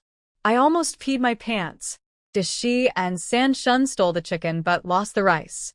Not only did they not get the wolf meat, but the chickens and sheep in their home were also taken away for nothing. "In the future, I will hide from wolf cubs. This is too scary. Those wolves can probably bite my neck off in one go." Everyone talked excitedly and fearfully all night, and only went home to sleep when it was almost dawn. Xia Huanhuan thought that this matter was over. Unexpectedly, a few days later, the county militia camp sent more than a dozen people, all holding hunting rifles and hunting knives, intending to go into the mountains to hunt wolves. It turned out that the sheep and chickens in Dashi and Sanshun's home were taken away, and they also lost face in the village. Feeling indignant, they went to the county to file a complaint, saying that there were wolves in the mountains that were harming the village, and asked the county to send people to hunt wolves. Xia Huanhuan was very angry when she heard the letter. Originally, humans entered the forest and occupied the habitat of the wolf pack. They caught their cubs and took revenge, but they still refused to give up. She watched those people enter the mountain and did not dare to neglect them. She hurried into the house and went directly into the deep mountains from the space. She teleported directly to the place where she had seen the snow wolf before, and then followed the traces for a while and found it, or it could be said that the snow wolves found her. The little snow wolves that were rescued a few days ago all ran over excitedly and circled around her legs without any hostility. Xia Huanhuan also saw the leader wolf, who had taken her to find ginseng again. Xia Huanhuan told them with words and gestures that someone was coming to catch them, and they were all carrying hunting rifles. Then, she took out a big white pig from the space and put it back into the space. The snow wolves had seen her take out big white pigs from the space several times, so they were not surprised. Xia Huanhuan picked up a little snow wolf cub and said with gestures, "What I mean is, I will take you all into my space first and then let you out after those people leave. What do you think?" Then Xia Huanhuan tentatively took a little snow wolf directly into the space, and then came out alone. The snow wolves were a little anxious when they saw that the little snow wolf cub was gone, but they did not attack Xia Huanhuan. I don't know if it understood what Xia Huanhuan meant, but the injured snow wolf walked towards Xia Huanhuan. Xia Huanhuan was stunned for a moment, and then she was moved and took the snow wolf into the space. With this beginning, in the end, the whole wolf pack was taken into the space by Xia Huanhuan. Xia Huanhuan returned home again, still busy with household affairs, pretending to be nothing. Anyway, there are so many animals in the space, and the wolf pack can't starve. Moreover, the temperature is suitable, and there are hot springs, which is much better than the icy environment outside. The militia searched the deep mountains for a day and a night, but they didn't find even a little wolf cub. they had to give up and scolded Sanshun and Dashi. Everyone guessed that these wolves had never offended humans before. Now that they had a conflict with humans, they probably migrated to deeper mountains, so they stopped chasing them. After 2 more days, Xia Huanhuan saw that the matter was completely over, and then she went into the mountains and released the wolves from the space. Those adult snow wolves were fine, but the 7 or 8 little wolf cubs probably liked the days of living in the space, and they kept crying pitifully around Xia Huanhuan. However, Xia Huanhuan didn't plan to adopt them in the space for life. After all, in the space, except for her, the owner, the growth rate of animals and plants is faster than outside. Although the wolf pack is not so exaggerated, 1 day inside is equivalent to 10 days outside. So, although it is comfortable, the lifespan will be shortened a lot. Apart from anything else, when those little snow wolves came out, their bodies had grown a lot. The adult snow wolves nodded slightly to Xia Huanhuan, as if to thank her, and then they held the noisy wolf cubs in their mouths, turned around, and disappeared into the depths of the forest. Xia Huanhuan watched for a while, and then caught a few wild rabbits and wild pheasants and put them in the backpack. By the way, she also released some wild animals from the space before returning home. In the evening, she stewed the wild pheasants into chicken soup and put winter bamboo shoots, wolfberries, ginseng slices, and the like in it. Near the end of November, Zhou Qiuhe gave birth to another son, which made Li Jie very happy.